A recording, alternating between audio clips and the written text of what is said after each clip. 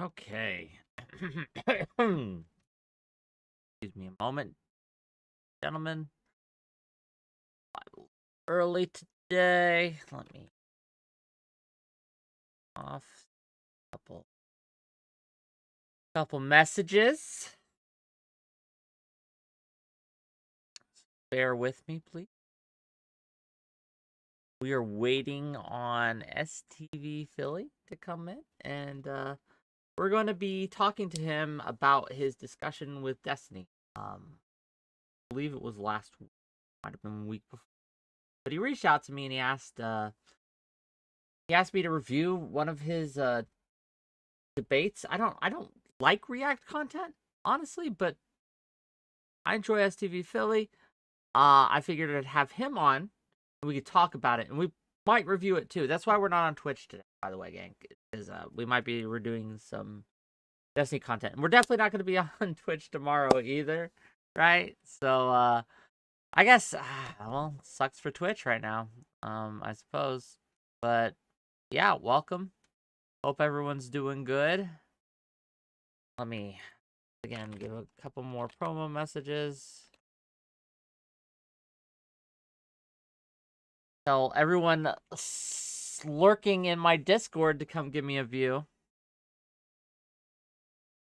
That's what, see, this is the thing, right? I look down and my VCs are popping. They got like 10 people, 20 people in them. And at the start of my show, like I have to like corral them into my stream. I'm glad that they like my community, but I wish, they would just come and put aside their conversations and take it up in my and for the VC conversations and bring them to my chat. We light nudging, friends, light nudging. Okay, what else we got here? Yeah, STV. Come backstage. Come backstage, and I will pull you in. Hopefully we can get this thing started. Let me invite him. I don't know if he's actually in my server. Yeah, he is. He's in my server. Let me send him invite it so he can easily find it. Because sometimes you get these long lists servers, right? And it's hard to find a very specific one. So rather than have him scroll through and try to find it, just send him the link directly. But he's backstage. Let me pull him on.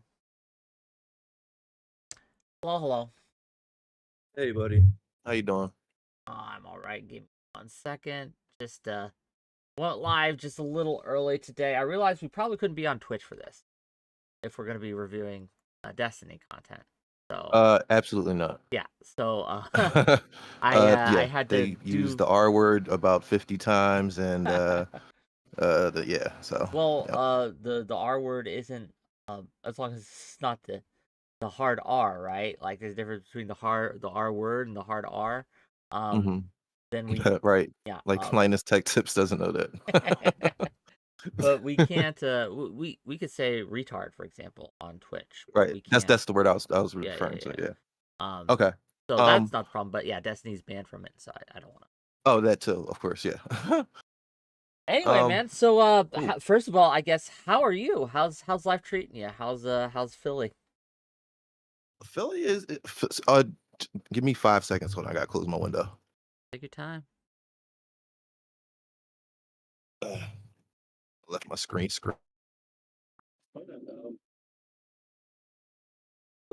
Sound like you're gonna walk down the street and get shot. That's like I know it kind of comes off that way, but yeah, it's tough covering crime here because it sucks. There's a lot of it, but yeah, besides that, Wick, I don't know if you know me personally. I'm a father. I'm around. I don't know what your age is, but I think we're around the same age. I just turned I'm 40 38. years old. So 40. Yeah, I just turned 38. okay.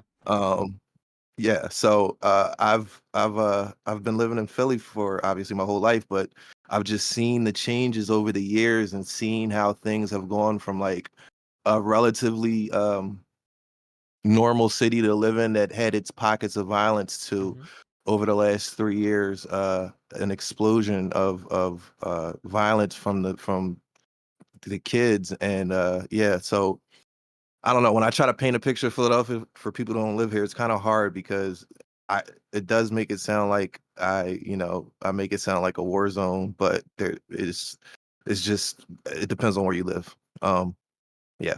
But so how are you? I don't think we've ever had a chance to personally talk. You We know what I haven't. mean? We haven't, right? Like I think we've I've had you on by yourself before to talk about the Abby and Preach situation, but Hmm. no. I'm just look, I'm just grinding away, trying to make ends meet on this thing, right? Trying to get established and started and monetized and all that. I think that uh I don't know why my voice is a little scratchy. I'm worried about that, to be honest with you. It So sounds fine to me. yeah, you know how maybe it's like maybe it's just me, but before I get sick, sometimes I get this like tickle in the back of my Hmm. throat, right? And like a certain taste too. Yeah, and I'm like, Like you can "Oh kind of no. taste the sickness come on. Yeah, Oh yeah, yeah, no," yeah. right? And I cuz hate that. I got content planned, brother. I got Destiny coming on tomorrow with fucking Turkey Tom and all them. So, Oh wow, that should be fun. I hope so. Should be fun. But no, Yeah, personally, I'm doing 3 great. times are cool. Yeah, Yeah, go ahead. I'm healthy, I'm wealthy, I'm wise. Well, I'm not wealthy, but and I'm not that wise, but I'm healthy at You're on least. your way. Yeah. You're on your way. True, Keep true. grinding. But no, so Oh, you're a father? I did not know that actually. How I'm a many father kids? of 2. 2? Yeah, Okay. a 7-year-old boy and a 4-year-old girl. Is that one of the Um, reasons that that you cover crime and talk about these kind of things? Are you worried about your kids growing up there? well, yeah, so before that's actually spot on. Before I started YouTube, I've been poor like all my life, all my life.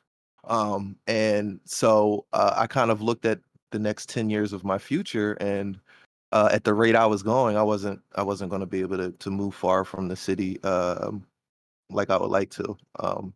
So the pandemic hit, and I lost both my jobs. I had a lot of time on my hands, and I'm looking around me, seeing the change in the culture, specifically like the younger generation of kids in the city, and just how the morals have kind of they're leaving, right? And I don't want to raise my kids in a city with no morals and or with a big population of people with no morals, right?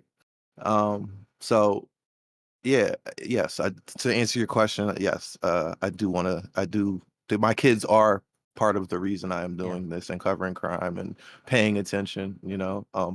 My mom moved me out of South Philly, which is like it has very dangerous areas. When I was 10, she moved me up to a part called Chestnut Hill, which is like the probably the richest part of Philadelphia. Very yuppie, very well-to-do, wealthy people up there.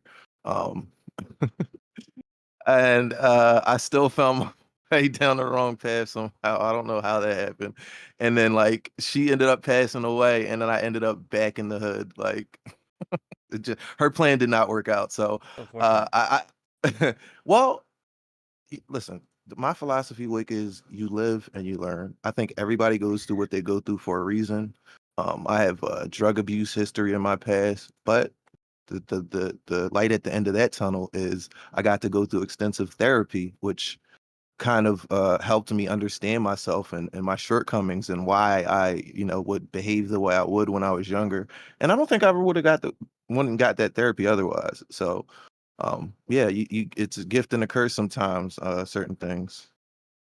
But No, yeah. no, Oh it's yeah, odd we are because oh, past sorry. 6. No, I was saying we're past 6. I didn't know if you started or not yet. Yeah, we're live on my end. I should have told you that. Mhm. It's Sorry. okay.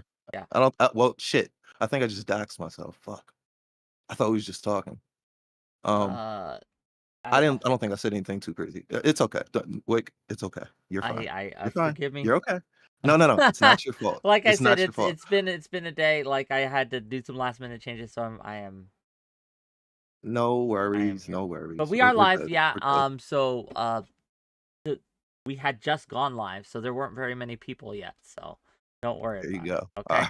Uh, right. no, but yeah, it's just this thing where I don't know if so. My philosophy is that while yes, everything happens for a reason, sometimes that reason can be a bad reason, or it can be random chance as the Hmm. reason. And while, Absolutely. yes, we do learn and we do grow from what happens to us, sometimes it's better if the bad things just don't happen to us. So I get what you're saying, that you would never have had that opportunity, but I don't know. I don't know if, yeah, it's just hard to say. But So we're I here. get what you're saying. Like, what? Go ahead. No, I'm sorry. Go ahead. Yeah, I'll respond after. no, it's fine. It's like we're here for one life, and I just want it to be better for Hmm. as many people as possible. And I think that while we can recognize the good things that have happened to us through the bad experiences we've had, it's still probably a good thing not to valorize or glamorize those experiences. Because I think we do this whole Stockholm syndrome thing with our past, where we kind of, to cope with it, we kind of try to paint it in this light where it's led us to where we are today, and without going through all the shit we did, we wouldn't be the man we are today. And I don't buy that. At the end of the day.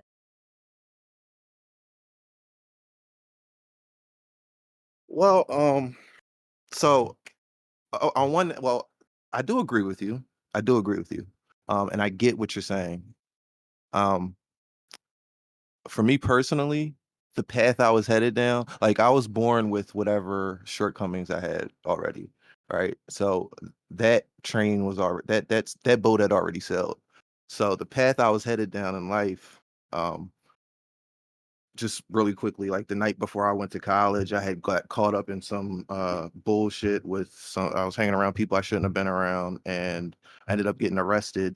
And I never went to college, and my life kind of took a turn. And then I ended up getting into drugs and stuff for a little bit. This was over 10 years ago now, but so for a couple years I got into drugs, and so I say all that to say, like, what my you know pathology was already set. So like my shortcomings I already had, and I don't think that I otherwise, if I didn't like go to drug treatment, or rehab or whatever, I wouldn't have had that therapy that kind of opened my eyes to what the actual issue is with, that was happening in my life to get me to that point. But I do so like your philosophy I'm taking going forward, like all my mistakes, I'm going to do my hardest to make sure my kids avoid those things. Like, they're going to be busy, they're going to have activities all the time. I'm going to hawk over them, like I'm going to make sure they don't go astray at all,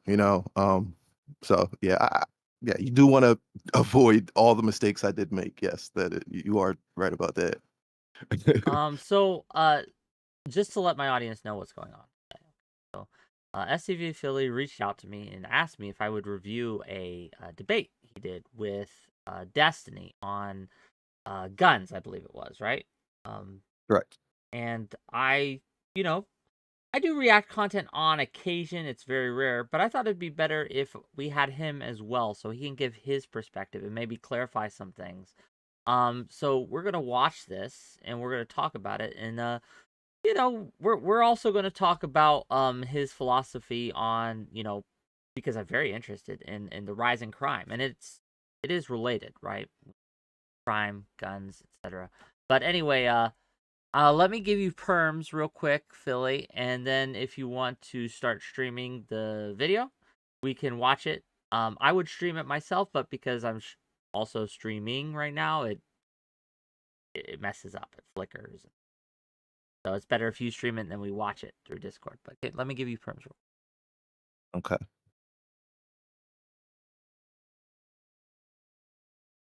Okay, you have them. You should be able to do the streaming thing. You know how to do that in Discord, by the way? No. Oh, All shit. right, okay, so Okay. I hit share screen, Yeah, share and then I screen. see three things in front of me, three options. The I see one the that pit, Google has the Chrome. Destiny video. Mhm. Okay. Uh, okay, so after I hit share screen, wait, you're saying the screen that has the Destiny Yeah, video? so So open up a tab with YouTube on it, right? And go to wherever on my computer, yeah, open on up your the YouTube computer. tab. Got you, got you, got you, got hmm you, got you, got you, And got then you. once you All got right. that up, share screen, we'll watch it together. That way my audience can watch it, They can watch All right. me. They can watch it all together. It's like all in one, right? Yeah. Yeah, I'm sorry. I would have had this pulled up if I No, knew. I should have warned you. But like I said, today's been. As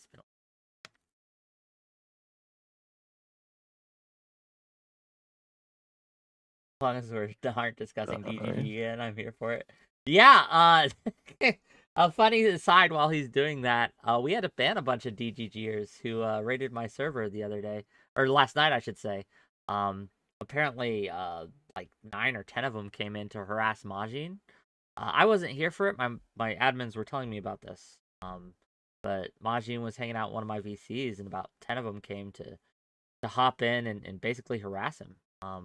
For a little while until my mod stepped in and banned him. So that's crazy to me. That's wild that you would take time out of your day to do that over some Discord beef, but whatever.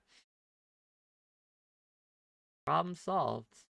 All right, it's saying the app doesn't have permission to share my screen, so I'm gonna go to settings, Give it the perms. accessibility.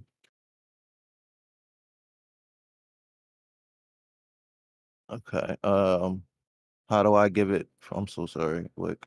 It's okay. Here, I'm a link me the boomer. thing and maybe I'll try to do it. Right? Maybe it'll work on my end. Boomer. All right, let me send you the link.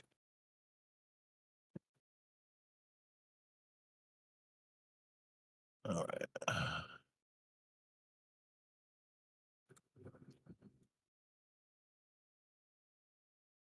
Okay. Did you get it? Copy link. Let's open this up in the tab.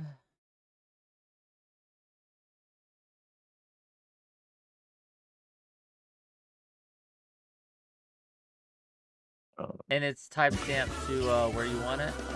Ads. What do we always say, son? Liberty Mutual customizes the weakest felon. So it is working for you? Yeah, are we timestamped to the right place, or do you want? Should I go back to the beginning, or? If it's not at the beginning, yeah, go back to the beginning Okay, because it's not at the beginning. yeah. Let me.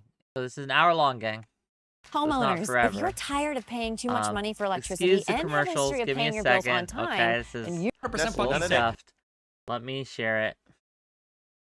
If I can just preempt a little bit, this debate was off the cuff. I had zero plans of talking to Destiny about this issue. We talked about this about 6 months ago, maybe, and I was talking with Karantos, and he'll explain all that in the beginning. But so I just wanted to just say a few of my stats are going to be off a little bit, and I'll explain each one as they come up. But yeah, so I just wanted to preempt that by saying that. Yeah. They don't they don't go against my argument, but they're just like, for instance, I said it was like 2 to 3 million. The population of Philadelphia was 2 to 3 million, but it's really like 1.5 million. Yeah, and it was a couple little things like that. So I guess before we start, why don't we just this is your show, so I'm just gonna let you do what you do, and I'll in hang order so out. you And if can you got watch any, it too, you gotta watch the screen. It's doing the flashy thing, and that frustrates me. Let me see if my if this is just on my end. Audience, is it doing the flashy thing for you? Right? Can you see the little flashes, or what's going on in there? yeah, I'm seeing the Oh, you're flashes. seeing the flashes. That's not. Hold on. Give me. Yeah, this is a little scuffed, but we'll get it together, gang. Give me a second. Huh. Stop the stream. See, that's why I wish you could stream it. We could do what we be able to do. And you okay? In your OBS, can you create a screen Well, a what I'm screen gonna grab do, or yeah, that's what window I'm gonna grab? do is the OBS. That's what I'm actually doing right now. Okay. It's just, so can you stop streaming on your end so it just lines up a little bit, right? Yep. You know, the stop sharing the screen. Yep. Stop streaming. There you go. Yeah, that way it and then I'll just have to adjust. So give me a second, gang, while I adjust things. Yes, I do apologize for my technical ineptness. Hey, I look, wish you I and me both, brother. I'm the worst. Like I still have trouble going live. So yeah, I know how to edit, I know how to hit upload, but this whole OBS streaming Discord thing, This gets me confused. Yeah, I'm just trying This to generation get it. grew up with technology right next to it. Like, we were introduced to it like in the middle of our life. So, you know, some people adopted it fully into or integrated it fully into their life, and some people are still learning. Yeah, so I'm trying to just adjust it so people can see both us and it.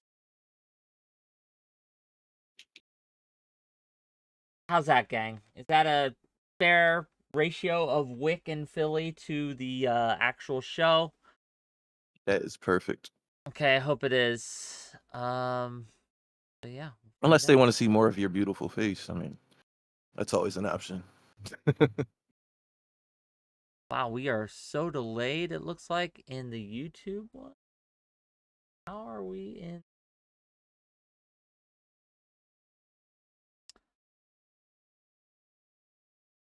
I'm about 5 seconds behind on YouTube. Okay, it looks like it's coming through fine in Kick. All right, let me go. Okay, it's coming through fine in YouTube now. It's like it's just delayed. It's just behind.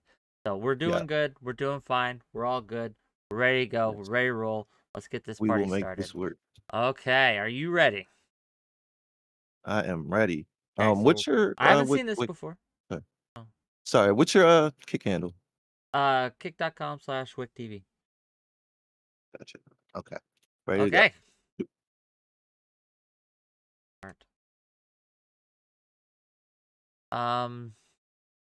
Yeah, it's gonna be hard for you to watch it as well.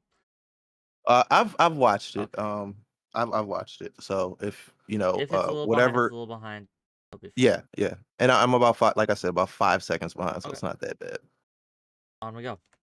None of that matters. None of that. No. Stop. It doesn't let me matter. Finish. Let me. Oh, We I were don't get talking. yeah, if you park in that area, your car might get broken into. But in terms of getting randomly shot, generally in even the dangerous cities, you're generally fine 9 times at a time. Number one. And now the more extreme take I've heard. Now I don't say this one on stream. So 1 out of every 10 white men in Philadelphia has a felony.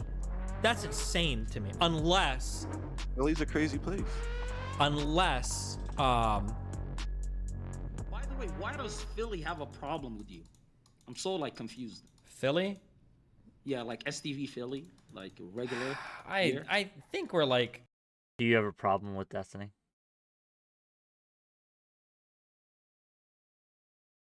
You're muted on your end, Philly. Can't hear you. Hello? I'm so sorry. I'm so sorry. I'm so sorry. Do I have a problem with Destiny? What do you mean by that? I don't know. Karantos was. I disagree with some of his takes. Oh, from what Karantos said. Oh no, Karantos just the way he talks is just he'll just say things the most provocative way possible. In terms of like, no. Carry on. Okay, but like every time he comes in, we just have like the biggest race-related arguments that I super ultra disagree with. It's funny that you mentioned that because I was just asking him about you. He's in my chair right now. I was just asking him about you. He's like, listen, I don't have a problem with Destiny, right? I'm not gonna say let's see because he said Destiny. He's like, I don't have a problem with him, but he says the most retarded shit when it comes to race. Yeah, so we just super disagree on like all the race stuff. Wait, but then I asked him for an example because it didn't make any sense, and he said your take with the Rittenhouse kid, that Kenosha shit, why the riot started. You said it was because of the media misrepresentation or some shit, and he was like, "That's so stupid. Only a white guy could come to that conclusion." Some shit like that. I'm paraphrasing. Right now. No, I'm right. I'm pretty sure STV Philly has some takes on black people that are worse than like the whitest of people. That I Toronto's telling about 10 seconds. Like I think one thing he said was like it's really he common talks for about like a minute most black people in the United States to carry illegal guns on them for protection. That sounds like some shit that I would hear a white kid say that's watched like 8 Mile like 10 times. Like, so I mean, like, no, listen, I feel comfortable with my race takes. I know that Kenosha happened because of the Jacob Blake stuff. That is why it happened. There was a riot. It was specific to that town, and it happened specifically in response to Jacob Blake stuff. Like, yeah, it was fomenting over the entire BLM atmosphere. But I mean, that was specifically why it happened. Hey, what's up?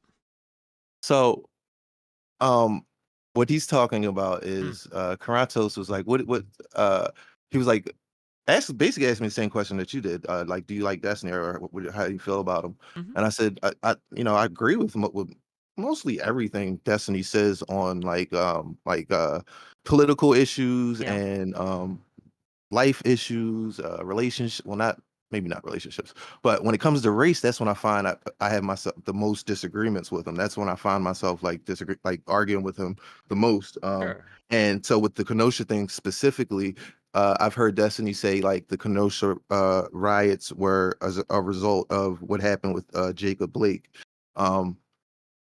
So in my opinion on that is it was a spark, yes, but I don't believe if those other riots, the George Floyd riots and all that was going on, I don't think they would have done that in Kenosha. So the way he kind of just reduces everything. I haven't. To be real with you, I don't watch Destiny a lot, so I don't actually know some of his takes on this. I do, however, remember 2020, right? I remember all that kind of popping off, and I think that there's a lot of variables at play that why these things happened, why they kind of spread as they did, and why it just kind of popped off at the time. Look. People are going to accuse me of the fence sitting take, but I think you both could be right here. Like the Jacob Blake thing could have been the instigating factor, but it also wouldn't have gone on as long or as hard without the other, incidents taking place as well. So I guess. Agreed. Yeah, I don't know. Maybe he'll give his take better here, and we'll hear it. But it no, just sounds like an argument right. that doesn't need to be had. But I don't know. No, but no. So the only reason I said that was that was the catalyst of why of the conversation. Cool. Yep. All right. Oh wait, hold on. That nigga's Philly just pulled in. Where the f did he go? Yo, Philly, get your ass back in here. I mean, by the way, that take could be seen as insane, but the man does live amongst the black people. You know what I mean? So he might know more about that. I mean, it does sound racist as fuck, but he might be true. You can't discount his fucking take. You can't call it racist. Okay. It does sound crazy though, Philly. It does sound kind of crazy. Wait, Philly, defend your honor. Oh no. I missed I heard the first part, but then when I tried to join the room, I missed like the last 15 seconds. No, did you hear the part where he said this nigga Philly, and he said it like verbatim. He's like, this nigga Philly just said that we got into an argument over black people carrying like illegal guns, and I think SVT Philly made the argument that like, well, a lot of black people carry guns for protection, and I said I don't think that's true. I think that's insane. Oh, okay, yeah, I remember that. Well, I was particularly talking about in Philadelphia. Even in the city of Philadelphia, I don't think most black people carry guns for protection. Why do you think most black people carry guns? I don't think most black people carry guns. Well, no, for the ones that do carry guns, why do you think that they do? For the ones that do, probably gang-affiliated shit. That'd be my guess. Okay, so that's 100. I wonder if he means just in Philly, right? Because I could see the argument there, right? I could see that if we're talking about inner cities, maybe. But we get into that a little bit. He keeps saying like I gave the number 3 million, so we'll be working off that in the video, but then the actual number is 1.5 million. Sure. But he'll keep saying things like in a city of 3 million people, there's only we actually get into. I don't need to explain what's about to happen. Go ahead. Yeah, we'll find out. Yes, Sorry. to answer your question, I'm wondering out loud, right? I'm wondering out loud, like why we're making the statements we are, and because that is on the face of it, like black people carry guns because they're in gangs. It needs more context, and we'll have to find out. Exactly. Yes, 100% wrong, because gang affiliation is like maybe less than 0.1% of the population here in Philly, literally. Most black people who carry guns in Philadelphia, illegally or legally, do carry it for protection, because the homicide rate in the city is through the roof. And I know I told you for myself, like I have a felony. I can't legally carry a weapon, but I do need one for protection in the city walking around. Like people can't even walk to the store without worrying about getting shot. I don't believe anything you just said. Based on what though? On anything, what? on any quote unquote dangerous city. I don't know. I've been in DC, I've been in Chicago, I've been in I have been to Philadelphia before. How many black people have you talked to and asked, like, why do you carry a gun? Plenty. I know black people. No, because depending on where you're at in the city, it's fine. Like, are you telling me Philadelphia is a war zone? That if I were going to Hilton Yes. downtown in Philadelphia. I'm gonna walk outside and get my ass popped by some No. gangbangers. I don't believe No, you. but there's I could certain be areas Colorado. of Philly. Yes, certain areas. There's certain areas of Philadelphia areas. that are But if you war live in a zones, suburb and you yes. drive to the city to go to work, you're telling me you have like you're fucking carrying a 9 because you think you're gonna get killed like walking to the There's office? not many black people that live in the suburbs, though. Most black people. Okay, I'm frustrated already. Let me tell you why. Yeah. I think that, yeah, in the city, because I've lived in dangerous cities. I've lived in Camden, New Jersey. I lived in Trenton, New Jersey. Right, they're not quote unquote safe, right? Like there's very dangerous areas of those cities. Very dangerous areas. Right? Yes. Even Orlando, right? When I lived in Florida, Orlando was one of the highest murder rate cities in the world for a while. But I would just drive all the time and hang out there, live there. Nothing happened. I never felt fear outside of these specific areas. But that being said, I do think there is something said about wanting this kind of sense of protection, because if something does go down, right? If something does pop off, I can understand wanting to have an option, such as a weapon of some sort. Now we can argue whether that's actually does make you more safer, right? It doesn't. I don't think. Yeah, it adding more guns to the situation usually makes it more dangerous. But Absolutely. I So what you're doing understand right why now? someone. Oh, sorry. Just let me finish. But I I do understand why apologize. someone who is in a city that has large areas, or not even large areas, but even small areas that has large crime, right? Large Mhm. violent crime, such as Philly, that you would want some form of protection just in case. And you can, again, feel safe 99% of the time. But my God, those couple times when it's again, walking to your car at night and there's some sketchy folk, you might want it just to feel comfort. But go on with what you were going to say. No, I was going to say that what you're doing right now is you're thinking rationally, and you're, from the comfort of your gaming chair, and you're making a rational decision. And it's almost like a hypothetical to you, right?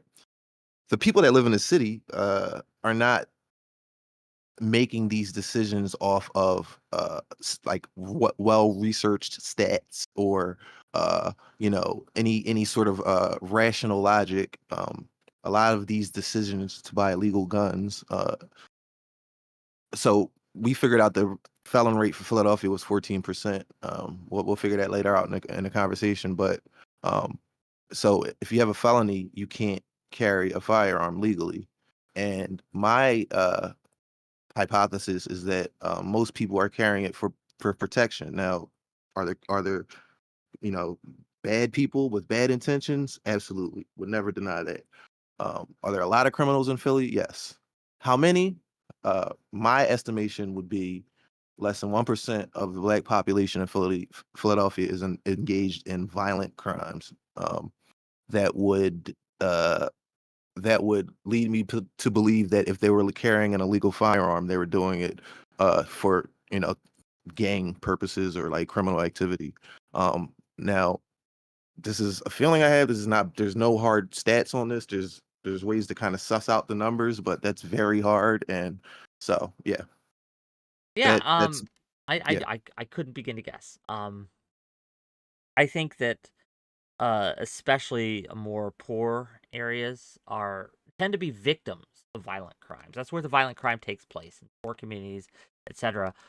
Though it's usually not necessarily the poor people that are engaging in it. It's just where the violence tends to go, because people are less able, they have less resources to resist, or less resources to get taken seriously, Or etc. to leave. Yeah. So I think that I agree with you. I am doing this as a hypothetical for the comfort of my chair. I live in a very rural area of Pennsylvania, right? So I get that.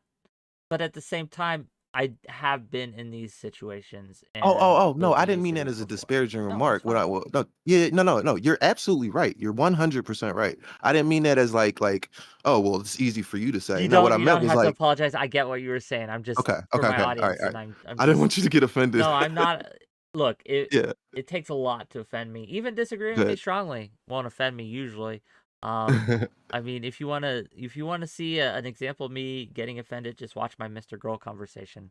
But as long as you ain't gonna try to gaslight me for 2 hours, I think we're fine. Okay, let's carry on. Let's see what happens. People Yes, live sir. in these areas that I'm talking about that are war zones, not of their own doing, but How many criminals are making how many them. homicides in Philadelphia a year? Well, Wait, last he's year it googling was, it. Don't say anything. no, He's no, no, googling no, it. no. Well, I could tell you, this is my channel. I do this for a living. Oh shit, my bad, G. 2022 was around, I believe, like five. I know 2021 was 562. Okay, Last year was 562 500 killings. something. What is the population of Philadelphia? 3 million, How many 2 people million? die in car accidents in Philadelphia? Do you walk around with Michelin I don't tires know. strapped around you for protection? Like, there's no way that the average black person is like, How is a Michelin tire going to protect you from a car crash? These are different scenarios. This is different things. Like being killed by in a car crash, we look at that differently. People look at that differently than being shot in a crime. Like again, we use cars for all sorts of transportation, things like that. It's almost kind of like a passive acceptance of the risk rates there. And we know that yes, because more people are driving around Philly, that you're going to get more you're more likely to get into an accident. But that has a different visceral kind of effect on you than the thought of being shot.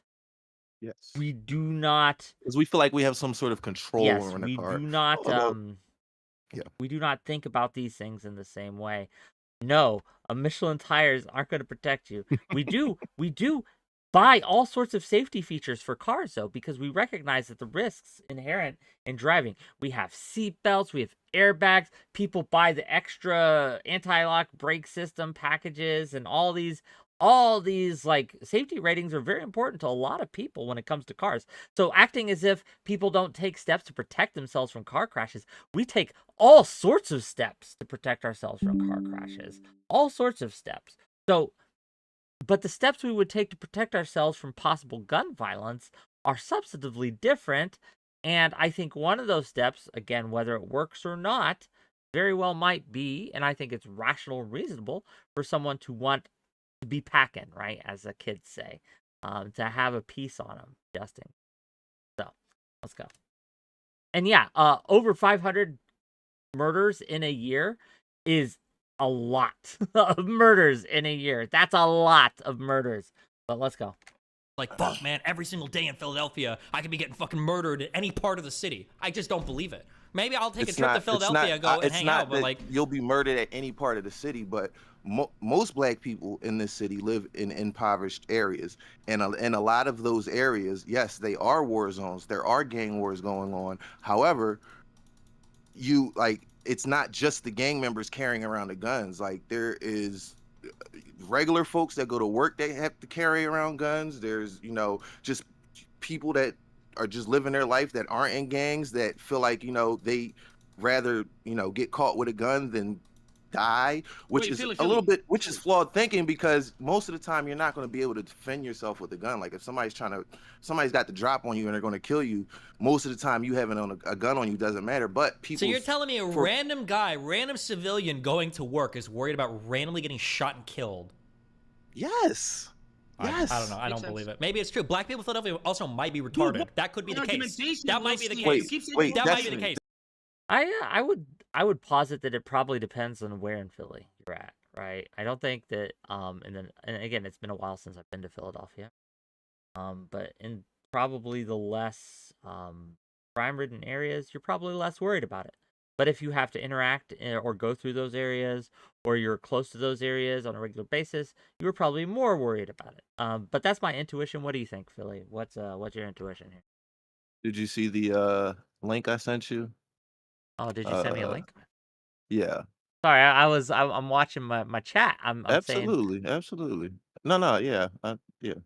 So, um, when you open that up, it's just gonna look like a bunch of numbers and stuff. But these are all the different neighborhoods in Philadelphia. You got your population, you got your violent crime rate, property crime rate, and drug crime rate. And as you can see, they are vastly different in different areas. Now, we don't have to go over all of this right now, but just to kind of yeah. answer your question, if you're interested, you can kind of look over that, and um that'll answer your Yeah, question there. I don't have the time honestly to dig into it right now, right? Well, right. Okay, so just real quick, let But me help you because out. like see So, when I click on it, it changes my screen to that just because of how we're doing this. But gotcha. yeah, I'm looking at this right now. Violent crime rate is in it's pretty high in some areas. Like again, It we'll depends look where at you it. We'll live. look at it later. We'll look at it later. Gotcha. Anyway, where are we? Um, yeah. So yeah, go ahead. Please. Yeah, I was asking you your opinion on this, like on the various areas where people would be more worried about crime in Philly and less worried about. Okay, so um, like if you live downtown, or there's certain areas like in the Northeast, there's certain areas of what in every part of of the city there are nice areas to live in. But there, if you live in Kensington or King Sessing or uh, Allegheny or there's so many parts of the city that are unbelievably ridden with crime, and then there are like super safe areas of the city, and then the property crime rate, that isn't taken into account much in our conversation here. We're talking about violent crimes. I do mention shootings and robberies and other things that Destiny isn't taken into account when he's like, well, only 560 homicides and 3 million people. Yeah, I'd take my chance. But it's a lot more than that. So to answer your question, most of Philadelphia is safe. Yeah. Yeah, most areas of Philadelphia are safe, but there are definitely areas that are highly infested with crime. And yeah, Yeah, so and even like, look, there are people who live near me who have guns for protection, right?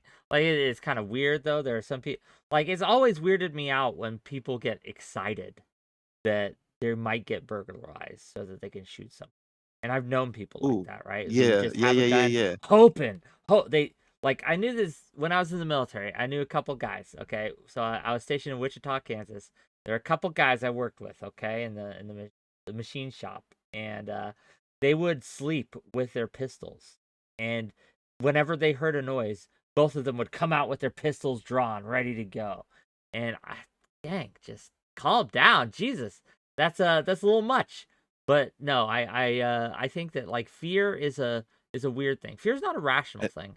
And even it's not a if you rational thing. would be perfectly safe, um, or likely pretty safe, or the odds are low, just that doesn't matter when it comes to fear. When it comes to fear of violent crime and getting murdered or robbed or beaten, especially in a city So in which that's happening at higher and higher rates, yeah, absolutely. It makes can I, sense. Right? can I ask you like a personal Please, question, I please. guess?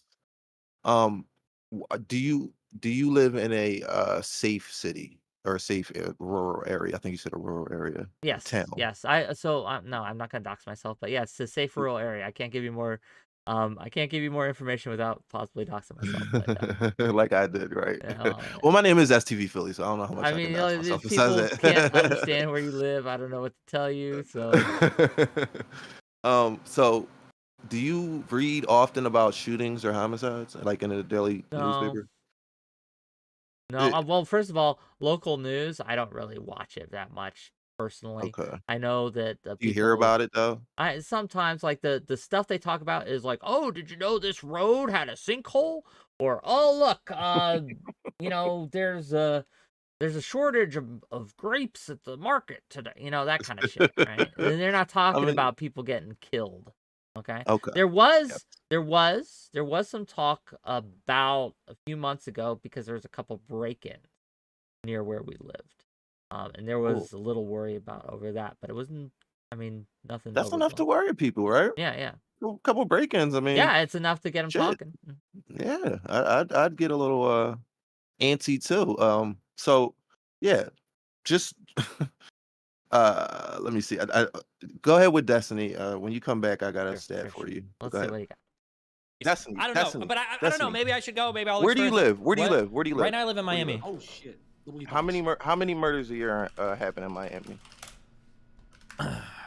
Miami homicides. Let's see. Miami homicides 2022. Is the top of the 245 is what I see from 2021. 258 last year. I don't know. Okay. And so if every day the news was, 3 people shot here, 4 people shot here, this playground shot up here, this kid was coming home from school and got shot, would you think that you're living in a dangerous city? If I was retarded, yeah. Wait, What? What? I don't understand Destiny. Like, that's a dangerous city when you have people getting shot every day. It could be, again, it doesn't mean that you are likely to be a victim, but it does make it more dangerous than it would in a city with less crime. Why does he keep saying people are retarded for this? So to still don't man his understand argument, what he's calculation. saying is that even though yes, there are you might hear about crime and shooting every day, the chances of you actually being a victim of a violent crime is astronomically low, and he's Sure. right. But that's not really what I'm arguing. What I'm saying is that and also his other argument is that therefore, if you had the means to buy a weapon legally, you would. I guess, like, if you want to stretch that out, like he's saying that most felons are violent criminals who, you know, that's basically what he's saying is that in order to, if you're walking around with a legal gun, you're stupid, because if you can buy one legally, buy it. If you can't, that's because you're a criminal, and that's his stance. So, well, by definition, if you have an illegal gun, you're a criminal. I mean, that's just tautologically true. Or you're involved in criminal like criminal Oh behavior. yeah, it's for gang you're like related an stuff. Like yeah, I yes, get you. there you go. Yes. No, not necessarily. It doesn't follow. I think that, like, again, just because you aren't specifically going to be a victim of violent crime, or it's very chances are very low that you'll be a victim of violent crime, even in a violent city. That does not mean that these things do not have ripple effects that could be lesser than simply being the victim or being shot, right? Like, even witnessing violence can have an effect on you. PTSD is a thing, and I know maybe sort of say we got trauma responses and things like that. But yes, if you see someone get shot, or if you even hear gunshots down the street, right? That absolutely is going to change how you behave. It's going to elicit fear, anxiety. People are not rational creatures. They do not react rationally to these things. And it doesn't make you retarded if you want to have something on you just in case, even if that just in case is a very, very, very slim chance. Now, again, I would say that you should not buy an illegal gun, because the chances of you getting caught with an illegal gun are probably higher than you getting shot. And that's going to fuck your life up in some ways. So that would be very unwise, but I could understand it. Right? No disagreement there at all. Okay. Let's keep going. So wait, if you're retarded? Yes, if I'm retarded. So wait. Yes.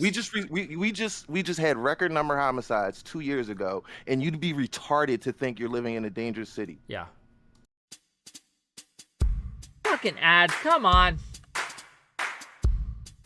Gang, you need to give me some super chats so I can get You're literally retarded, bro. Okay, I can't speak to your city as much, but I'm pretty sure, based on the people I've talked to, based on the cities I have lived in, including LA, including even my hometown of fucking Oman, including Miami, there are places where I could go in the middle of the night where Melina could go and be 100% fucking safe. None of that. Let me finish. None of that. No.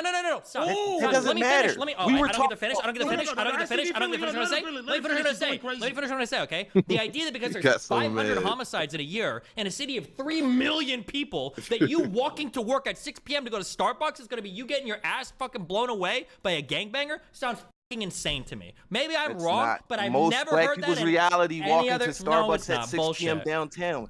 I don't believe it. I don't believe you it, keep dude. acting like everybody lives downtown in this like plush area. Like there are horrible areas of Philadelphia where yes, walking to this, like people are scared to take their kids outside to the playground. Destiny, like it's fucked up right now. I report on this every fucking video I do. Like I'm. Do you happen to have stats on like, because you guys mentioned the murder rate, right? Yep. Murder isn't the only bad thing that can happen to you in a city, right? And especially the more sketchy areas of a city.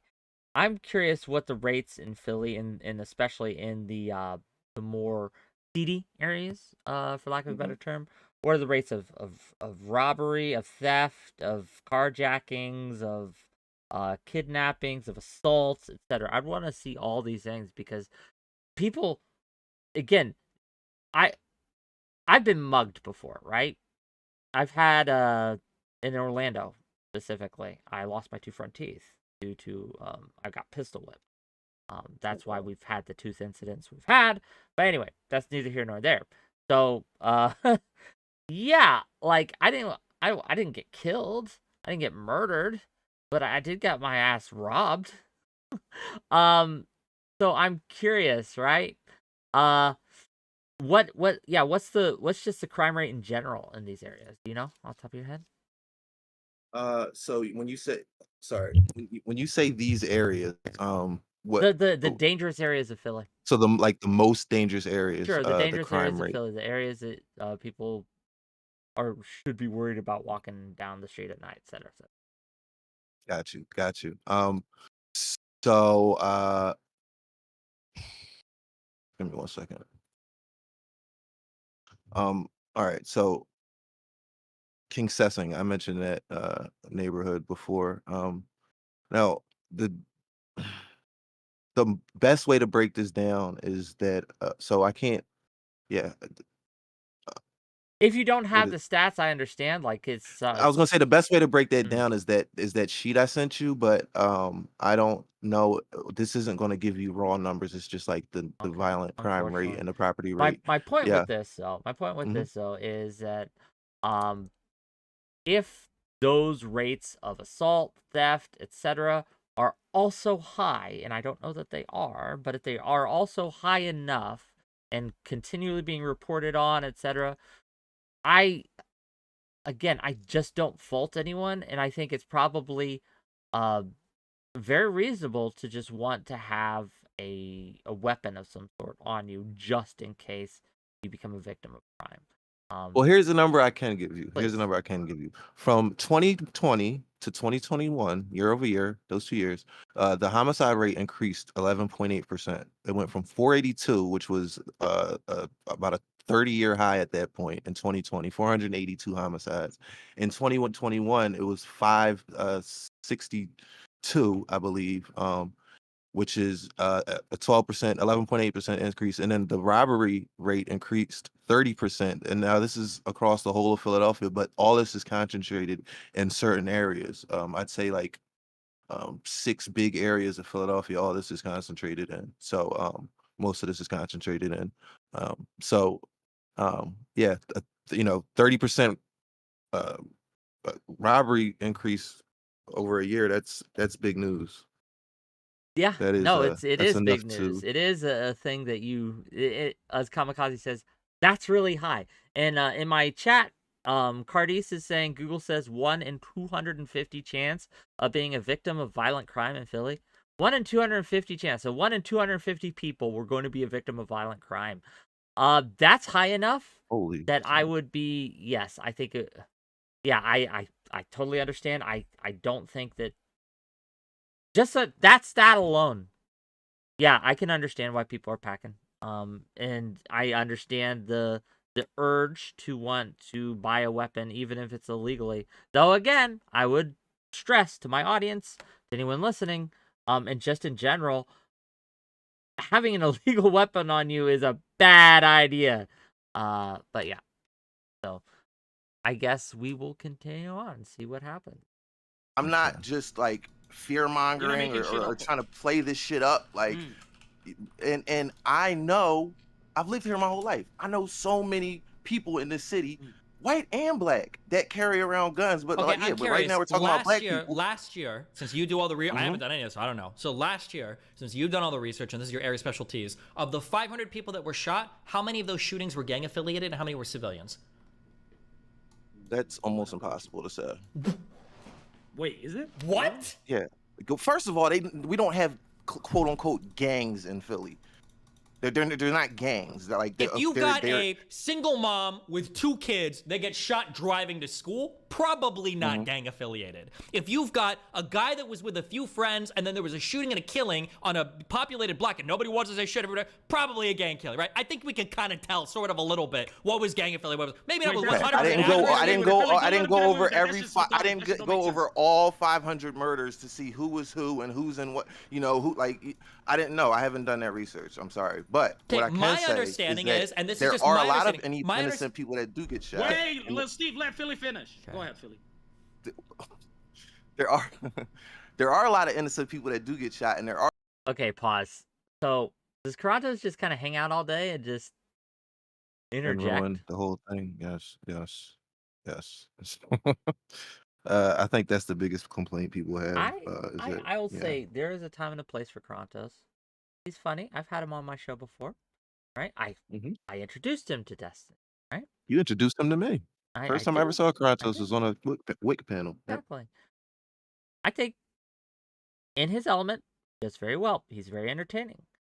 But to have him constantly on and just interjecting into conversations would drive me mad. I would just stop watching. But that's me. I don't know. Let's carry on. Sorry. No, you were not alone in that feeling. There are a lot of incidents that involved people who had no gang affiliation getting shot, some getting killed. Well, wait, you don't know that. Wait, hold on. You can't say that. You just said that you have no idea how many were not. So you can't even begin to make a claim about that. Well, no, what I said is, no, there are stories of innocent people getting shot. Well, what, like 3, 4, 200? I haven't. If you really want, I can do the research and get back to you. Listen, 500 some murders. I have not gone over every single one and looked to see who's affiliated with what and who lives where. But what I do know is that I do watch the news every day, and I do see shootings of innocent people frequently, very frequently, like at least a few times a month. Is it like actually innocent people, or is it a black kid gets shot and his mom is... Hold on. No. There are innocent people, and then there are black kids who get shot, and then their mom is crying on the 7 o'clock news saying, my kid was a good kid. That's are you telling me this? No, he's right. You got to be real. Let's be fucking real. What are we talking about here? What are you talking about here? That's what we call a pivot. You're saying you're making it sound... Say that one more time. I said that's what we call a pivot. Well, it really doesn't matter at the end of the day who's getting killed. Just again, you can be a victim of catching a stray, even if gang on gang violence. So I don't know if there are gangs in Philly or not. But even if there were gangs in Philly, let's say they are, and they're going around, they're shooting each other all the time. Like collateral damage is a thing, right? And that could still, again, drive the feeling that you would want to be packing just in case something goes down and 2 rival gangs start shooting each other. And yeah, you'd want something on you just in case. Wrong time, wrong place is a thing. Yeah, I just don't see this as important. But I don't know. We'll see. It's not to the point. It's not. Just one thing. 562 murders was our high. Now that's 562 families who now have to deal with the reality of somebody in their family being killed. People sometimes have humongous families. So when we say 562, let's just remember that it's not just affecting 562 people. And also about the gang thing, just real quick, it doesn't matter, right? Technically there are like gangs in Philly, but like when people traditionally think of gangs, they think of like Bloods, Crips, and like MS-13 and shit like that. Like there's hardly any of that, but like there's like blocks, you know, they'll claim their block as a gang, but yeah. I would count that as a gang. Like yeah. But yes, you're right. But what I'm saying is there's no way to like there's no way to suss out the numbers of who's in a gang and who's, you know, not, who's gang affiliated, who's not with each murder. That was my point I was trying to make there. Okay. fair Yes, yes, Kamikaze. I know Philly has gangs. Go to my YouTube channel, bro. Like I know Philly has gangs. enough. Okay. My point is that okay, I'm not gonna argue with people in your chat. Go ahead. Yeah, just let them go, let them think. Yeah. And again, this is beside the point. The gang thing is a pivot, as you said. It's a distraction. The question, at least as I see it, is it reasonable for someone to feel unsafe enough in Philadelphia that they would consider carrying a gun on them? And I think that at least the data that I've seen just in my chat and that you've linked me, and that I've heard on this is yes, I think it's a reasonable thing that someone would want to carry a weapon just in case. Again, I don't know if the facts of the matter bear out that it does make you safer. I think, in fact, it might do the opposite. But people don't generally think that way. People generally think gun. If I have a gun on me, I'm gonna John Wick the fuck out of anyone who comes at me, right? Like that's how they imagine it in their minds. Yeah. And that's just a common thing. No one's retarded for thinking that. That's just normal. I think when he says retarded, I think he just means stupid. Yeah. But yeah, okay. I'm Don't like, carry you're- guns you're- for protection. No, hold on. Your initial claim that we argued about before, you were saying that it was commonplace that the majority of black people in Philadelphia were illegally carrying firearms for their own protection. That they had to do that. That sounds Yes, wild that to is me. what I said. So then I'm Yes, curious then, yes. of the 400 or 500 homicides, is this actually justified or Oh, Philly, you think, and this is where I might have a bone to pick with you. You think most people in Philly are carrying illegal firearms? Hmm. I think that most people in Because Philly are Destiny carrying said that was your illegally. claim, and you agreed to it right here. Yes. So Why? no. Okay, I don't No. know. Hold Illegal. on. Wait. Hold Okay. on. I was saying yes that I did agree with Destiny right there, but I wasn't answering your question. No, I don't think most black people or most people. So is your question is most people who carry guns, are they illegal guns? Is that what you're asking? No, according to the segment we just watched, Right. Destiny said your Mhm. contention was that most people in Philadelphia are carrying illegal guns for protection. And yeah, I Most doubt people that's who the are case. carrying So I guns want to hear your illegally. elaborate. I want you to elaborate on that, please. Yes, most people who are carrying guns illegally are carrying them for protection. They're not carrying them because of that. And when I say most people, I mean probably 60 to 70% of people who carry illegal firearms are not carrying them uh t- because they're actively involved in criminal activity. Okay, that's a much different claim than how it comes across in this video. In this video, what it sounds to me like you are saying is that most people in Philadelphia are carrying illegal weapons because they feel unsafe. Yes, that's basically what I just said, right? No, that's not what you just said. What you All right, just said is that most people yeah. who carry illegal firearms are doing so because they feel unsafe. And there's a fundamental difference between those two statements that I think is driving the disconnect here, because it gave me pause, right? There's a fundamental difference between saying most people, right, who carry most people in Philadelphia are carrying illegal firearms because they feel unsafe, and Yeah. most people in Philadelphia who carry illegal firearms are doing so because they feel unsafe. There's I don't understand what's the difference. I'm sorry. that difference in the most people who do this are doing this Mhm. because of this is different than most people do this because of this. Does that make sense? Because in the first one, you're delineating a specific group of people who engage in a specific action. In the second one, you're saying you're not doing that. You're saying most people in Philadelphia do this. Okay, I'm still confused as to what's the difference between the two Okay, statements. so Like, what you're saying in the first statement of most people in Philadelphia, and this is your actual stance, right? That, as I understand it, most people in Philadelphia who carry illegal firearms are doing so because they feel unsafe. That is probably a much smaller number than the amount of people in Philadelphia, right? So it's I couldn't yes. even give a percentage of it. It's probably 10%. I don't know, 5%. I don't know, something small. So that Yeah. That's the small amount of people are doing this. When you say most people in Philadelphia carry illegal firearms because they feel unsafe, we're talking about millions of people. And that's Who carry different. illegal firearms? Millions of people are carrying illegal firearms? In Philadelphia. That's what the second statement, which again, Destiny is arguing. That's what that means, yes. Okay. And I don't think that's true. So what do you think is true? I think that most likely that you're right in that there's a small minority of people, 5-10%, I don't know, right, who are carrying illegal firearms, and they're doing so because they probably feel unsafe, and for whatever reason they don't want to get it because it's cheaper, because it's I don't know why, right? Because they're felons. I don't know, but they're just packing. That's actually the main reason right there. Yeah, I don't know, right?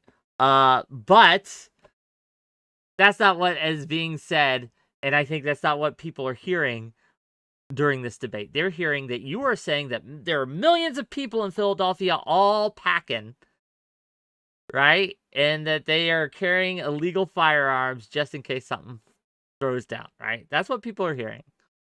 Okay, I should do a better job of No, it's making fine. myself It's fine. clear. It's No, I know it's if that is getting coming, heated, yeah. and you're just saying yeah to I think get on, but I think this is kind of where the disconnect is coming in, and I can right. see why it's probably going to be another 50 minutes of misunderstanding. But let's Well, see. can I be honest? Please. Like that's why that is actually why I asked you to go over this, because I really am trying to figure out where the disconnect was with Destiny. And you are another person who seems to be aligned with him, like politically, socially. You guys kind of agree on a lot of things, it seems. Because we're white, huh? Right? That's why you think that? Well, that's part of the equation, but that's not. Go on, please. Yeah, but so that's why I asked you to go over this, because I really wanted another person who's not from Philadelphia, who is not in the Philadelphia culture, to kind of give their opinion on it. Okay, but and again, I may be wrong. This again, we're only 10 minutes in. But this Are we? Jesus. Yeah, I know. I pause a lot. This is why I don't do react streams, gang, is because I have a life and I don't want to stream for 20 hours a day. And so Holy if shit. we want to get through a video, All right, good. let's see what we got. Or black people in Philadelphia retarded. So last year, were there 400 Those civilians? are the only two options? Yes. Those are the only two because options? last year, either 400 civilians got shot and killed, in which case, man, maybe it's worth carrying a gun, or there were 500 shootings and like 3 civilian deaths. And if you're carrying around an illegal firearm and risking felony possession of a deadly weapon, you're retarded. Those are the only First two of all, options. we're talking about homicides. There were over 2,000 shootings last year. 2,500 people get shot in Philadelphia every year. We're talking about homicides right now, but shootings happen every day, multiple times a day.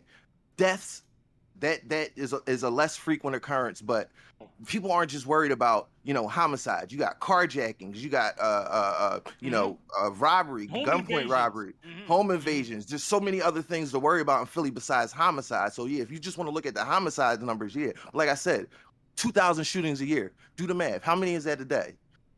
That's like 3.5 a day. Wait, how many? Excuse my math. 2,000 is probably about 6 a day, but go ahead. 6. Okay, I'm. Oh, what did you say? I just said my math is fucked up right there. Oh well. Yeah, I'm not good at math on the fly. It don't matter. But you did bring up the multiple things. But we talked about that earlier, so I already covered this. Sorry, yeah, you're right. Probably about 6. So does that change your opinion a little bit? 6 shootings a day, does that sound a little bit more dangerous to you? No, in a city of 3 million people? No, not really. Wait, why are you playing those numbers? That's retarded. Like most cars don't get into. Wait, no, Philly, hold on.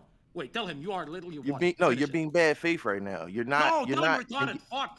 No, wait, hold on, Philly. What doesn't make sense is most cars don't get into car accidents yet. You still have the airbag. If I was in a city and 6,000 motherfuckers is getting killed or some shit. Wait, hold on. I'm not gonna get in huge trouble if my car gets pulled over and I have an airbag in my car. You're not gonna get in huge trouble if you have an illegal gun in Philly. Really? Wait, what's the penalty for possession of probation? I'm telling you. Probation is. Okay, Philly. Here's the disconnect. I know. Okay. I already know what you're about to say. The penalty for carrying an illegal firearm, getting caught with an illegal firearm, is supposed to be 3.5 to 7 years.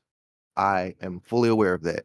However, what ends up happening in Philadelphia is we have a progressive district attorney who is one of those that you hear about in the news, who is letting people out with slaps on the wrists, with court dates, not holding people for trial. You get caught with a illegal gun, you'll get bailed out, and then eventually your sentence is going to be anywhere from 3 months to, maybe 11 and a half to 23 months, but you Okay. rarely with this district attorney over the last 4 years get sentenced properly when it comes to illegal firearms. Sure. So yeah, I and that's not good. I understand, but maybe this is the white guy in me coming out. That's still fucking that's still a fucking kick in the teeth. That's not light punishment. Like if I were all. to be put on probation, that would be a lot for me, right? Like that's scary. That's It is. It terrifying. is. But And I what's think more that like terrifying is there good, is good. again, this is why you don't want to be caught carrying an illegal firearm. The penalties, even just like I just disagree with you on this a lot. This Wait. What do you disagree with? 'Cause I again, don't even that think you we did said that disagree. these penalties aren't harsh. That they may not be as harsh as they could be, but getting thrown in jail for any amount of Oh, time, okay. getting a court dates and things, to me, those penalties do outweigh the risks, in my opinion, and that's why I would advise Absolutely. again I'm not to not. carry an illegal firearm, because your chances of getting caught with a legal firearm are higher than getting shot. Yeah. Okay. I don't think I disagree with you. I think we disagree on what people would consider harsh in these circumstances. But go ahead. Yeah. Carry on. It's not a Progressive penalty. DA, You can be a probation from a ton of. What do you mean? Possession of pistol, penalty, illegal, Philadelphia. Destiny, you can look up the laws. I can tell you what happens. The penalties for possession of a prohibited dangerous weapon, for example, a firearm, are graded as a felony of the 3rd degree. Mm-hmm. This is I'm a glad felony. you're Googling. I am Googling, Glad you're yes. Googling something I cover every fucking day. We have a Exactly. progressive district attorney who lets people out, for probation. Maybe you might get a 6-month sentence, which will be immediate parole. So like if you sat 3 months in jail waiting for your trial or whatever, and they give you a 6-month sentence, immediate parole, they let you out and you have to do those other 3 months like on Wait, you don't think probation that's or house serious? arrest. You don't think 3 months in jail is a big deal? And if Not, it's either that or not fucking Yeah, if it's kinda either what that or you're saying. dying or Have a getting gun, yeah, shot. absolutely. No, that's not a big deal. Yeah. You gotta understand. Yeah. You gotta understand. There's a lot of people Absolutely. living No in this offense, but country like when that I was live in a working, I different think I would rather reality gotten than shot you. than have 3 months in fucking jail. Okay, That's like the end of your you fucking life. haven't- That's your house. That's your car. That's every fucking Sounds bill. like a Like, what do you privileged white mean? man, Philly. Wait. That's the end of your life? 3 months in jail? That's How about actually everything I getting own. shot and killed? That's At least in literally shot, you the got a end good of your excuse for the life. boss. Maybe you get FMLA on that shit. If I get shot, I got a good Oh, reason See, to this nigga's collect trolling you. This nigga's unemployment. trolling you. Nah, you're being a bitch. Fuck But- you, Lil Steve. Don't do that shit. Don't do 3 that. months I in thought jail? you That's the end honestly of had your a life. What do disagreement you with me on mean? this.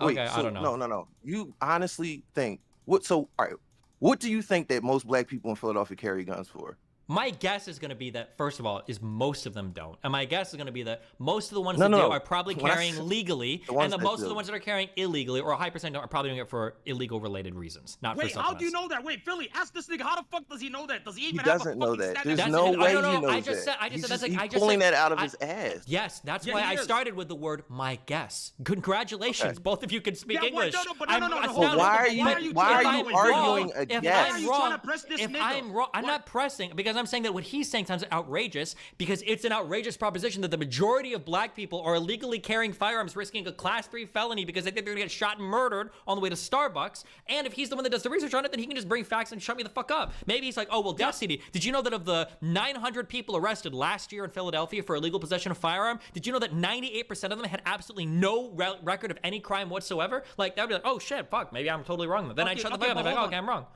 But that doesn't- listen, hold that on, wouldn't Philly, prove- Philly, hold one on, second. Chronicles. Let me just ask this question. You keep bringing the point up, which is, Yo, if your fucking wait, city has X real amount quick. What's up? It's so funny that Destiny brought up that 900 number. It's just so weird that he said that. the Philadelphia Inquirer wrote an article that said Philly has a gun problem. Straw buying makes it worse. So they're talking about straw purchasing, which is somebody who buys guns legally, buys a bunch of guns legally, and then distributes them on the street. So they would end up in somebody's hand illegally. And the Inquirer review showed nearly 900 guns ended up in circulation. Of those, they studied 135 cases. Of those 900 guns that were purchased illegally, how many do you think, just a straight guess, how many do you think were used in violent crimes, homicides, robberies, stuff like Out that? of the 900, Yeah. I'm gonna go with 100. Okay. Close. 12. That wasn't close at all. That wasn't close at all. I don't know.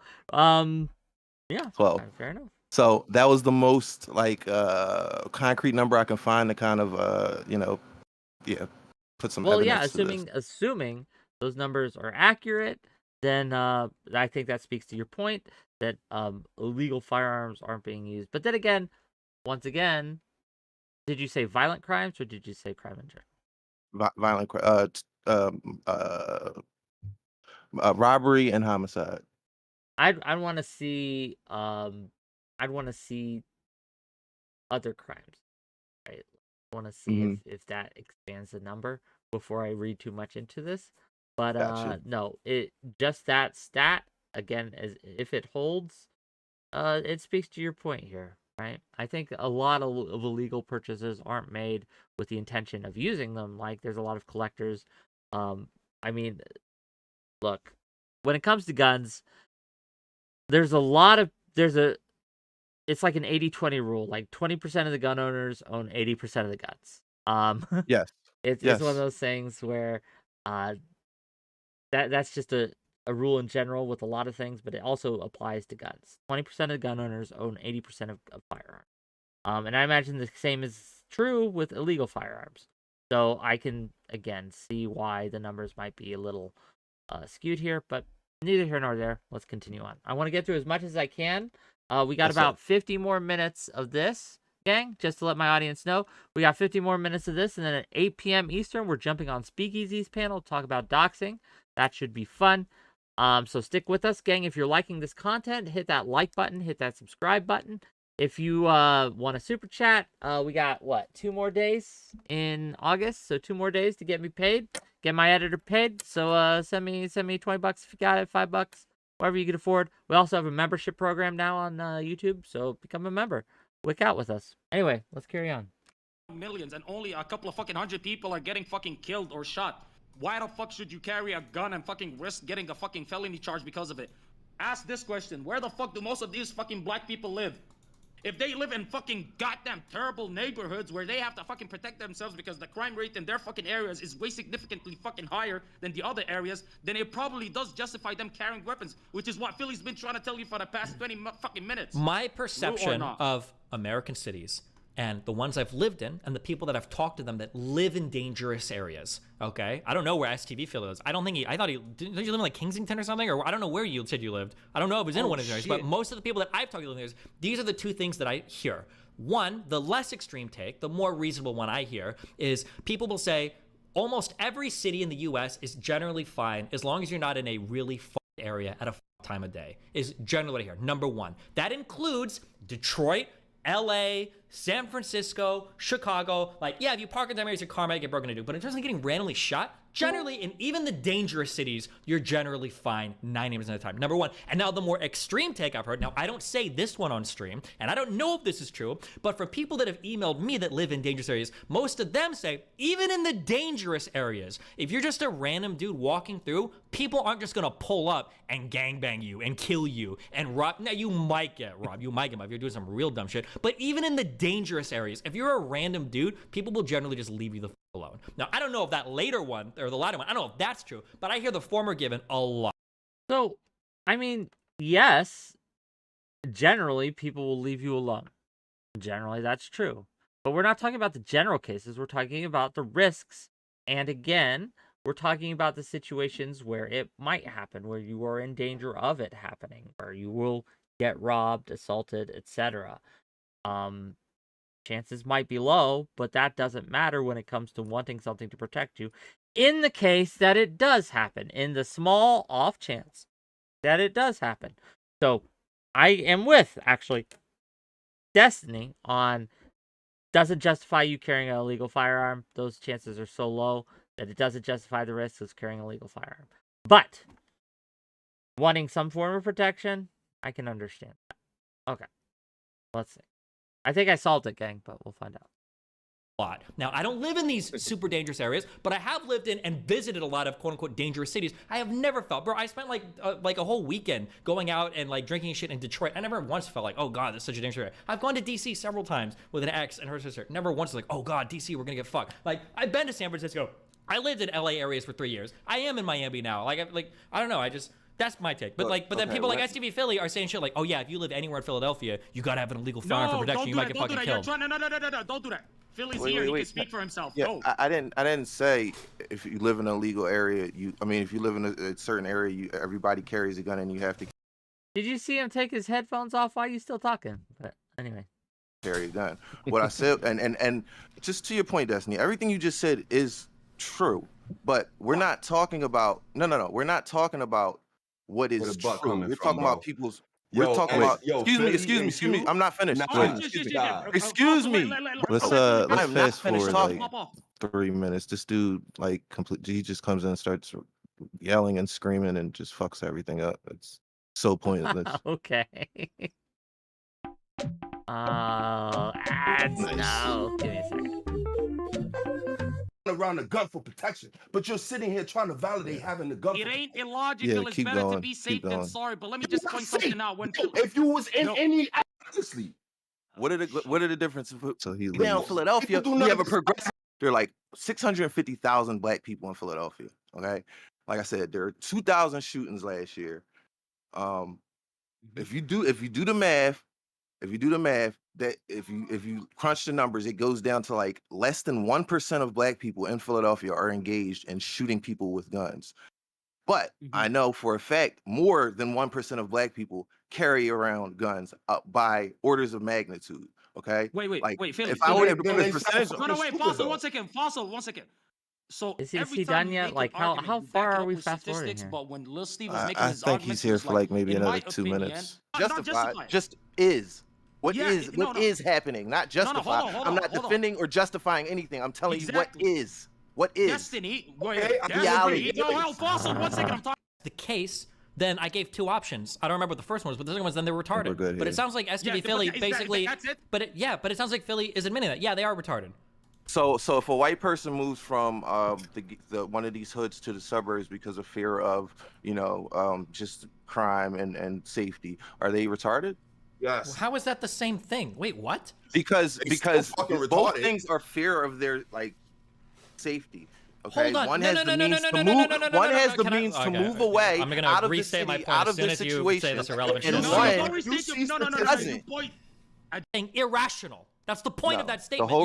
The whole reason I jumped in here was because you said that I was saying that most black people carry around guns for protection, and I was wrong. That was your statement. That's why I hopped illegally. In here. Not that if people were illegally carrying guns, they're retarded. If you would have said that, I wouldn't disagree with you. But what you said was people aren't carrying around guns for protection. Sure. Which you still have yet to prove. Okay. You haven't demonstrated that the majority of people carrying illegal firearms are doing it that are just civilians. You haven't, to be clear, you've not demonstrated that. Wait, did he not do that? No. Philly, can I ask you a question? Are you just trying to tell me that the people who have guns are just like psyop and there's no real justification behind them having guns, but they're still fearful anyway, so it's justified in your eyes? Is that what you're trying to say? I never said justified. I just I just don't know. I think this feels pedantic to me. This feels pedantic. Thank you for the $50 from Jeremy. Keep it up, Wick. If there was a Lord, you'd be doing their work. Well, thank you. Thank you for the $50. It feels like you guys are missing each other on a fundamental level. You just value different things. I think again, like I said, I think he's caught up in thinking that you are trying to justify people carrying around illegal firearms. But talking to you now, it seems like you aren't. It seems like you're just saying that most people who are carrying around these illegal firearms are doing so because they feel unsafe in the city, which is fine. I don't know if you can demonstrate that. I don't think it's demonstratable. I'd be curious how anyone would, but Okay, so I don't think you okay. need to. I just don't think you need to provide that evidence. This is just an off the cuff statement of like, this is my sense of it. This is my feeling. And I there's nothing wrong with that, is there? Well, yeah, well. So here's why it's important to me, because later on in the conversation, we both come to the conclusion, or we both, well, I knew it, but Destiny finds out that 30% of black males in this country have a felony on their record. And he made the statements like, if that's true, if 20% of he was joking. I know he was joking. But he said, like, if that's true, if 20% of black males are felons, then shit, I might become a race realist. Shit, I might cross the street when I see a black person if those numbers are true. And then we looked it up, and it's like 33% of black males have been convicted of a felony.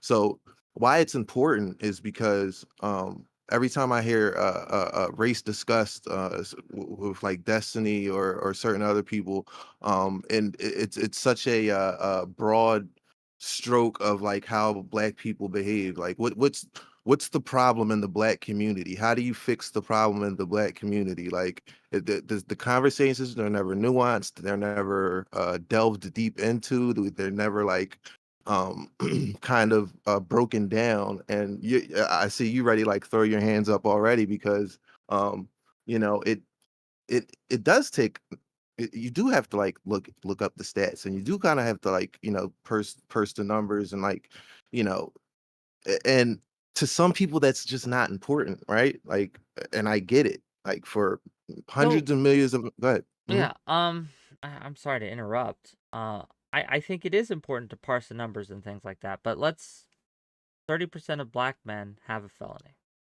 Yes. And The question becomes, right? Why? mhm. What were those felonies? Yeah, what were Right? those felonies? Are they violent felonies? Are they drug-related offenses? There's a lot more data I want to know. The problem Okay. with getting into this is it's not something I can do in an hour on stream. It's something Of I'd course. have to look up on my own time. It'd probably be boring for people to watch me look up these stats. And so there are a lot of incentive structures to not look up the stats and just to find like the quickest headline you can, the quickest abstract you can, go off that and go. Or to do your research off stream when you come in prepared for a talk. But it doesn't sound like this was a prepared discussion. It sounds like something that just someone said some shit, you popped in, it popped off. Yes. And I think that while What I you're saying is there's not understand, much you can do with yeah.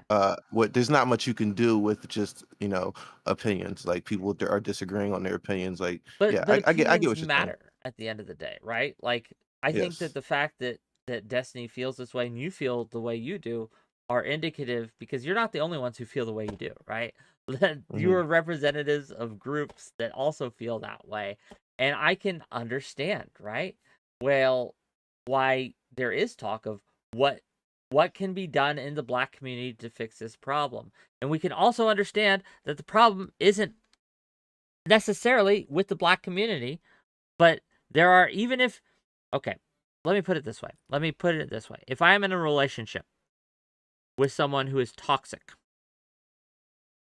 okay, Hmm. um, let's say it's a family relationship, something I can't just walk away from, even though you probably should walk away from toxic relationships. Set that to the side for a minute. Okay, but for whatever reason, I'm stuck there. I can't do anything. We can acknowledge the reason that all these toxic shit's going down is primarily because of the toxic person in the relationship doing toxic things. But we can also recognize and talk about that there are things that I can do to help the situation as well. Even if I'm not at fault for the situation, even if I have no blame in this situation, there are things that I can do that will make things better for me, for the relationship, for things. Same, I think this is analogous. I'm trying to kind of use this as a metaphor for the black community. We could recognize that they are not to blame for some of these stats, right? for some of the things that are happening in these communities, like, but we can also acknowledge that there are things that they can do differently that would probably alleviate some of the pain. Would you disagree with that statement? I would no, I agree 100%. So just I know we're coming up close on the time, but just like my main thing is I'm in a lot of these communities, right? And I just really want to when we do have these conversations about race, I want it to have the same nuance and care that we talk about every single topic, whether it be trans issues or gender issues or red pill issues or whatever. When we have race, I just want to just be a little bit more precise in the things that we say. Now, I completely understand, like most Americans who aren't black aren't concerned with the things that I'm concerned with in terms of like gun violence and stuff like that, because most people aren't, that's not their reality, right? But you do read headlines, you do see the problems in Chicago and Philadelphia and other cities, and people do form these opinions of black people and their motivations and our motivations and our culture, basically.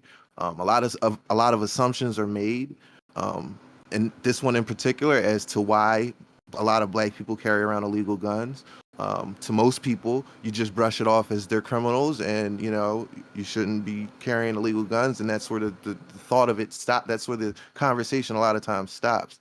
But in my eyes, it's a lot deeper than that, and I completely understand if people aren't, if this doesn't grab their attention. I completely understand that. But Destiny seemed to want to have the conversation. He seemed willing to, and I just was interested in other people's opinion that are in this space. You know what I mean? Yeah, I get you.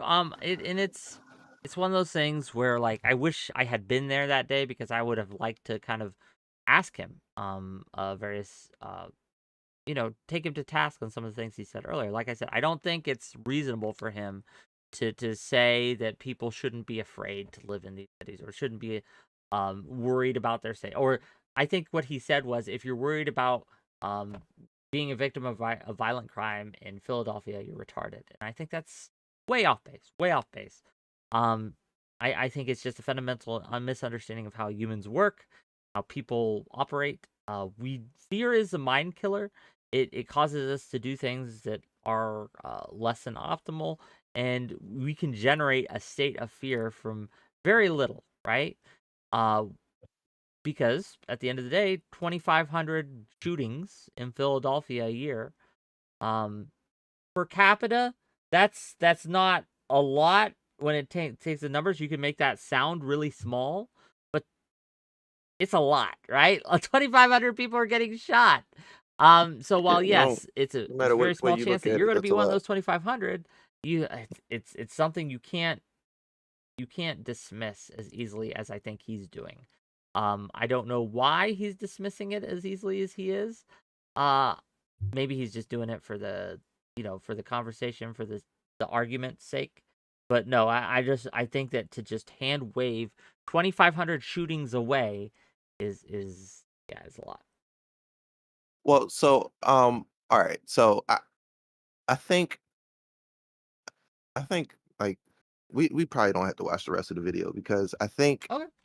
you get unless you like want No, to. I honestly, watching we don't have debates, to. I like to debate. I like to talk, right? I So let's didn't talk. come to Yeah. watch. We I got a came to couple talk. minutes, right?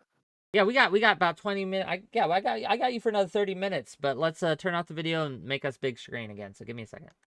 Okay.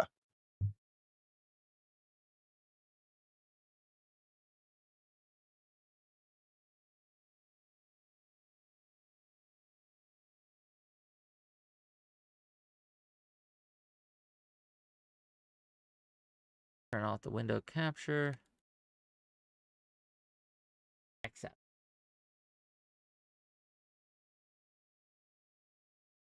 All right. Oh, and thank you, Mad Honeybee, for the 1 gift sub to the Dami Llama. Really appreciate you on Kick. Gang, yeah, I am monetized on Kick as well. So if you guys want to give me money there, that's great. But anyway, Get you grinding away, man. You were I gotta get that money. I gotta get when I paid. first saw you, man. You running the show. I see that. I see you, Wick. But yeah, let's talk about like conversations about race, because look, I would love to have you on for a full like 2 hours, right? Just to talk to you about some of these issues, right? And to talk to people like you about some of these issues. By like you, I mean people with the same takes as you, which again, white, black, race doesn't play factor into this. I do have a question for you, because this is something that kind of bothers me, but it might be you might do it for a very good reason. You might be able to justify it in a way I haven't heard other people justify it, etc., etc., etc. There's a lot of times where I'll be having a discussion on a racial issue, like reparations. I was talking with GSU Gambit, Prime Kai about reparations the other night. I caught part of that. Oh, yeah. So you probably know. One of the things that the GSU Gambit tells me all the time, and I like GSU Gambit to be clear, and I like Prime to be clear, but they always say that I just can't understand it because I'm white. And I reject that notion. I think that that's false. I think I can absolutely understand an issue. Like, my skin tone and my experiences doesn't disqualify me from tackling even racial issues in an entirely other race. I just don't see it. But maybe you can kind of walk me through it, because you said something like that earlier in this conversation. You said you are like Destiny. You're white and you're coming from a place where it's just you might not care about this, you might not understand this. So walk me through your reasoning here. Well, all right. So let's start here. What did they say you didn't understand? Because I literally caught like part of it, like the last 15 minutes. I don't think I caught that. I made a statement about how I'm not sure reparations is the way forward, simply because I think that one, I don't think there's political will to do it, and two, I am unsure that there's a lot here. So there's two realistic ways to do reparations that I can see: either a cash injection, where the government prints money, gives it to banks, who give it to individuals, right? ADOS individuals. Okay, that causes inflation, and inflation affects poor communities of all stripes, right? So while the black community may be fine with that because they're getting cash injections, it's going to cause pain in poor white, poor Hispanic, poor Asian communities. All these other communities are going to feel pain, and I'm not sure that that's justified, right? Do we have to make a community suffer to benefit another community? I just don't know if that's the case. And GSU Gambit said something along the lines of, well, this is just a white liberal talking point, keeps us from ever getting reparations, and you just don't understand. You're white. And it's an issue to me. But yeah, that's what it said. I don't understand. I don't see how that your argument turns into anything to do with your race. I mean, you could be black and still make that same argument. So I don't completely understand what they mean by that. Like, I don't. So no, I don't agree with that take. However, when people say things like that in different situations about like you wouldn't understand because you're not black, or you wouldn't understand because you're not white, or you wouldn't understand because you're not a woman or a man, whatever. What they mean by that is, you know, every day, um, people have interactions, and the way that they move through the world, that will leave an imprint. Every interaction you have with people leaves an imprint. And the reality is that for a lot of black individuals in this country, their interactions with the world reinforces this idea that black people belong at the bottom of the hierarchy of America since the beginning. You could argue Native Americans too, but black people feel like they are always with like so when they so like something that somebody says, like that whole term, that microaggressions, like these things happen all the time. Are they massive deals? No, but they do shape the way that you view and interact with the world. So I would, if you were to say I was just about to say my fucking name. Oh my god! If you were to say STV Philly, you wouldn't understand. Growing up in a redneck, southern town and being white, you wouldn't understand the conversations we have around the dinner table. You wouldn't understand our fears. You wouldn't understand our view on America. I don't think I could argue that very much because literally America You has should. so many. You should Well, push back I against mean, that. Let me put it this way. go ahead. I don't need, right? I don't need to have experienced my house burning down to understand at a very visceral level, right? How that would affect someone, how that would impact them, etc. Mhm. Also, if my house did happen to burn down, it gives me no special insight on fires, on house flammability, on how to put out a fire. It does not give me any special insight to that. Simply because I had an experience does not give me any better understanding and does not give me any better insight. In fact, it can absolutely blind me. There's a reason that we do not let the victims of a crime sit in judgment over that specific crime because they're too close to have any kind of there's just too much danger Objective of them viewing of it. using their own experience to kind of color their view in a way that just does not allow them to deal with the situation in a fair, equitable, or not interesting, but in a rational way. And so I think that this argument of experience I don't buy it at the fundamental level. So your first point about the fire, here's where I disagree. Everybody is going to experience the effects of a fire the same way, no matter your race, color, creed, gender. The loss of material things is going to everybody's going to have the same feeling. So it's very easy for you to put yourself in that situation of, oh, my whole house burning down, I lose all my stuff. I would know how that feels. What you can't put concretely say that everybody experiences the same is your interaction with America based on your race, right? You have had very different interactions probably with each and every person you've met in life because of your race. They've treated you different, whether it be for better or for worse.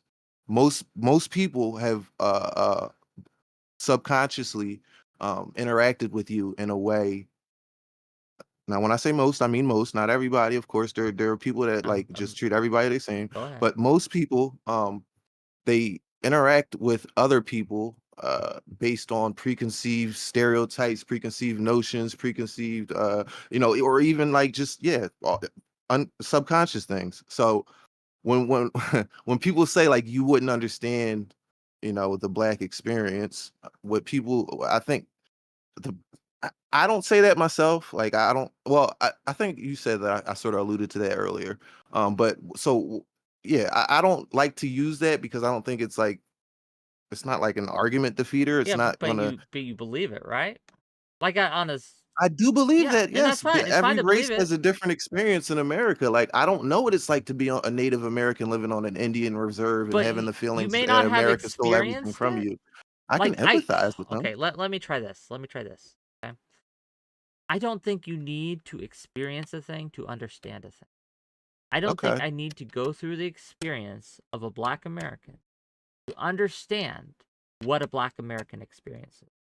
There are ways Okay. that I can educate myself about the experience that do not involve being treated like a Black person in America.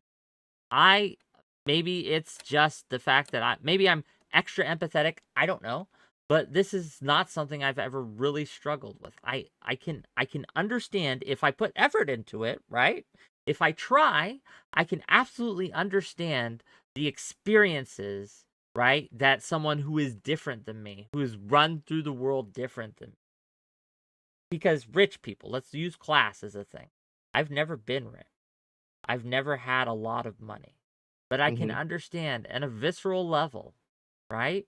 How rich people get treated fundamentally different than poor people in America.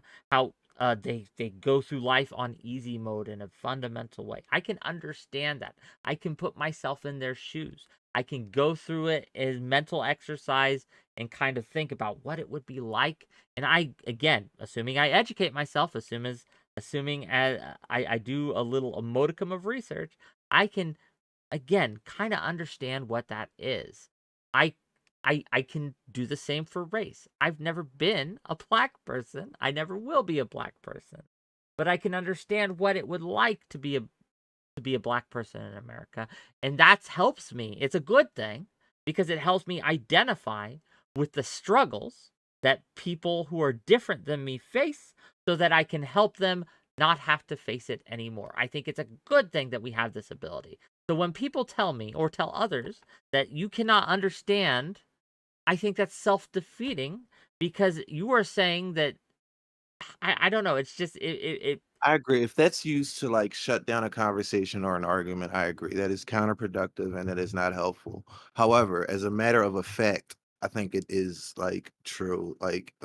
But it doesn't invalidate your arguments or your feelings or any way that you your opinion. It doesn't like and everything you just said is true. Yes, you can if you yes, you can empathize and put yourself in the position of other people. I agree with you 100%. And I don't think that anybody should say, "Oh, well, you just don't understand because you're not black." I don't think anybody should use that to like stop a conversation or like say, "Oh, well, you know, that's the end of the discussion just because you're not black, so you wouldn't understand anyway." That's never a thing that should be uttered out of anybody's mouth. Um, so but at the end of the day, like I said, I don't know what it's like to be an owner of a basketball team or a billionaire. I can imagine. yeah, you I could can imagine. you absolutely I can. sure I'm could. sure. I'm Yeah, sure you can go I through could very fantasize about detailed, it. you have very detailed imaginings, right? Yeah, But so and I think if that's good enough to yeah. work with. I right? Like and if a basketball owner, right, an owner of a basketball team comes and starts talking about how these are some of the various problems that they may have with being a basketball owner, basketball team owner in America. You can picture that, you can put yourself, you can imagine it, and you can secondhand experience it. And I think that could be just as powerful as a firsthand experience. Yeah, no, and yes, I agree with you. Yes. Yeah, I don't agree with the way that who'd you say it was? Gambit? Yeah, GSU Gambit. And to be clear, I like GSU Gambit. I think Gambit. he's just wrong on this, but I like Gambit. We're gonna talk Hmm. to Gambit next week, King. So don't worry. Yeah, yeah. I like Gambit too. I think that yeah, that wasn't good to do that to you because that makes you feel like oh what like I can't be a part of this conversation because I'm white, or Look, like the my feelings aren't the opinion is point here. The invalid feelings because aren't the I'm point white. here. We don't need to spare my feelings. It's okay. I didn't feel Well, any kind of way wouldn't it? about it. But my Okay. question Hmm. and what I am curious about, right, is why that is said. Like I'm just trying to understand better why people pull this out, why people believe that, because I just don't think I think on its face it's just not true. But Okay. So have you ever been walking down the street and had a cop stop you and ask you what you're doing in this neighborhood? when I was a And you missionary, all the time. and you lived around the corner? The Right. cop stopped Oh, you all the I time didn't as a live around the missionary? corner, but so I was a missionary in Jersey for a couple of years, right? And so we would be Hmm. out all the time, and the cops would stop us all the time, like, "Hey, what are you doing? Why are you here?" Why? Why do you think why? Well, my guess is because we were knocking on doors and people saw us going up to houses, and so they called, probably, uh, "Hey, there's some couple young guys going around knocking on, like, going up to people's doors and knocking on them, and things like that." And so they probably called the cops on us to get us to a stop because we were annoying, or B, they thought we were maybe scouting the place out or something like that. What if they did it because of your race and you knew that they did it because of your race? Um, No, again, I can imagine that would also be an annoying and frustrating experience. Yes. Now you can imagine how that could be an annoying and frustrating experience. Mm-hmm. Now that is a very different feeling than people have when they get stopped by the cops for because of their race. It's not annoying and frustrated. It's you know, it's the feeling that damn, like this country is fucking rigged, bro. Like it's like it's just not fair, and the constant feeling of it not being fair. I mean, while you can you can logically imagine that, but the things that does to your emotional state and the things that it does to your psyche as you get older and go through this more and more and more, and the cops are just like one of 1,000 examples I can bring up of how some black people, some, not all, because there's black people in this country that have not experienced an ounce of racism that they know that they know of. But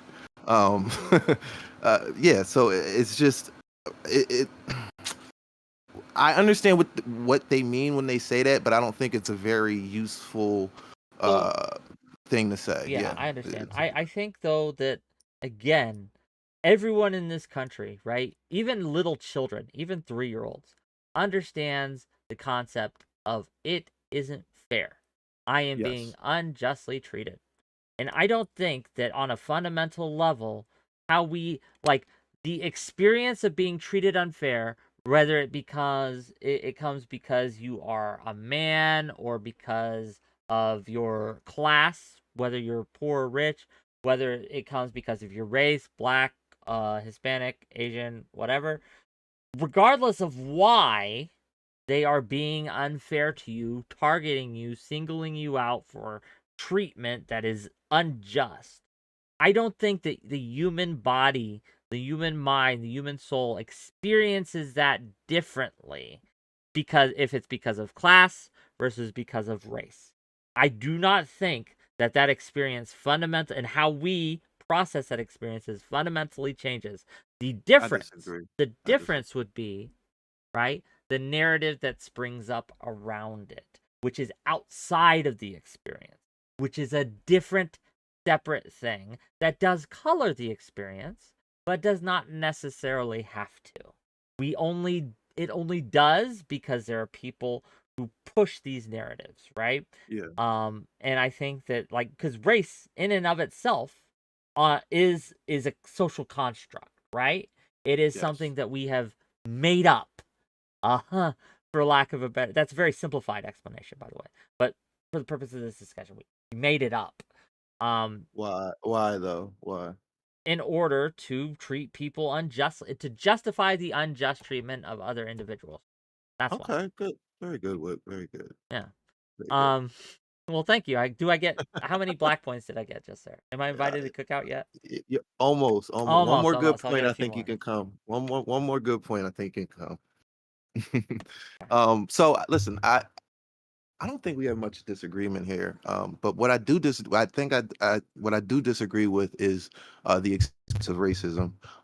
Because one, it's the amount of times you experience it. So if you're a white person, generally, you will now the age of the internet, you'll see it more. But traditionally, if you're a white person in this country, your experience of racism might be somebody or it could be a range of things, but it could be you live in a black neighborhood and you're picked on your whole life. That could be your experience of racism, and in that case that would be horrible. But for the majority of white people in this country, their experience with racism is being called a cracker, or Sure. being you know somebody's mean to them, or a group of people are mean to them. You know what I mean? And it'll happen a few times over their life, on average, for most white people. And you go on about your day. It's not affecting you in a big way. But for No. black people, I don't. while Yeah, I racism is getting a lot, it's getting a lot better. There's a lot less overt racism. We we as black people always have it in the back of our mind, like if something is happening because we're black, and that kind of mind fucks you. Like it really does. I'm gonna be completely honest, because you don't want to be the complainer or the person that's like, oh, you just did that because I'm black, or you're treating me this way because I'm black. But with most black people, it is in the back of their head when they're treated unfairly. Like, are you doing this because of my race? Now, is it true? Is it not true? Sometimes it will be some true, and sometimes it won't be true. But I don't think white people are, in general, have that in the back of their head. I mean, some do. I think it's unreasonable that they do, but there are absolutely people in my family who think, oh, the only reason I got passed up for that job is because I'm white and the other person's black. This is reverse racism, blah blah blah. That's what they think. That's what they believe. It's not true, but they're constantly thinking this. They're constantly feeling that they're experiencing oppression because that's what the narrative that they are eating says to them, right? The narrative that they're eating is that the white man is being replaced, is being oppressed, et cetera, et cetera, et cetera. So they start to view, it colors, it does color how you view your experience. But I would say, right, that everyone, well, not everyone, but there's a lot of people, black, white, Asian, Hispanic, et cetera, who experience unjust treatment every day in America, and regardless of whether it's because of racism or other reasons, that experience is a fundamental human experience, and we all understand what that is, right? We all understand what that is. Do we not? I don't think I agree. No, I don't think I agree with that. Like I Oh, said, now we're gonna fight, Billy. I guess I'm not in the cookout anymore, because no, I have strong opinions on this. well, listen, I see where you're coming from, but here's the thing. Like, for those people that you were talking about, the white people who whether it be imagined racism or it happened for real, there's no tangible proof of that. All we have to do is look back 50, 60, 70 years I to agree with see the you that there's tangible no proof tangible of proof. It's not racism objective in reality, America. but that's not how people operate. They don't operate on objective reality. They operate on narratives. They operate on stories. So to them, the way they experience it is very real. Yeah. So how do you? But it's That's how black not. It's people like it's a feel. lie. It's a lie that's been told to them, right? It's a lie that's been told to them. It's been fed to them. But it's very real, and in their experience. And Wait, how they what's react the to it. lie? What's the lie? What's the lie? The fact that they are experiencing systemic oppression because they're white. That's a lie. That just doesn't happen. Oh, because they're white? Yeah, that just doesn't happen. Yes, that doesn't happen, right? And there's Yeah. no reason to think that happens, but unless you want to talk about like affirmative action or whatever. But they believe it happens, right? And Yes, so every experience that they have where they are unfairly or unjustly treated, they view it through the lens of this happened because I was white. And it's wrong, but that's how they think, and that's how they experience the thing, right? Okay. Yeah, I mean, I get what you're saying. Like, but where my disagreement is you said that they experience it the same way, right? Like white people experience, or their feelings, their emotions when they're treated when they are mistreated or treated unfairly due to their race, their emotions would be the same. Like everybody feels it the same. That's what you were saying. When you right? were treated unjustly, Mhm. I won't say everyone feels it the same, but because everyone's experiences are like everyone internalizes different things different, but at the same time, right?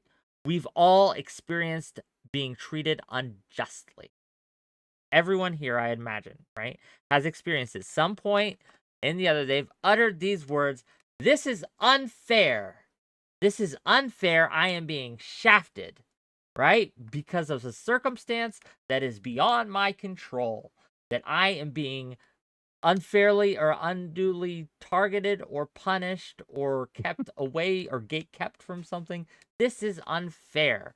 And that is the commonality, the core of the experience. So everything else around it is aesthetics. So whether you experience that because of systemic, racist, actual oppression of cops coming to you and targeting you every day, or whether you experience that because of some imagined slight, the experience and the feeling are the same. So okay, like I said, what you're saying isn't wrong. Like you're not saying anything wrong. But I think I disagree with your I guess overall assessment of like if you're not black, you couldn't understand it. If you're not white, you couldn't understand it. In for certain circumstances, in certain things. If yes, I so like if we're talking about if we're talking about the treat. Well, give me an Mhm. example. What as a white man, say I was a black man. What as a white man can I simply just not understand because of the color of my skin? So I don't think you can understand the duality of being an American, right? But treated like you're not an American, like in every sense of the word. So for instance, when we talk about crime, right? What's wrong with the black community, right? Not we have a section of Americans that are going through this in the inner cities. It's black people are, the- it's the black community, like so when we talk about just crime in general, it's just, it's just crime, right? But when it's crime in these black communities, it's, a black problem. The otherization, the constant just being put in a separate category other than American, you know what I mean? I don't honestly. So when we talk about gun I understand violence, what you're saying when it comes to like you are feeling like a stranger in your own country. Though I do you though? look, I grew up Do you? as a military kid. I lived Hmm. in England for years. I lived in other countries for years. I do understand what it's like to feel like a stranger in the country that you're dwelling in. I do Wait, how? understand what it's like to Well, feel yeah, no, like no, no, no. separate Yes. from the people around you because that's the feeling. Like everything you're talking about is aesthetics to the actual feeling of feeling separate and separated, a different class of citizen, like a second class citizen in your own home, in your own country, in a country that should welcome you, help you, and things. The feeling of being a second class citizen is something that I, as a white man, absolutely can understand. And I think other people can understand this as well. Me not being black doesn't factor into that. Now, I might not experience that because of the color of my skin. That might not be the reason I experience it, but I can experience it for other reasons, which elicit the same emotion, the same feeling, the same response, the same level of harm. Now, you can argue that because you are black and I am not, you experience it more often. That might be true. That might be true. But that's frequency. That's not intensity. That's not that doesn't change the core of it. It's just you experience it more often, which is bad, and we should reduce that the frequency of that. Does that make sense? No. Oh, Sorry, it Jesus. doesn't. It Okay, doesn't. okay. No. Well, I got 5 minutes, buddy. So you give me. We're gonna have another conversation about this. But Okay, I will I would reach love out. to. But where can people find you if they want to find you? Tell them what you do. Tell them about yourself. Yeah. Okay, so I run a few YouTube channels. I talk just mostly about crime in Philadelphia. I get into the breakdown of the beefs and the street wars that's going on. I kind of give context to that. Um, the local newspaper just mentioned me here because we're having this explosive rise in rappers being arrested, and there's like a sort of a crackdown. And I was mentioned in the newspaper as one of the people that gives one of the only people in the city that gives context to all the violence that the general population is seeing and doesn't understand and doesn't know what's going on. They just look at the newspaper every day and just see shootings everywhere. And yeah, so I kind of like give context to all that. I have a I help with a second YouTube channel called American Confidential. So STV Philly and American Confidential. Please put those links in my YouTube chat for my audience because gang, we got a little heated at the end there, but I like STV Philly. I want him on more often. I think he has an interesting perspective, right? That I don't he disagrees with me, and I like people who disagree with me because it's fun to talk to them. But yes, check him out, gang. Philly, thank you for bringing this to me. I'm sorry we didn't get through the whole debate, but honestly, I like talking more than I like listening to Yeah. debates. No, Right? no, no. So it's more fun. Absolutely. I enjoyed it. I Yeah, think I it hope worked you out did. perfectly. I hope you did. Okay, I'm gonna let you go. I'll see you later, buddy. All right. Bye, Wick.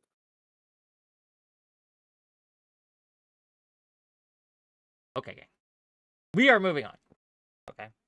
Click those links. And thank you, Omar. Thank you for the becoming a member. The newest wicker in chat. Gang, if you like this content, hit that like button. Hit that subscribe button. Throw me some super chats. Thank you earlier to the individual who sent me $50. That was very generous of you. Very kind. Jeremy. Yes, thank you again. Again, it's the end of the month. I want to get paid. Throw me some bones if you got them. Super chat if you want. We are going. Don't go anywhere though, because we are now going on Speakeazy's show. We're going to be talking about doxing. It should be fun. Should be interesting.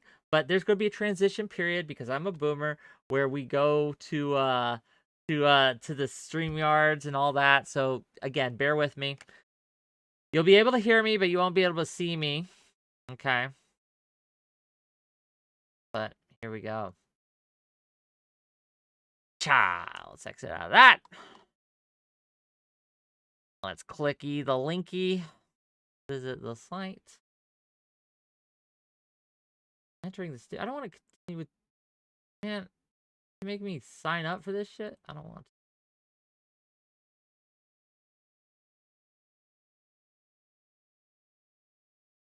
Yeah, continue.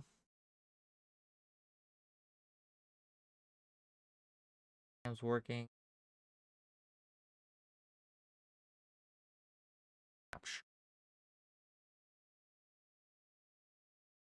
Okay, can you guys see this?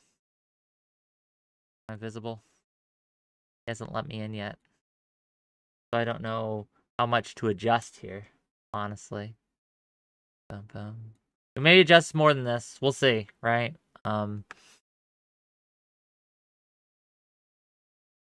But yeah, we're waiting at this point.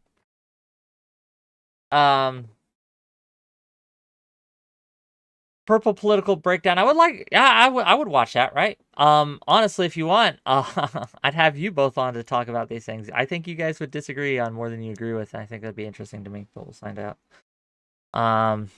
Let me let them know I'm backstage.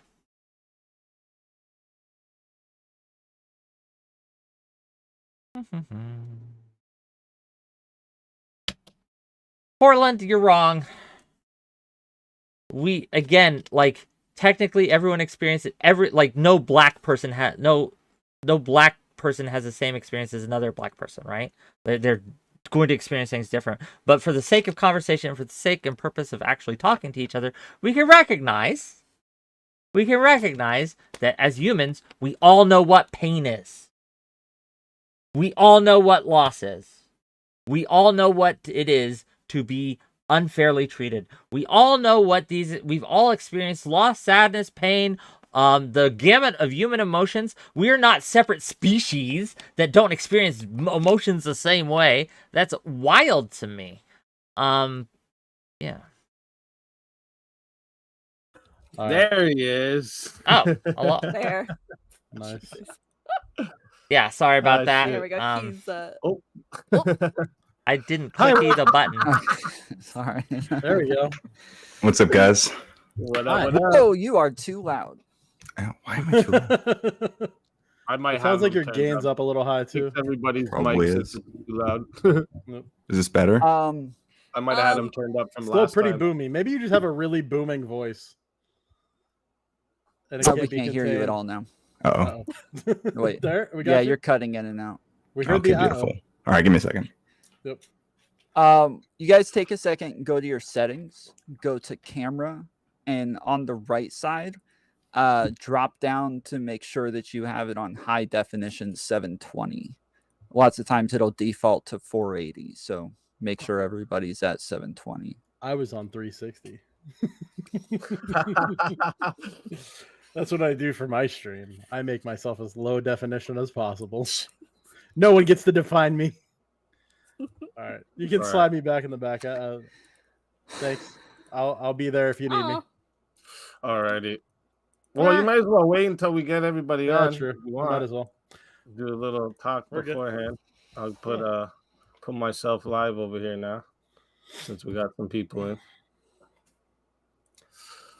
I'm the silent behind the scenes guy normally. No, Dave, you got to stay in debate with us now. that is not happening. I have no. Well, actually, I do have a lot of opinions on doxing, but I have very little knowledge on the actual legality of it. Is this better? I switched microphones, but it's probably a lot quieter now. A little About bit. the Let same me volume. Still loud, but Really? hold on. Yeah. Let me. quality hasn't changed much. I'm gonna turn on automatic adjust volume for you. Okay. Hey, Ashley. All right. Speak now. Okay. How do I sound? Oh, that's better. All right. lot Now better. you're super quiet though. Oh, Yeah. no. Okay. I think that's why his volume was so high, because last time I had to like turn it I up. think so. maybe. Yeah. Okay. Well, hopefully it sounds okay. No, yeah, it sounds fine to me. Yeah, it's better. All right. You all sound great as well, by the way. Thanks. So kind. I have an amazing voice. No, I'm just kidding. I hate my voice. You all, it's great to see you all. It's been a while. I've been kind of AWOL, but I'm hoping to step back in. So thanks for inviting me. Yeah, I feel like I haven't seen you live for a while. Yeah, it's been a couple months almost. I'm gonna break that that not being here streak. Yeah, you were soon. going on a streak there for a bit, and then you just stopped. Yeah, took a step away, but we got the time now, so we'll see what happens. Nice. Oh shit! Did Ashley drop back out? Yeah, she was scared. She couldn't take the heat. She saw you, and she was like, "Damn, I'm out." She's intimidated.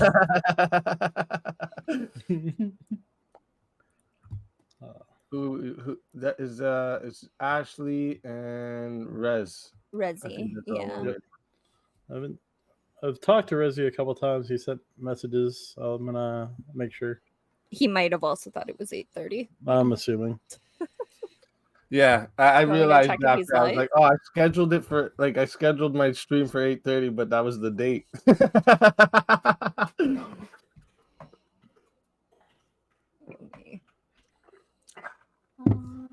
Actually, it gives me a minute. I'm gonna run to the washroom. What do you think? We'll make fun. Us Canadians, okay? Call it washroom. Yeah. Embarrassing. Man, is he Gotta Canadian? go to the Liu. How many How many Canadians we got here? Rich? Show of hands. Show of hands. Red-blooded Think it- American. Oh no! Thank God. It might just be me and Easy. Yeah. There are Thank too God. I many didn't need more Canadians Canadians here. in my life. Okay, I got enough Canadians. Yeah, the Discord is being. Welcome back, Ashley. Yeah, welcome back, Ashley. Words. What up, Ashley? There. Hey. Hi, I'm Dave.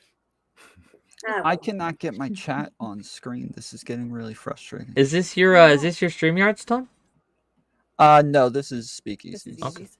He just gives me access to it. Oh, fair enough. Fair enough. Yeah, I turned on Tom's stream Executive right before producer this. Tom. Sorry, He's the No, you're good. editor. I was saying I turned on Tom's stream right before this. He's having a rough time. We got True. hurricane situations all around. That sucks. Yep. I hope you guys stay safe. Oh yeah, that's right. You're in Atlanta, aren't you? I'm safe here in Central Florida for now, but For now. Yeah, that coast I get is blown away, you know. taking a My while. chat wants me to kick Speakeazy, so we might just Mutiny. Damn. get rid of him. Let's go. I didn't even know Revolution is everybody was now. live. Hi Oh, yeah. everybody. Yeah, you should always. Oh yeah, I'm You live. got streamers that's there. true. You're We're right. already live. I've been now. arguing with STV Philly about race for a couple hours. So He was Nice. in So- kick I had him on Vancouver. the other day. I invited him, but I had already filled out the panel when he got to me. I apologize. Sorry. I'll keep you in mind for the future, though, Philly. Hey, I'm so sorry. Because of the hurricane, anyways, I'm not home. I'm at a family's place and I'm having issues. I will be right back again. I just need to work out a glitch really quick. Is that okay?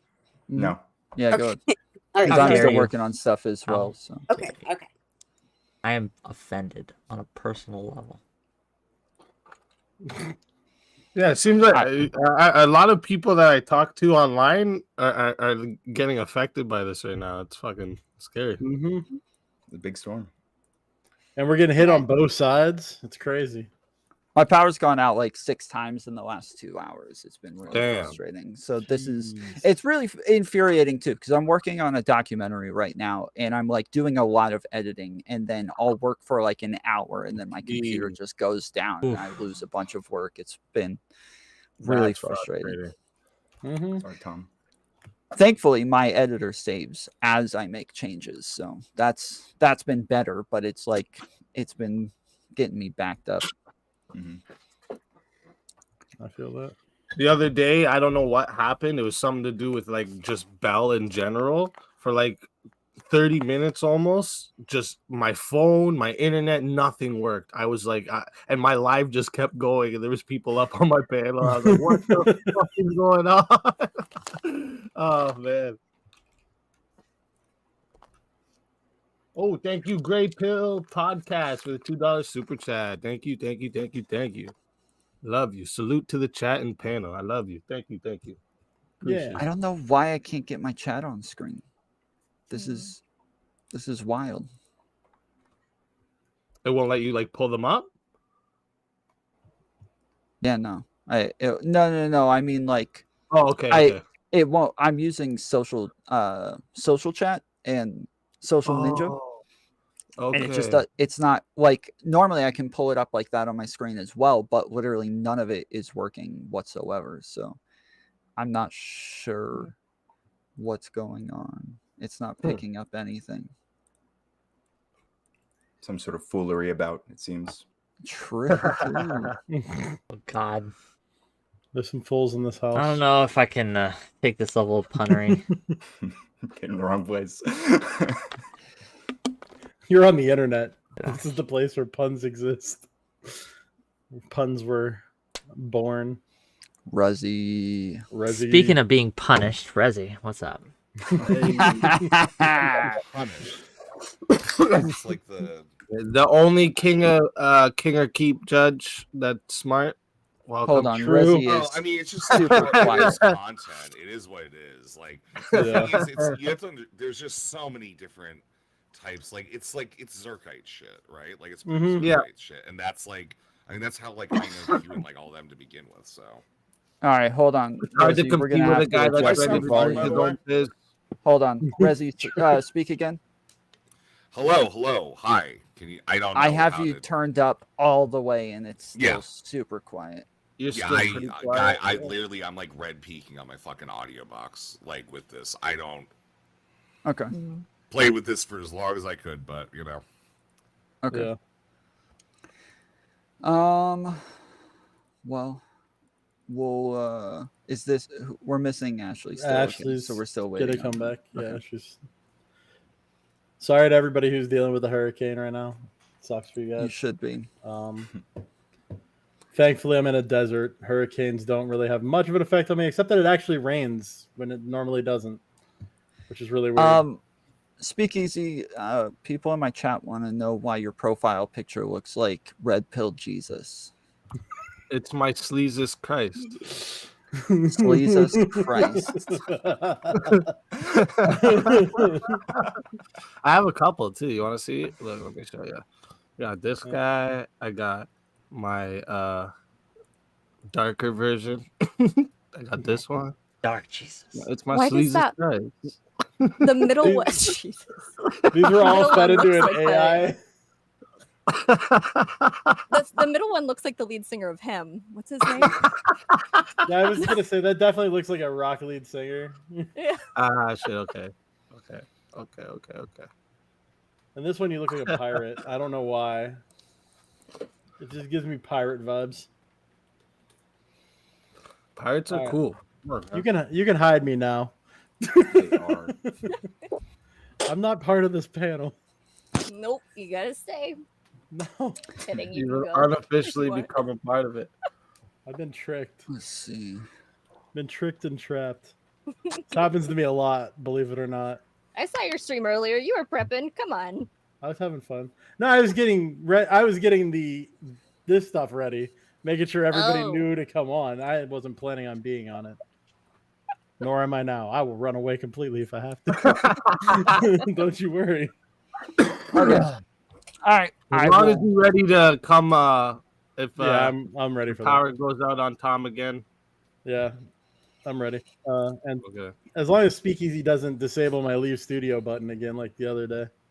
Ooh. I don't know how that worked. Happened. That was funny. That was That was great. hilarious. Like, I can't leave. Yeah. All right. We can go ahead and get started. So we're doing a panel on doxing. We're going to have rounds go fairly liberally on time. So is there anybody with like a hard out? No? Okay, cool. I think, so yeah, we'll kind I think didn't Dave, you tell me someone told you that they had a time limit or no? I told people that it would be 2 hours.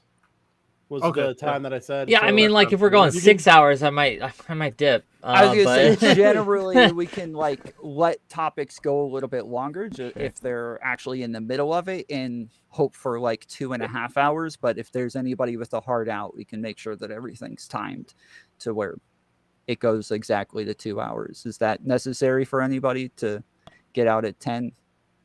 I mean, I'm definitely getting out at 10. Yeah. Okay. I have to go at 10. Okay, cool. Okay, yeah. All right. So so we'll probably do the first two for about 30 minutes each, and then the last one we'll let that one go a little bit longer. We'll start off with intros for each topic, 1 minute each. Try to keep them short. Don't go over. We will have to cut you off, and then we'll let everybody introduce themselves before we go into the topics. And then we'll also do 1 minute outros for each topic. We're going to go ahead and do introductions. So yeah, try to keep them about 30 seconds, and we'll start with Sulfur. Sorry, let me unmute myself. Hi, my name's Max. I'm just introducing myself. That's it. Mm-hmm. Yeah. Yeah. I'm Tell Max. people where they can find you or. Yeah. I'm at Sulfur on everything. I'm looking forward to this. Cool. Resi. Yeah, resurrecting on all platforms. Doxing is cool and based, and we should do it more. And I'm here to discuss that over the next 2 hours. Awesome. Ryan, Radical Coder. Hey, I'm Ryan, Radical Coder, progressive. I do a lot of debates. I like to learn stuff. I think learning is radical, and that's what we do. Awesome. Wick.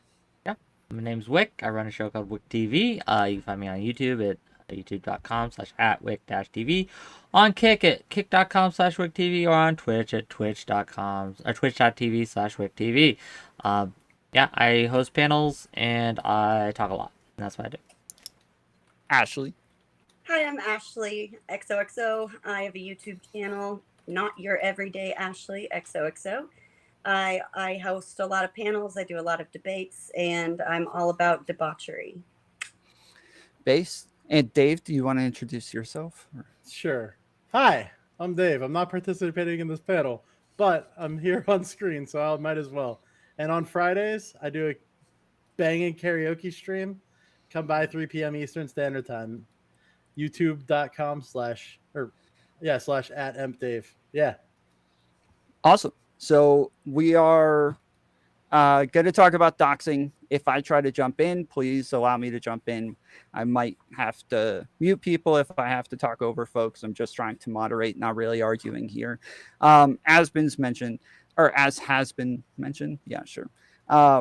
I am having internet issues, so if I happen to freeze for a little bit, I probably dropped off, and so you guys can have continue with Dave for me. So yeah, for the first topic, we're going to define doxing. So with that said, we'll go around 1 minute introductions, try to keep it short, and we'll go backwards and start with Ashley. Okay, so doxing, from what I understand it, is just releasing or providing any kind of identifying or personal information about somebody online, or at least in this case, I'm assuming we're talking about online. My position would be that it's never okay unless, let's say, somebody's life is in danger, someone's being abused, and that information is going to be used to help locate them for authoritative purposes, to help save people. But other than that, I think that the internet is for the internet and real life is real life. If you want to fight with people in real life, then go fight with people in real life and get offline. Awesome. Wick, 1 minute, sir. I mean, I'd agree with a lot of that. I think that doxing on a fundamental level is releasing information about another person's identity or pictures that they otherwise don't want released without their consent, and doing so either through negligence or malicious intent. I think that it's just saying, if I tell people my name, my real life name, and then someone on another stream says my real life name, that's not doxing. I've already released that information. I didn't make a statement that that was an accident, etc. That's not doxing. However, if I'm in a DMs with you and I tell you my name, and then you go and in a public setting spread that, that is doxing. That's the difference. There you go. Perfect timing. Radical Coder. All right, so I think the definition of doxing, just from like an article I was looking at, describes it as releasing someone's personal or private information that may prove harmful or embarrassing. So the term itself comes from like dropping documents, docs. It's kind of like the old hacker kind of slang, which I thought was cool. But obviously, like motivations range a lot, like from political revenge or political ends, as well as like just trying to make someone's life miserable, or perhaps revealing something, some useful information about a person or something, or a character in society that a lot of people might want to know about. So I'm not really sure where I land. It's going to be a different per situation. So I don't know. I'm here to learn. So yeah. Rezi. Yeah, so I mostly agree with Wick and his take on this. I do think that like trying to go ahead and maliciously impact other people is bad. I don't think it's good to be bad to other people. I think that doing things with malicious intent, there is something very specific about that. However, I also do think that most people don't actually take operational security sincerely, and that most people have probably doxed themselves. And I think that it's like there's somewhere born in the ignorance that afterwards one can go ahead and retract the hope to have that information continue to be spread. But realistically, I do think that generally speaking, most doxing is fine because most people have too much public to begin with, especially once you start actually interacting in spaces or, making some sort of living off of this online shit, so to speak. All right, Sulfur. Yeah, so doxing colloquially is dropping identifying information and connecting that with either an anonymous persona or some other kind of internet activity. Generally speaking, I'd say you'd have to have malice or intent to actually dox someone. The dissemination has to be present in order for a doxing to take place, like discussions in private, generally speaking, aren't legally defined as doxing. But and then the third I would say is the act must be for the purpose of causing harm. All right, and Speakeazy, I forgot to have you introduce yourself, so if you want to do that this time as well. You remembered it. That's funny. I tried. I was like, yes, I got away with this. I was like, where on my channel? I didn't have to, but yeah, other people are streaming too. I guess I'll do a little intro. Escape with Speakeazy on YouTube. I am Speakeazy on everything else. I do a little bit of everything on my channel. So for what is doxing, it's simply publicly releasing private information. And I don't think it's okay in any circumstance unless it's for like the protection of someone who's vulnerable. Like say, you know something's going on in a certain area, doxing this information for this person to be protected would be the only situation, in my opinion, it would be okay. I don't agree with it whatsoever in any other situation. All right, we're going to go into open discussions. We're going to time this one at about 30 minutes. So go ahead. Yeah, I guess I'll start, right? So Rezi, you mentioned Most people are bad at operational security. So I guess I'd ask you, right? If someone is just negligent in protecting their identity, they've tried to be anonymous otherwise, but they're stupid and they have connected their accounts with like real life names and things like that. Do you think it's okay to release that person's real life, or to say that person's real life name, or disseminate that person's real life name, even though, right, like they've made it easy? It's through no fault. Like, you didn't have to dig very hard, but would you still consider that doxing? No, I wouldn't. Why, Like, why not? I mean, it's self-doxing, right? Because that's like a part of it. Like, you have to have. This is again. What do you call it? It's oh my god, I can't even think of the fucking word for it. When you have like self-accountability, right?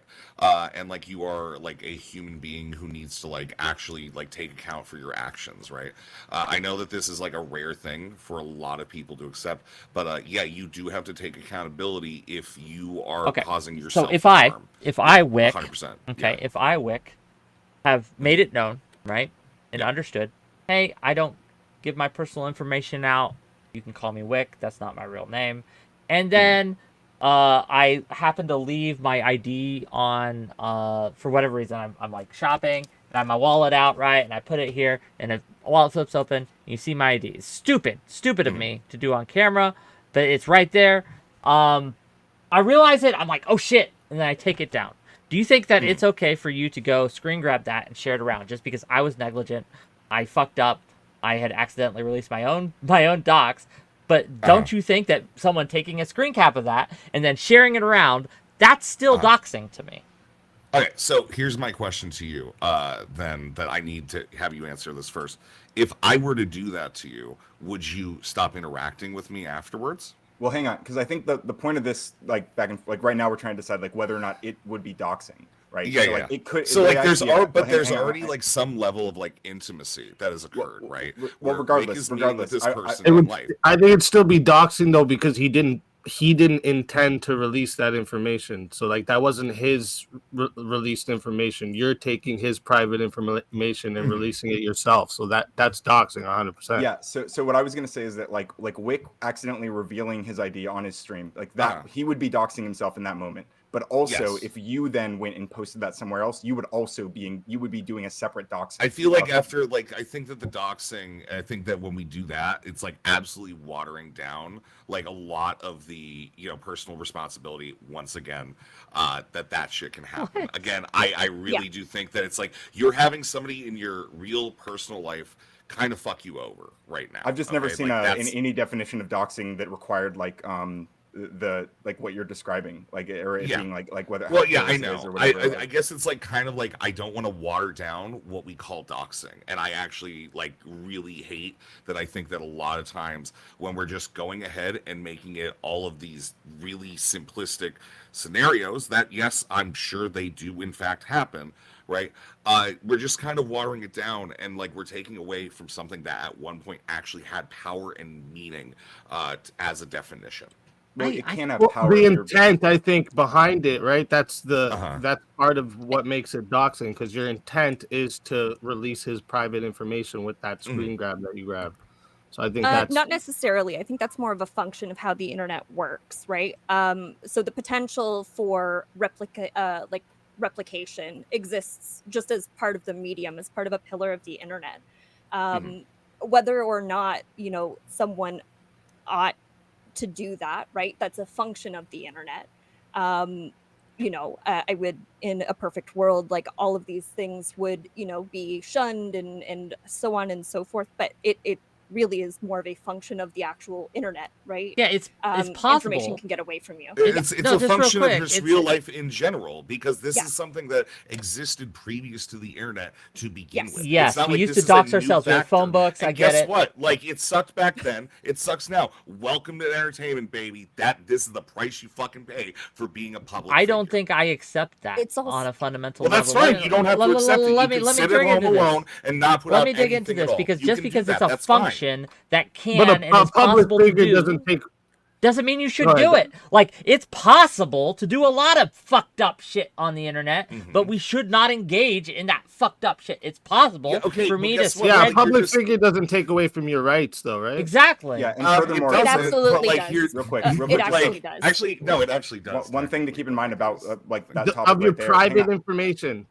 Like apparently about That's why 41%. celebrities- Apparently about 41% of web users have had their information doxed. So whether or not you're a public figure, this is still impacting people. Like just being online, this is a major problem. Like almost. And half where's the of line for just public real figure? quick, 'cause Am we're I a public asking- figure? Is Resi Well, hold a on. public figure? Because we're Yes. asking whether or not we're asking Reject that. about the definition of doxing, whereas it seems like right now you guys are getting into whether or not that action is right or wrong. Is it being right or wrong like necessary for you to call it doxing? Like that, like Wick, does it have to be wrong in order for you to call it doxing first? Well, malicious intent or negligence. I think doxing, by definition, Well, I is think wrong. that's the part that you guys are arguing over is By whether or not definition, malicious intent is necessary. Doxing is wrong. Like, I think that even negligently releasing someone's information, it's still doxing, right? But doxing exists as like a spectrum. There is obviously releasing a small amount of information versus this person will be at this place at this time at this address. Go get them, gang, right? Is a different thing than me releasing someone's real name that I happen to know. They're doxing. They're both doxing, and both are bad, but one is more bad than the other. But I would argue that releasing someone's information without their consent, right, is wrong. Now, how wrong that is will depend on your intent in doing so, and again, how much information you release. But again, if I have private information in someone, and through negligence or malicious intent release that information, I am doing something wrong. To piggyback off that, I think I agree with most of that, and particularly that like all of those things would still be considered doxing. I don't even know if I'd require like the malicious intent, because like I think the example where Wick was accidentally displaying his ID or something like that would be self-doxing. Obviously, he's not maliciously trying to dox himself, so I would still consider that doxing though. Sure, but the person who takes the screen grab is the one that we would consider to have the malicious intent. So, Yeah, for Resi, sure. do you think malicious intent is necessary for you to call it doxing? Yes, I do think that malicious intent needs to be there, but I also think that there is usually, when I think of doxing, I'm looking at longer term campaigns that I feel are like, oh, I got mad. If I knew Wick's real name, all right, and I just got mad at one point, and I'm just like, I swear to God, whatever your name is, you haven't told me it, so I don't know. It's kind of perfect. We're in a great situation here because I am mad at you now. I'm joking, but realistically, yeah, I still think that there is like a little bit of a campaign that comes after it. Like, I feel like doxing used to mean shit that was like going to get the cops sent to your shit. You were going to get like a ton of pizzas, going to fuck your credit up. They're going to send razor blades to your mother. They're going to call in bomb threats. You're going to have like all this other shit happen. And I think that it's just like people are just mad that like, yeah, you're getting some of who you are as a person not being separated from your internet persona. Well, I think the that problem, is, I think a lot of the problem that problem I have with this watering down.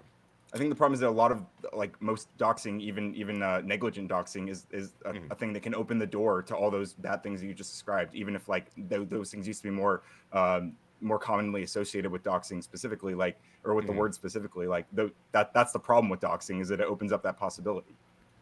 Okay, but like again, yes. But there is a difference of intents. If I see somebody that's going to get in a fight, do I think that they're more likely to murder somebody in the future? I think I probably could make that bet, right?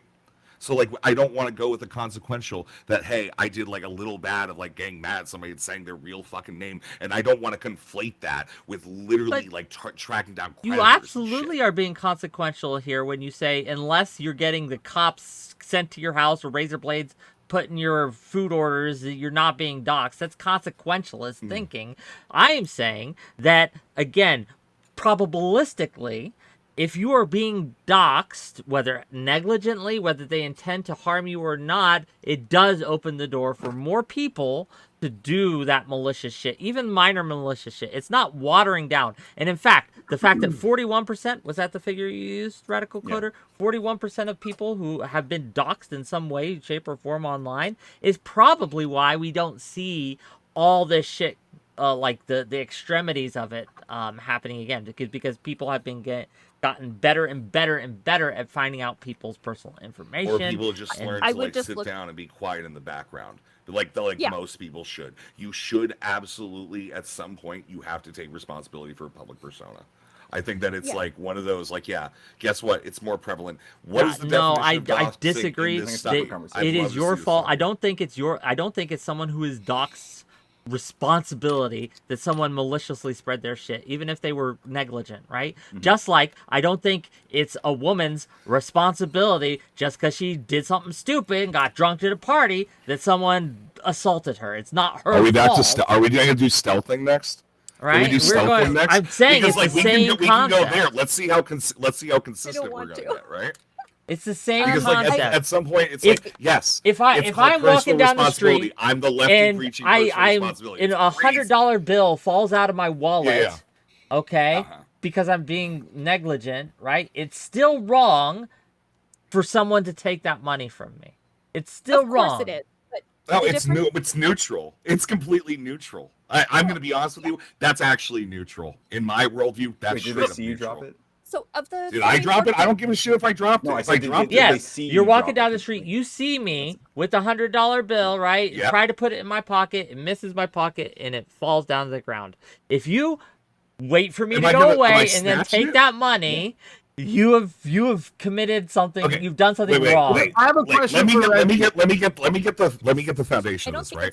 Now, here's the thing: it falls out your pocket. You're reaching for it. I run to snatch it and everything. Okay, sure. If I see it fall, I don't tell you about it. I think that's neutral. No. Well, I have a question. What if I was like outside streaming and you seen a store behind me? And you searched up that store and then posted where that store I was at? Would you consider that doxing? I mean, do we think it that way when celebrities that's like swatting anyways, ain't it? Pardon? I think swatting that's like closer to swatting because like you're just showing my location. Okay, wait. I actually have a buffer. I have a buffer on this. Do you remember who was it recently? They were out in fucking Austin. They were trashing this bar. It was like some big kick streamer was doing it. They were out in Austin and they were just trashing this bar. I think it was like Action Man, some fucks, right?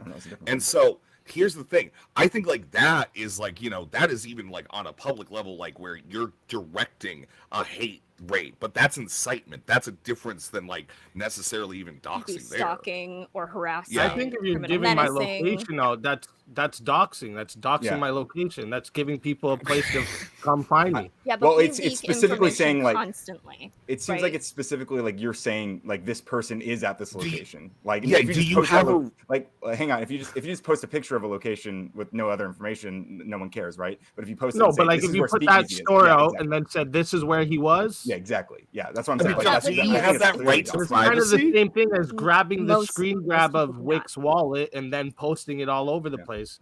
But wait, no, this is different because the public situation, there's an assumption of a right to privacy, right? That you are forfeiting to begin with. Yeah. Well, right, which is absolutely separate to like this like other mechanism of, hey, I did a thing that led to a bad thing that then I did the bad thing, right? Look, versus there's a like, fundamental do you have difference. a right to privacy in a public setting in the first place? And let me ask you, Speakeazy. So let me ask you, Speakeazy, just real quick. So if I go out and I say, hey, I'm going to Walmart, gang. I am going to be at Walmart for a show or for an event or just to go shopping. And then I'm streaming that I'm at Walmart. And then someone says, hey, Wick's at Walmart. Is that doxing? And like post the location of the Walmart I'm at. Is that doxing? Well, you said that you were. You don't have a right to privacy like that. Yeah, like that's it. First, doxing doesn't necessarily mean it's violating someone's right. Like it absolutely. No. For it to be criminal doxing, it absolutely. Yeah, but we're not talking about just criminal doxing. That's what I'm saying. Like there's doxing that's criminal and there's doxing that's not. Like only a few states even have doxing laws right now. Right. Yeah. Yeah. No. There's only about 5 countries that technically across the board have So banned is it this. not doxing if it's not illegal to you, Max? No. But I think that malice and intent has to be there. Yeah.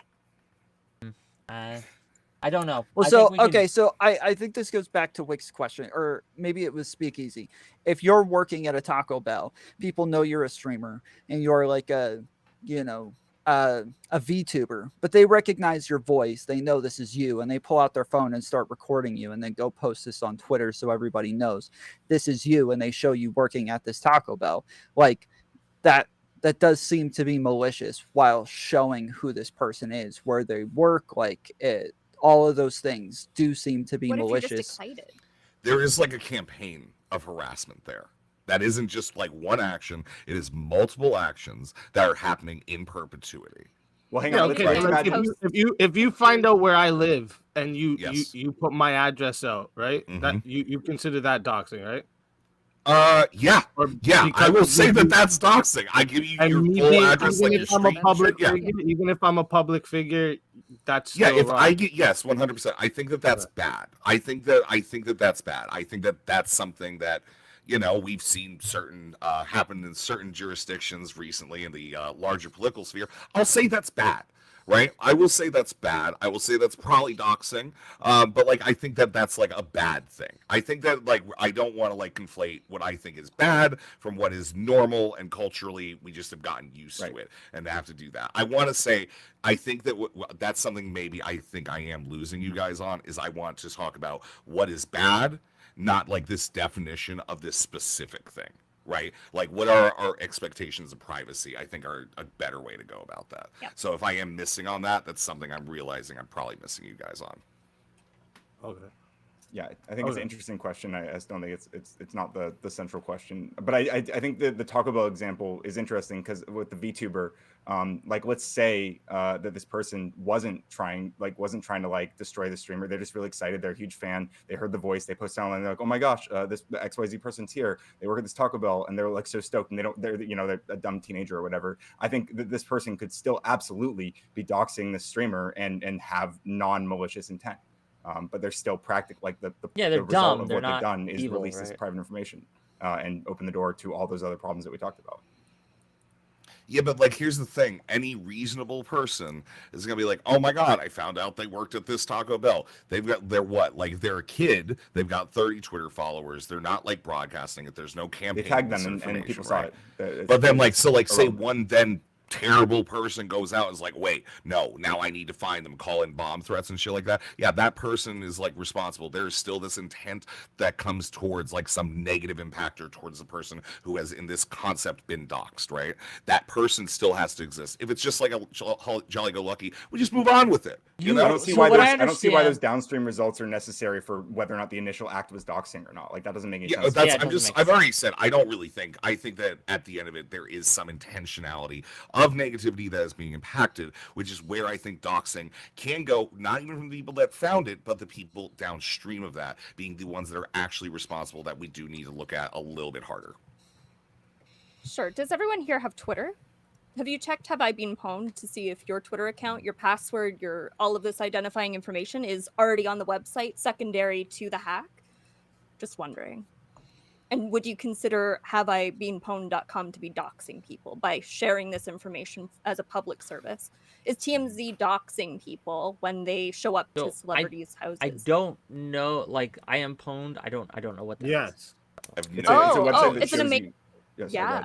No, you can go. I was gonna say, it's an amazing site that posts all of the hacked results, whether it's like a full database dump, but you can check your email, check your Twitter account. There have been massive breaches that like link both personal name registered with Twitter as well as personal emails used to initially set up the accounts.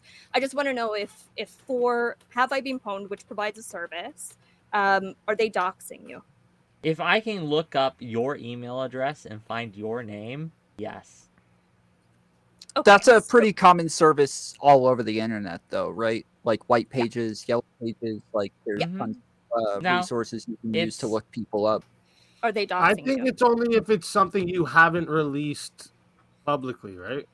Like if none of you ever knew my name, I never released it nowhere publicly. I didn't have Facebook profiles. I didn't have nothing public of my first and last name. And then you find my name out and you give it out. That's doxing.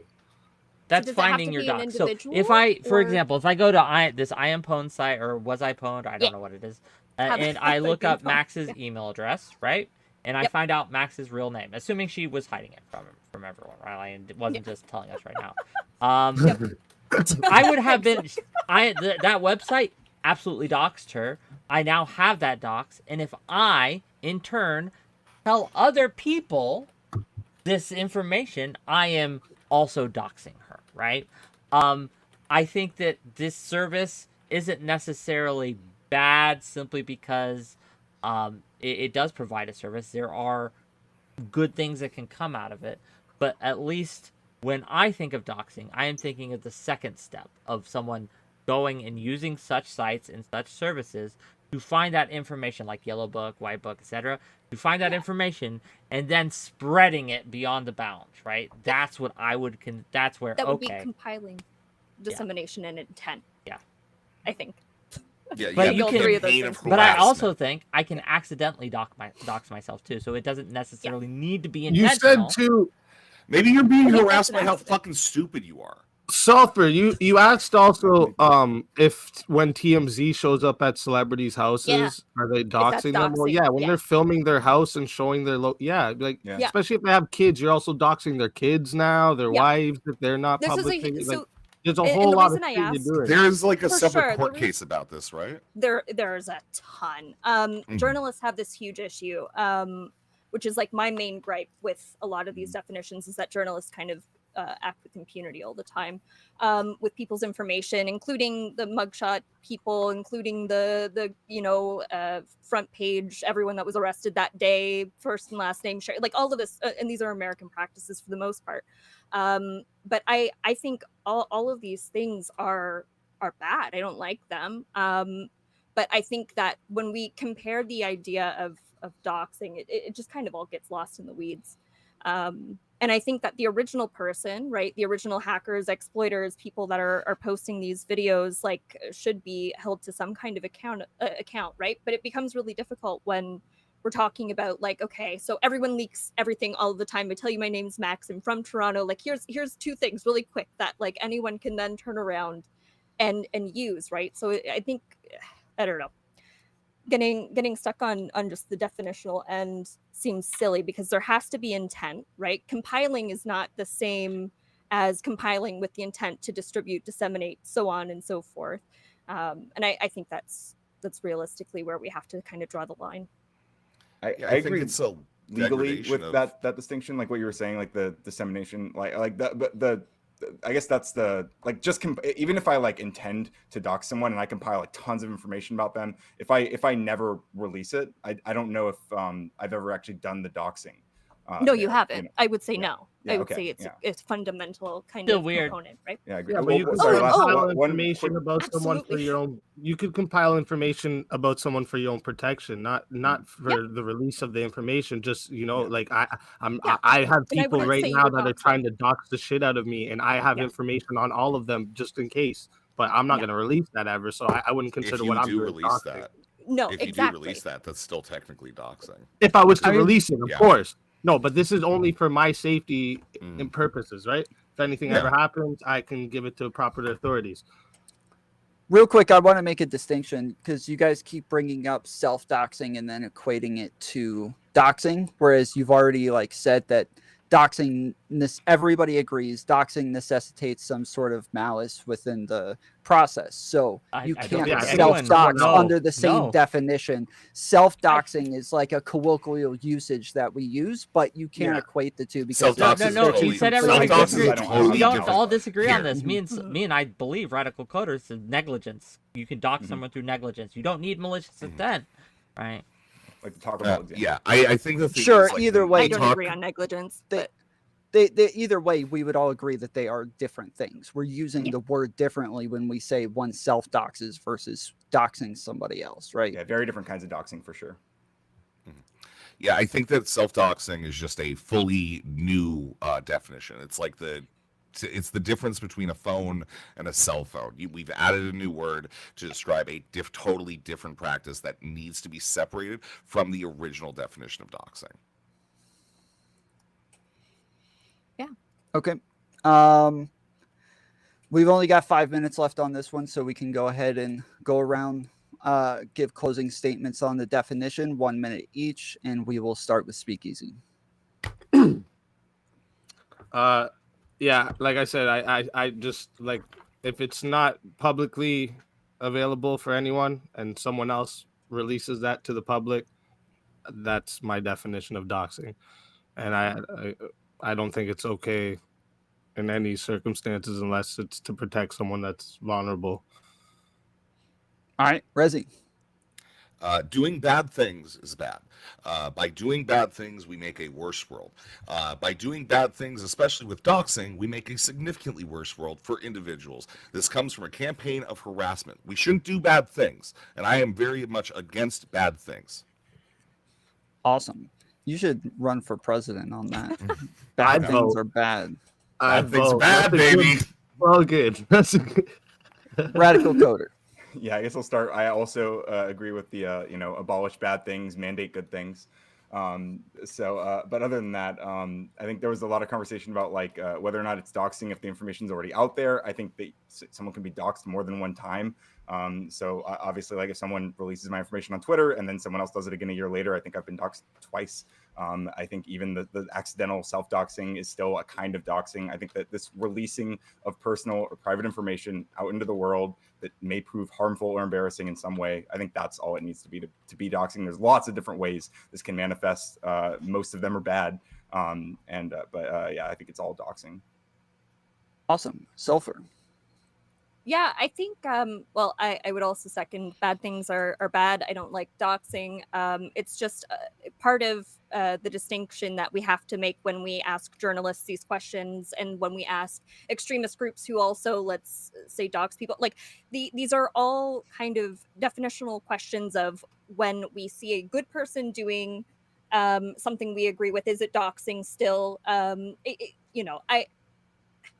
I see there's a lot of distinction here, and to just kind of flatten it all seems a little bit silly because there are different connotations to, let's say, Nazis releasing your personal information as a marginalized person.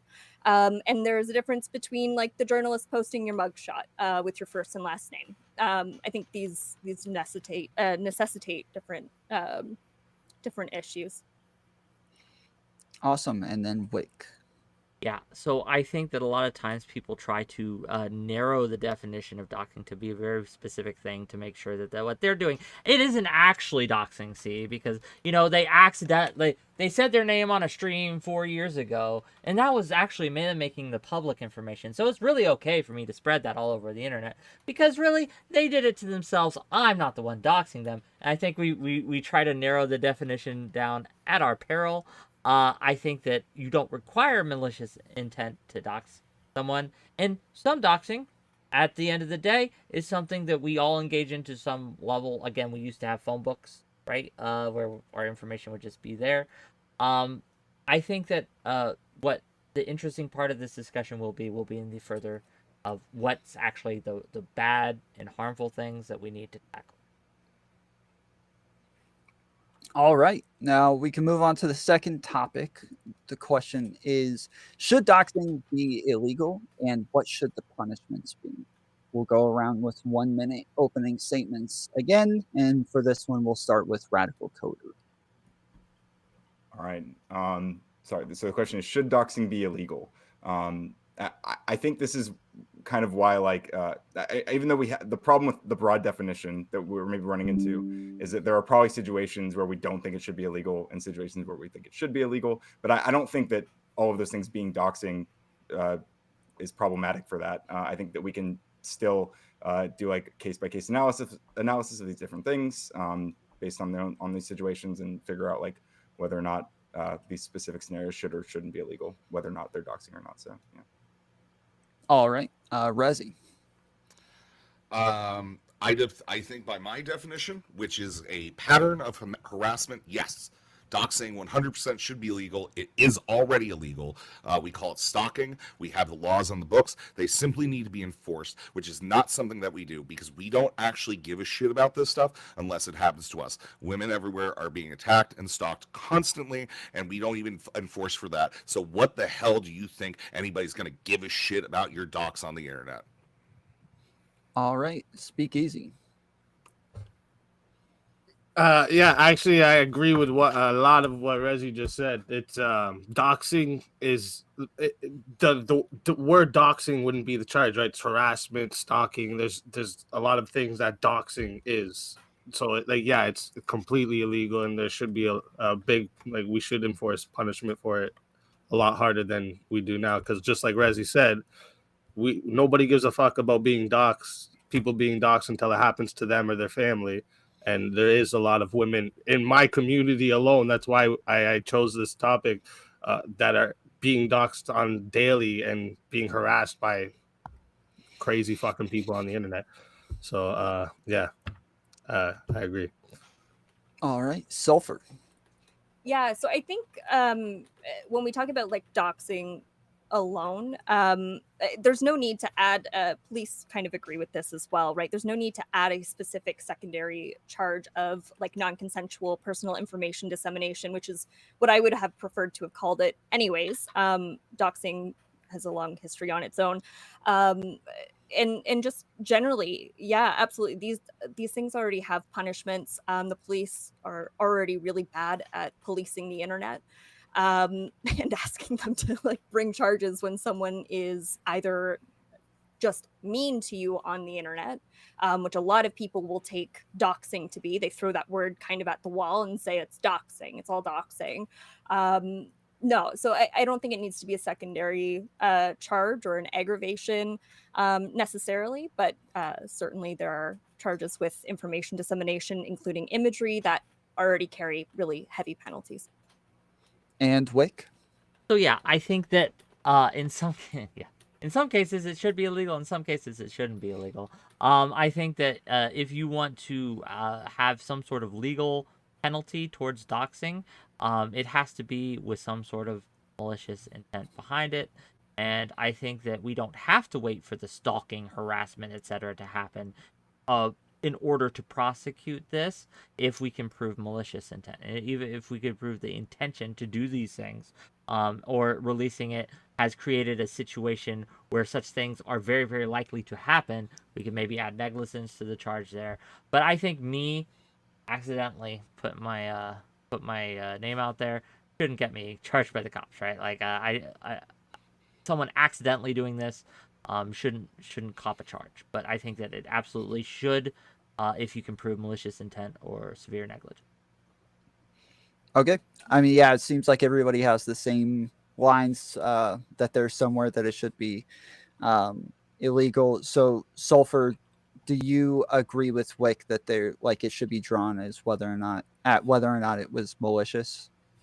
Yeah. I think the intent has to be the only kind of, I guess, factor. Yeah, I think there has to be intent. I don't necessarily agree with that. I think to charge that people with crimes, you don't agree with that? There has to be intent. No, there doesn't. Like if negligent homicide is a fucking thing. You can have no intention at all to kill someone, but you're still copping a charge. You're still going to jail, right? Like if it can be proven that through severe negligence you have done something that has caused harm to other people, right? Then absolutely you should catch a charge for that. So for example, if through my negligence I released your home address, Rezi, and then the next day people who hated you came in and stole all your stuff and beat you up, I should cop a charge for that through my severe negligence. No, you shouldn't. No.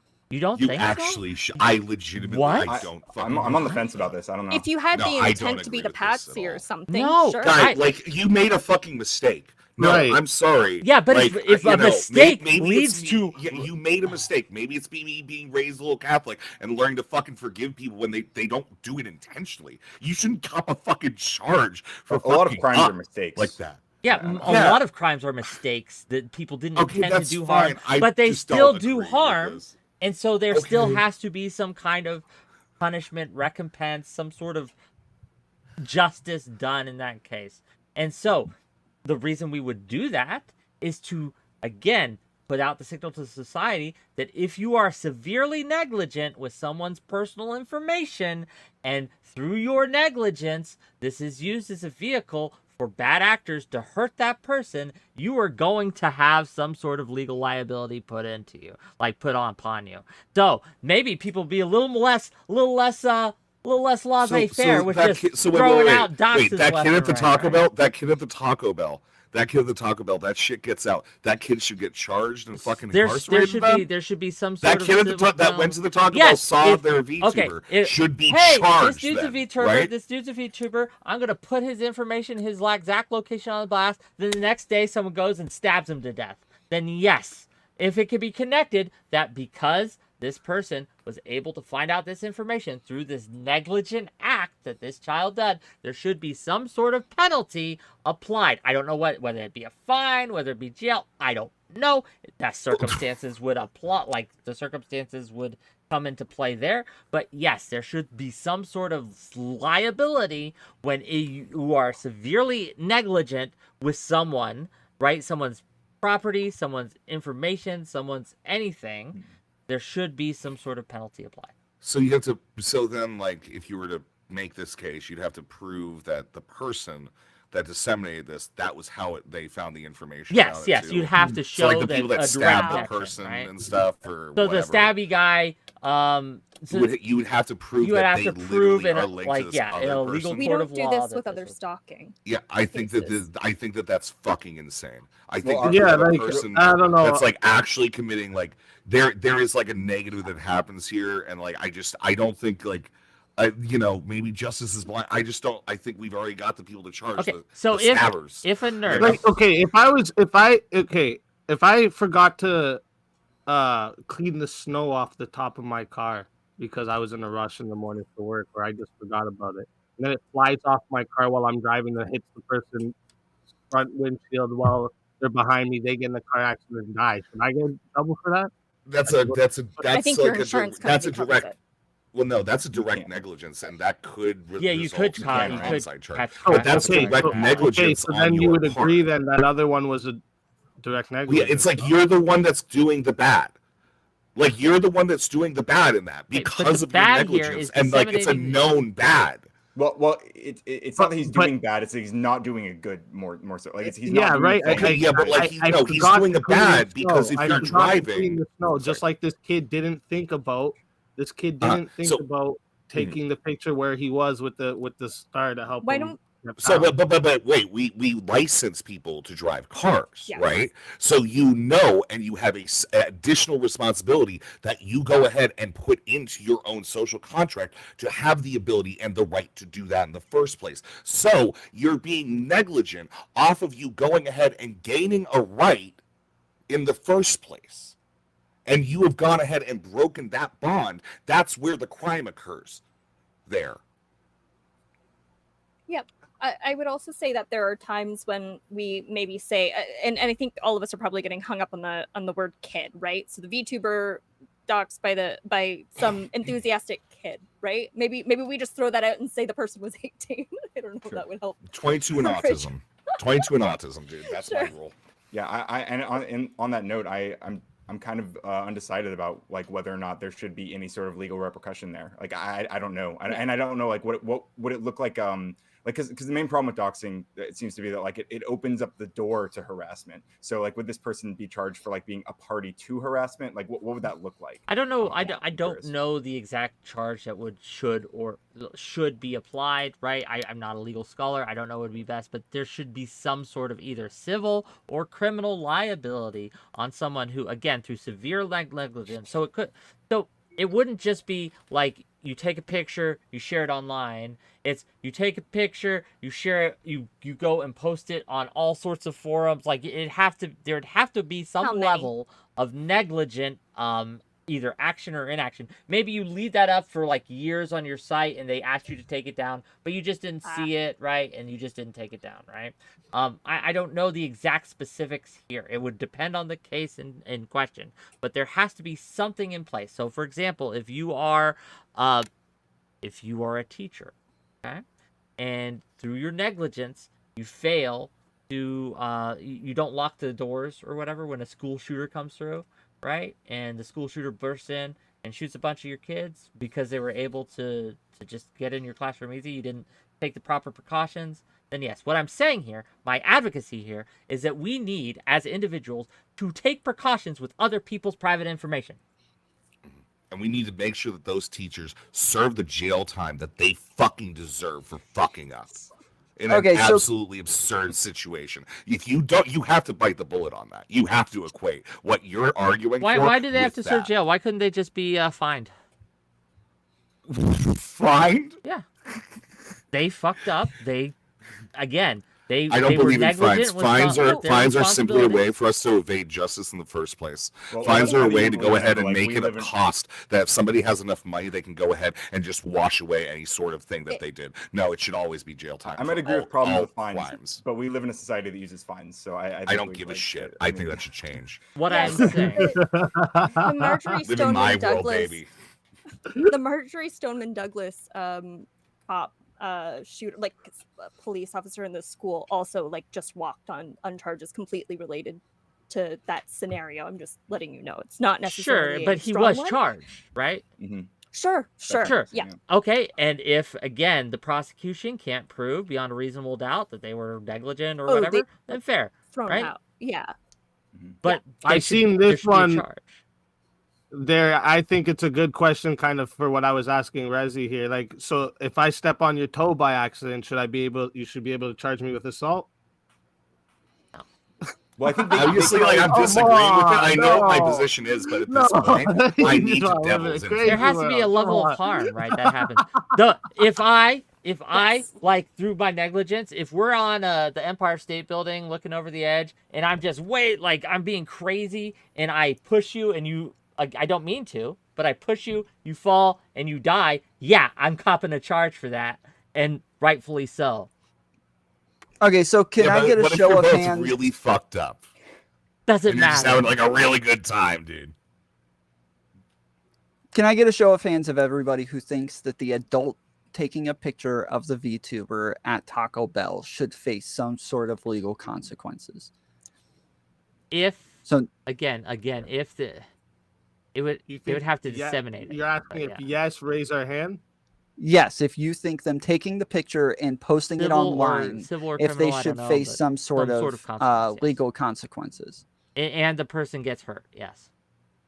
So two They're things have already to gonna happen. face Then enough not only do social they have to take the consequences. picture, but the person has to get hurt as a direct result How of that hurt? picture. Okay, I think so they're going to face Well, enough so hold social on. consequences for that. hold on. So what about being sued? Should a show of hands, should if this person has any sort of loss or harm from this, should they be able to sue the person for posting the America. picture in the Yeah, I first think place? Yeah, that's like Oh, kind yeah. of how this Absolutely. country works, man. Yeah. Okay. Okay. That's what I was So gonna And say. that would be a civil Let's- that would be a civil penalty, Yeah. to be clear. Yeah, in like civil trials, like you can make any sort of argument I'll agree with that whatsoever one, yeah. about like personal harm that then gets like reduced into other absurdities that again sure, and that's disfavor where the poor, stepping on but- the toe would come in Yeah. as well. All Like right. you would sue the Right person. back. But okay, so let's say somebody like accidentally posts their information online and they don't realize for a couple of days. Within those couple of days, other streamers, numerous people have already shared this, and tons of other people have shared it from there, and it's like gone viral all over the place because they think this person posted it on purpose, right? Like the VTuber who's never shown their face, everybody thinks this is their big face reveal, and so they all start spreading this all over the place. But it was completely an accident. The harm still came. Should they be able to sue people for going on and sharing this information? Yeah, I mean, sure. how like who do you sue in that Um, case? That becomes a question of pragmatism. Like if you have gone viral and suddenly you have 100,000 people tweeting out your picture, who are you suing? Let's say Keemstar is the first Yeah, person no, to pick that's- up on it to and me, post that's it, like and you left then the from candle in there, your house. everybody else starts sharing it. To me, that's like you left a candle in your house and set your house on fire, and you want to blame somebody else for it. That's a little bit like Yeah. Now, if Keemstar it dug wasn't up your everybody's photo, intent to fuck your life up. It was everyone was excited, right? Like that's way different. Would you expect these people to take it down once they find out that it's an accident? And if they don't take it down, now should the person be able to sue them? Take it down, yeah. Yeah, I think then yeah, if you have requested and say, hey, this was an accident, please take it down. They don't take it down. They say, nah, I'm not taking it down. You release this on accident, and then harm comes, maybe, right? So does everybody think for them? I mean, it sounds like a lot of doxing you guys think should be handled in civil court. Then no. I'm saying it can. I don't know if it's like one of those like where it should be. I'm just saying that that's probably where you would go. I don't and think I think that any I think any be, strata that we make within the legal system would most likely only go through that lens. Yeah. Does anyone know? Because there are like I think like 4 or 5 states that have like some laws about doxing on the books. Like, does anyone know like are most of those leaning towards like what we're describing here with the civil cases, or like are they more like the state bringing charges against people? We've historically had like civic penalties for doxing. I think the only people that like up until this point that have had any kind of criminal penalty have been people who have released the information of like judges, protected people, right? But yeah, I saw figures showing like $50,000 fines in like California, I think, but you'd have to look at it. I don't know how you'd ever collect that, especially when it's already the internet, right?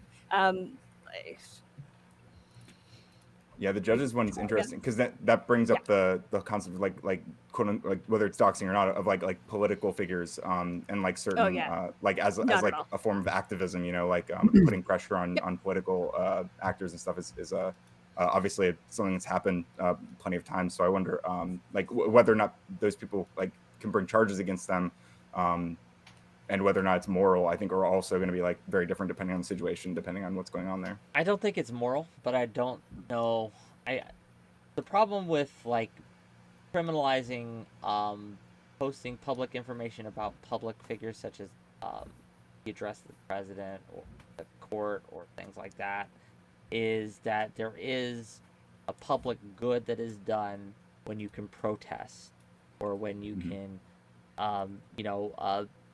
seek redress through your First Amendment rights to protest, write letters, call, etc.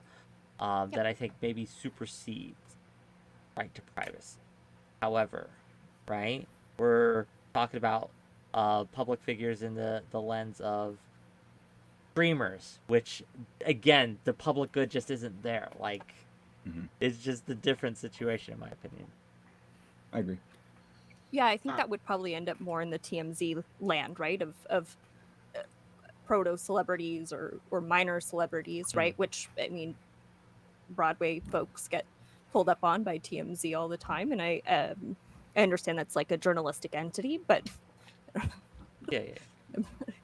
Have there been like successful suits or charges against journalists for like what we described earlier, like freedom of like speech, people's houses and stuff? Yeah.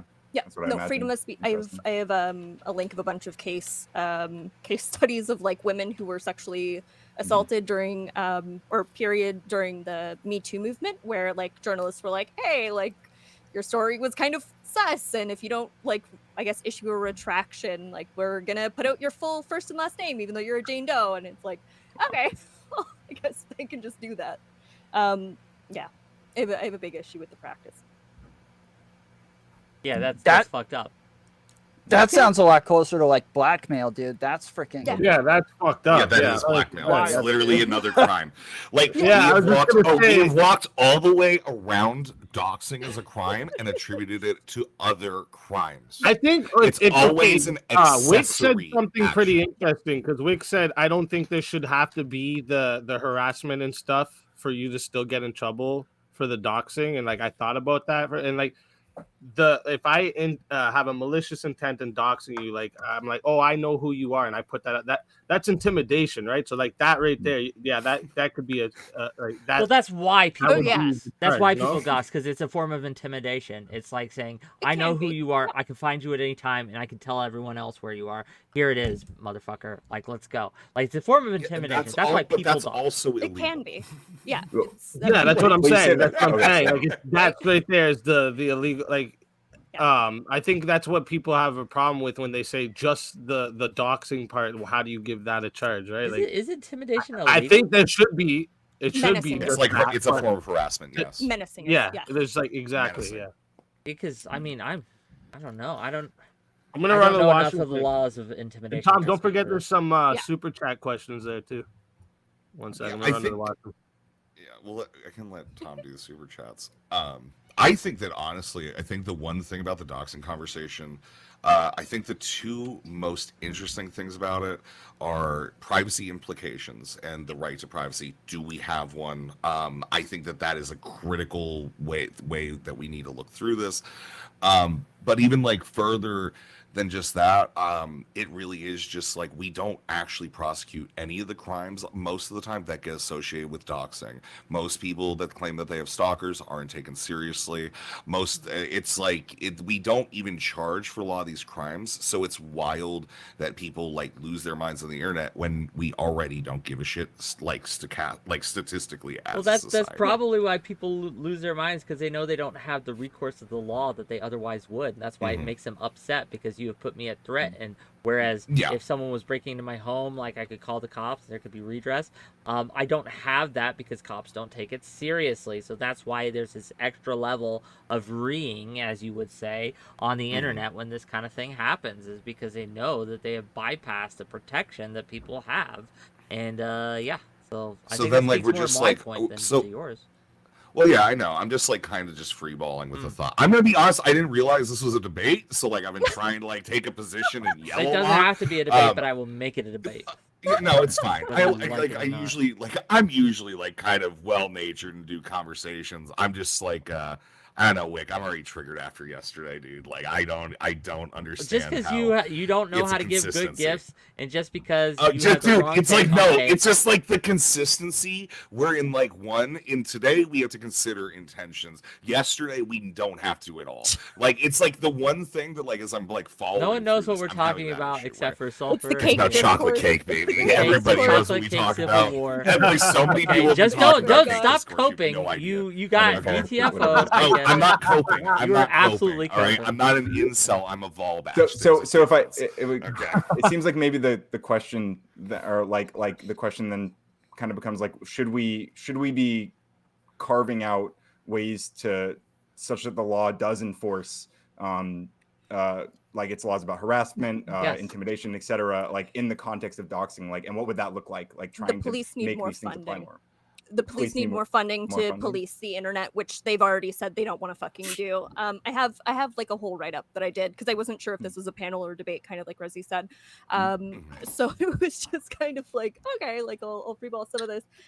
But like the police overwhelmingly already say like we don't want to police the internet. People will just call and say someone's being mean to me or someone is doing this That is true. ridiculousness.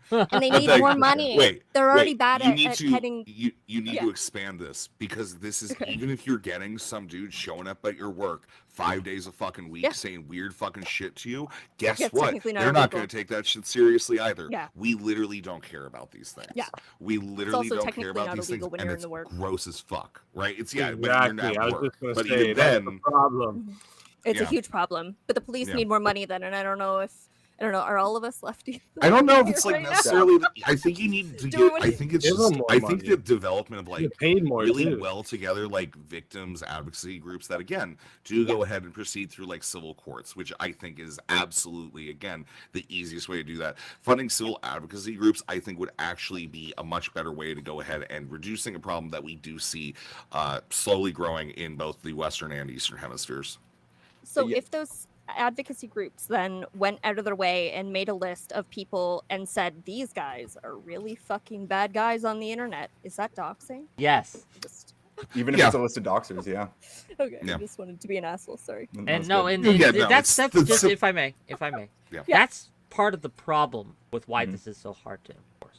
Yeah. Because a lot of people think they are doxing the bad guy, right? Yep. That the people who they're harassing, stalking, etc., deserve it for some reason, right? Whether they're a misogynist piece of shit who thinks a woman treated me poorly, they deserve this, or whether it be like someone who is Like the predator hunter shit. yeah, someone Yeah, who like thinks Elliot that, Rogers. that everyone they're doxing is pedophiles. The problem with this, right? think This that's kind of only okay if it vigilante goes to law. justice.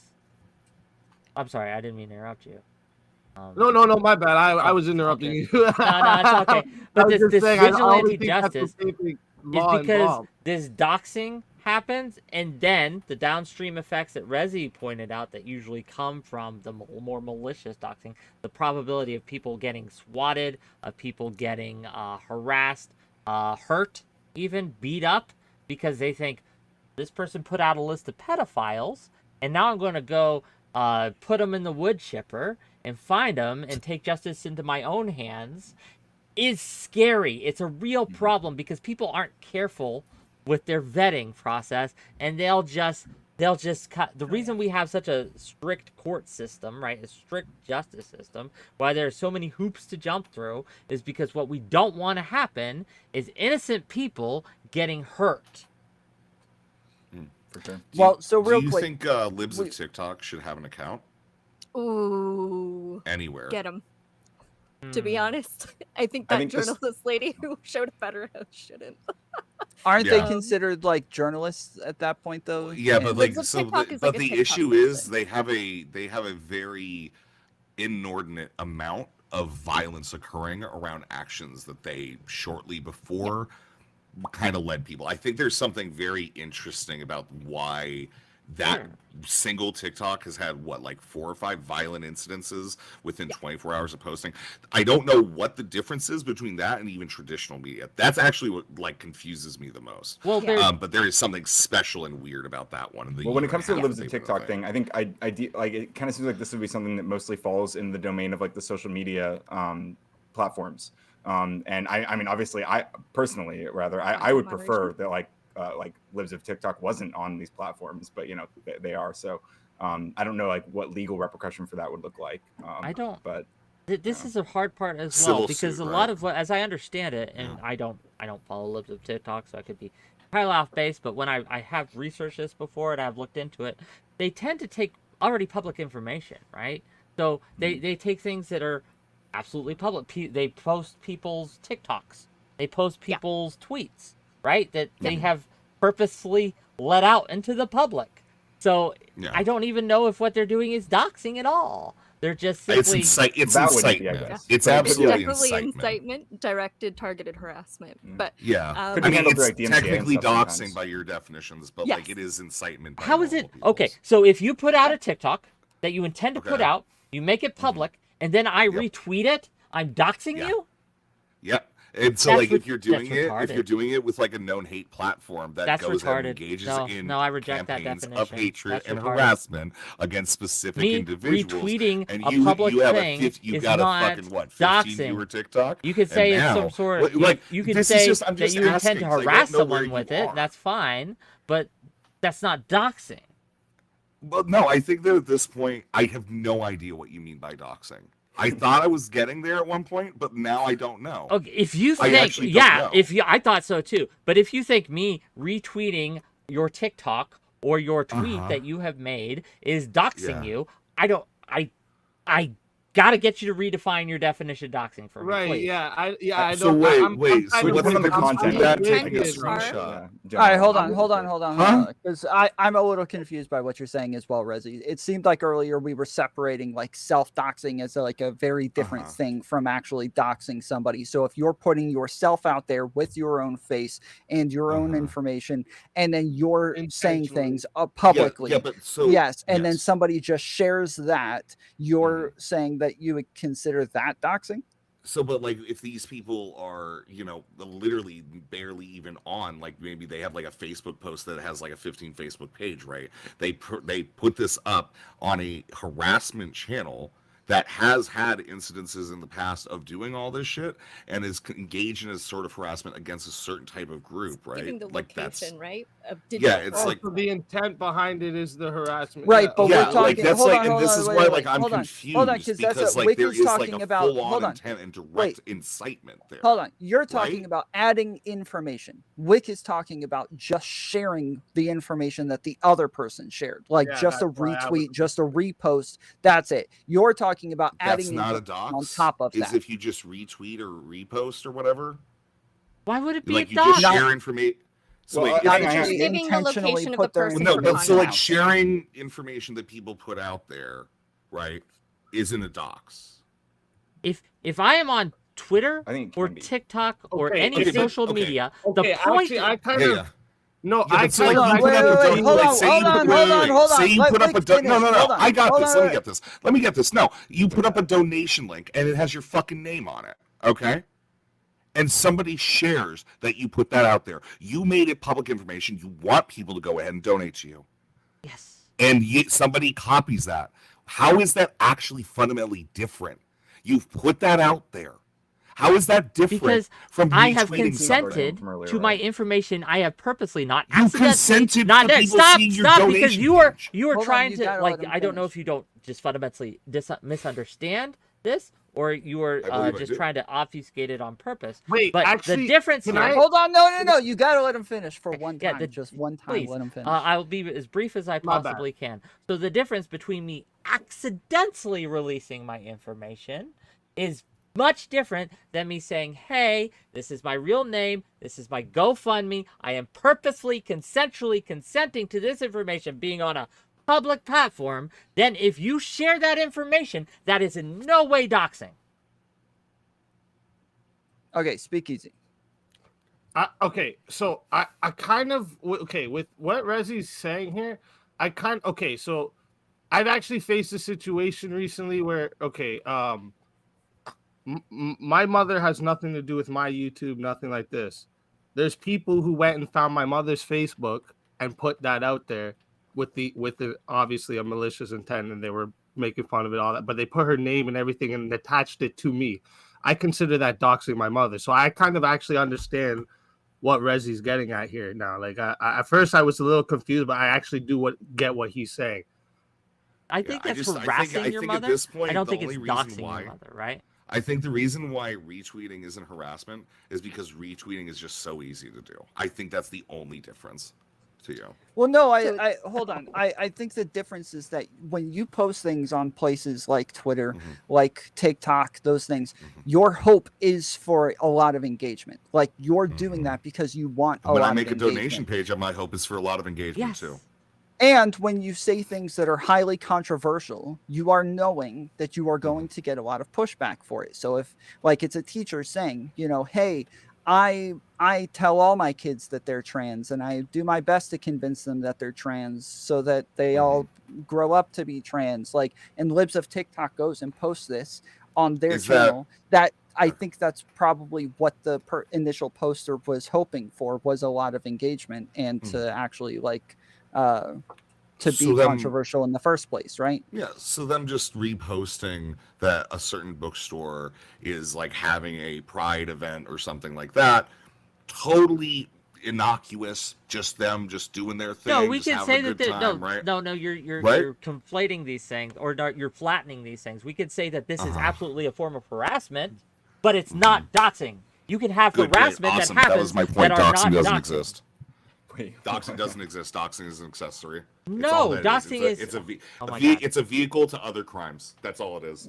Wait, but I thought we all agreed that it was only like private information or I've information decided I that no you were longer trying believe to doxing. keep. Yes. I'm decided. He's like, No, fuck in the it. process of this argument, I no longer believe doxing matters. I think that it's actually every other crime around it, and that doxing No, is simply a because vehicle. Just in doxing, the what it same way I could murder you with a gun, I could also murder you with a knife, which is the vehicle that I. One makes it far more likely for it It's to the knife happen, because it's and super the forms of harassment fundamentally change when you release Yes. someone's private information Yeah. into a public venue that they did not consent to and did not want to. Yep. However, if you were taking someone's public information that they have publicly consented to Yep. releasing, and they have done so on social media and other platforms where they're expecting high engagement or hoping for it at least, that is not doxing. We could say that that can be other things that are also bad, but that is fundamentally on a real level not doxing.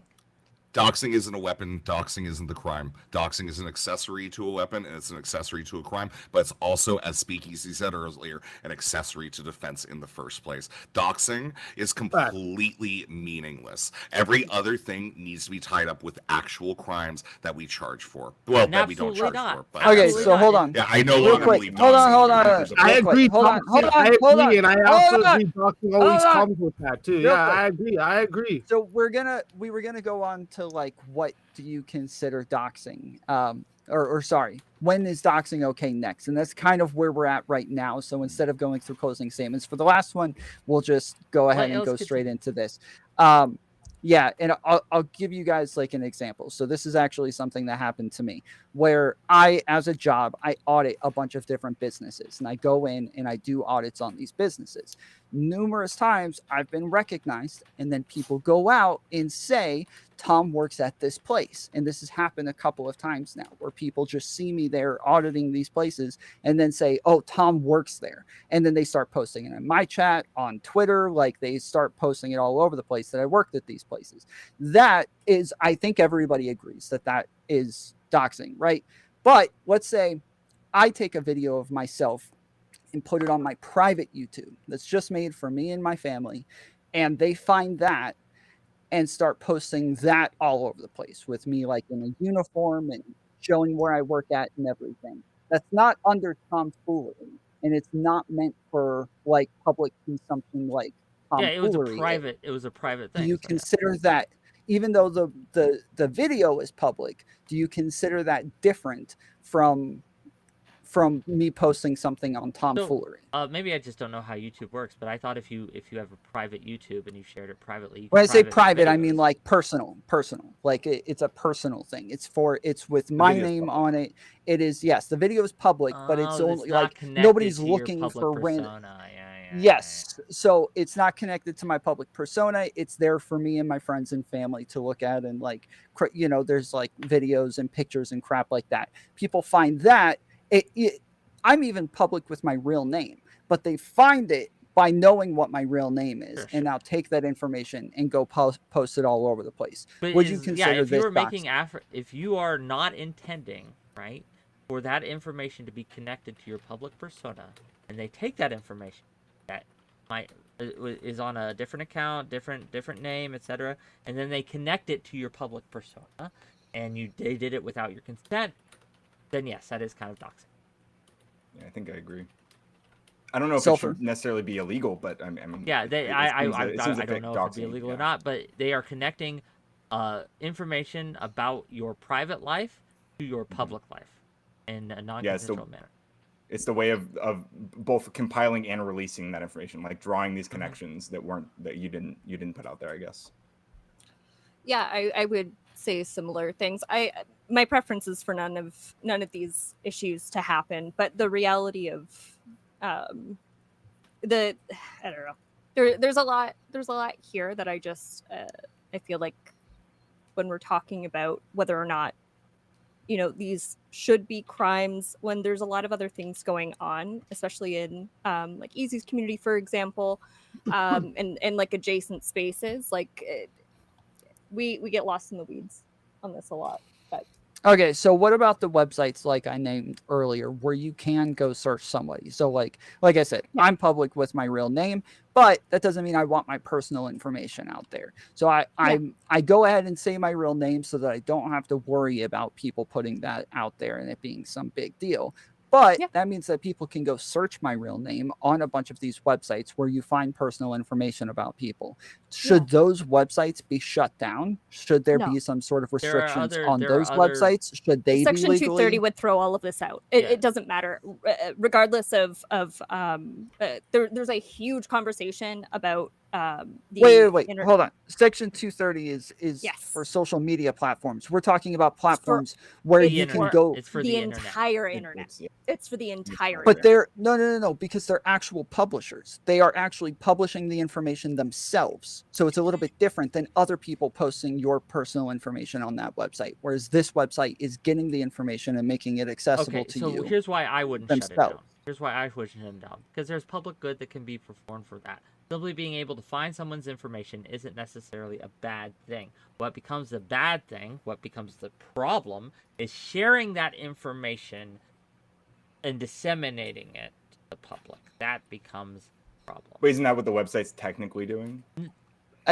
Kind of, yes. The But even on website's- top of that, the problem that I'm going to bring up here now is there was recently an event where we all knew that somebody's information was all being gathered in a Discord. Whether or not they ever posted the information in the first place, most people would already considered it doxing because they were gathering and compiling all of the information in this Discord in the first place. So everybody already called Do it we doxing. agree with that? So these, well, I mean, it's part of like even the state of California's definition of doxing, where just by compiling the information in and of itself is already doxing. So I honestly, websites are compiling the information. How is that different from what these people in Discords are doing? Yeah, I mean, so it's like just saying somebody's name at that point, just saying it over again, making a meme out of it. When they tell you to stop, you stop doing it. Like that's just doxing, right? Like, cause that's like that's what we're talking about. Can you opt out of these yellow pages sites? I just out of I think most curiosity. of those you can sites. say, Yeah, most of them I you think can, so. and that's Okay, like then I think I was gonna that's say- think it's a fine. I think Yeah, it's I a was gonna say pretty they have good standard. mechanisms.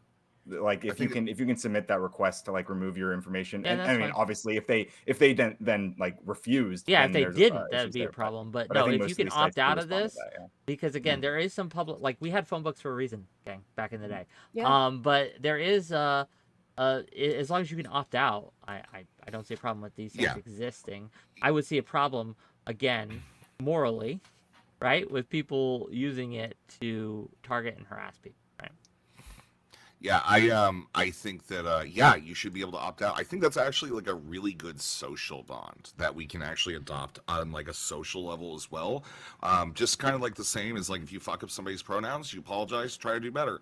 If you are sharing somebody's information, they don't want it being shared, that's fine.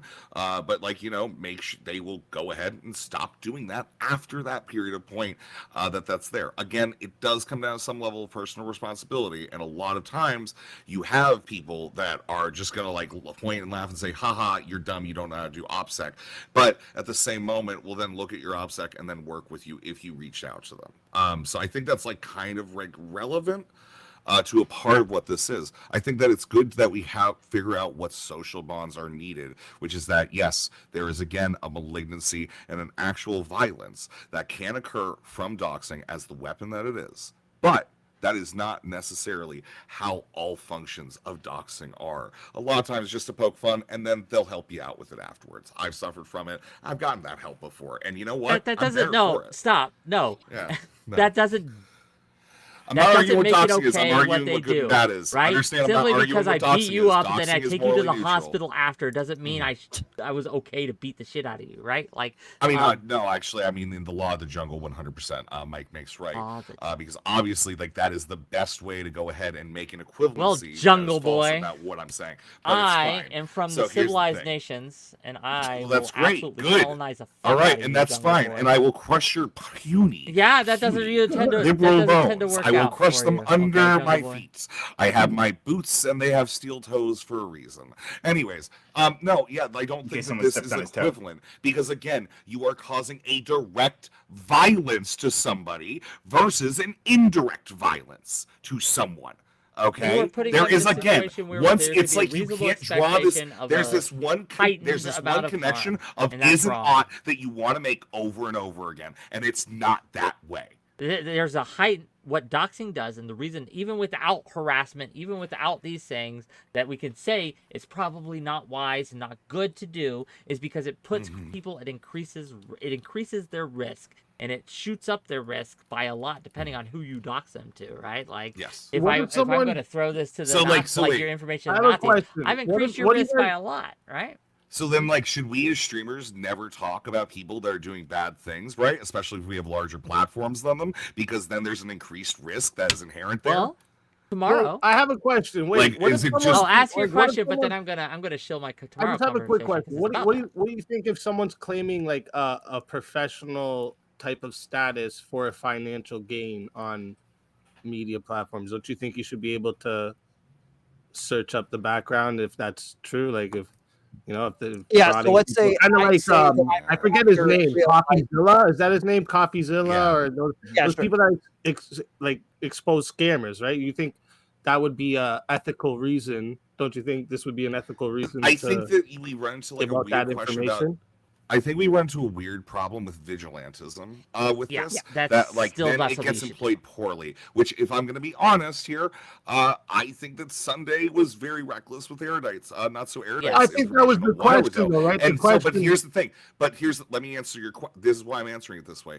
Sunday believes that Erudite is scamming people based on like her credentials and shit, and I don't agree with that. And I don't agree with Sunday's actions, especially after the fact when Erudite goes ahead and clarifies these things. That's why I'm not able to agree with like what you're saying about just doing that. It comes to vigilantism, and if I think you're a I get scammer, then guess what, brother? I'm gonna fucking figure out a way to tear your whole goddamn life down, and that gives me justification. That is I get what you're ethical, saying. and that's just eye for an eye, man. It don't work.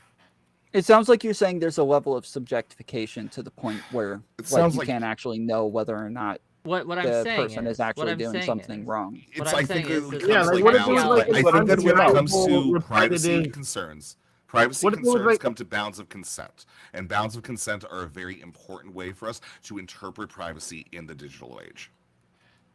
So what I would do if I thought someone was scamming, if I thought someone had credentials that I did not think they actually had, what I would do is I would say, hey, instead of doxing them, right? I would say, hey, prove it. And if they were unable to give me substantial proof that they were who they were claiming to be, then I could say this guy's just scamming. I don't need to dox them to do that. So there's potentiality, right, of the normalization of taking matters into your own hands to expose the fraud is that a lot of innocent people are going to get hurt. And just because people feel like they have this righteous indignation and anger in them that I know this guy is a scammer and I'm going to fuck his life up.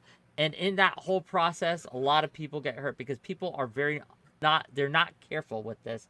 They're not, they don't tend to do this well. So we have to say, as a rule, as a policy, as a norm, that no, it's not okay, even if you think someone is doing a bad thing, to dox them. Because Yeah, you and let me don't just, know. real quick, let me add, like for the Sunday situation, like it seems like even if you like agreed with all of those criticisms he made, that like her name being in that video was unnecessary information. Like additionally, you know. I think That's that what no, I'm it trying to wasn't say, her like, name in the I'm first not video. It added was her in name in with like the the unnecessary information. Not Yeah. like that's what I'm trying to say. There's like, Yeah, and I get what you're saying, Rezi. That's why it's hard to even draw the fucking. Yeah, that's why. Well, I think that when it comes down to it, I think Erudite explained it pretty simply. But her saying, "Hey, I would prefer you not to do this." This is why I think bounds of consent are very, very important with a lot of how we conduct ourselves in this manner, right? And again, it's like, yes, you can make those arguments. I think that the only place where like the doxing gets like, I want to talk about, I think that there is ethical doxing, right? Like super ethical doxing, where I'm sorry, like if some dude is like outwardly harassing individuals, like assaulting, raping, you know, whatever, and like you end up doxing that person, that's obviously like totally okay if you're just like kind of exploding out what information's there, right? But like that's like where I think that this whole thing, again, doxing is a weapon that can be used for good or bad, and we just have to hope for good. That was actually the next thing I had written down here. Then, like, I was gonna say, like, what if you had like an undeniable proof of this person doing a repetitive, again, even if you knew 100%, like, what if the police are doing nothing about somebody that talks to minors on a constantly? It's not doing. Wait. It's not doing nothing. Not doxing them is not doing nothing. Me reporting their information to the FBI is not doxing. Okay. That's not doxing, but it's doing. But that's but that's what he's saying. He's including that in the harm. Like he's saying that they're not actually doing anything about it. You've already reported them to the police, but you have proof that they're doing this anyways, and the police aren't doing anything about it. Or there's an investigation, and you're trying to stop kids from being harmed in the meantime, and telling people to stay away from them in the meantime. I'll give you a real example. I have proof of a guy talking to young girls on Omegle sexually.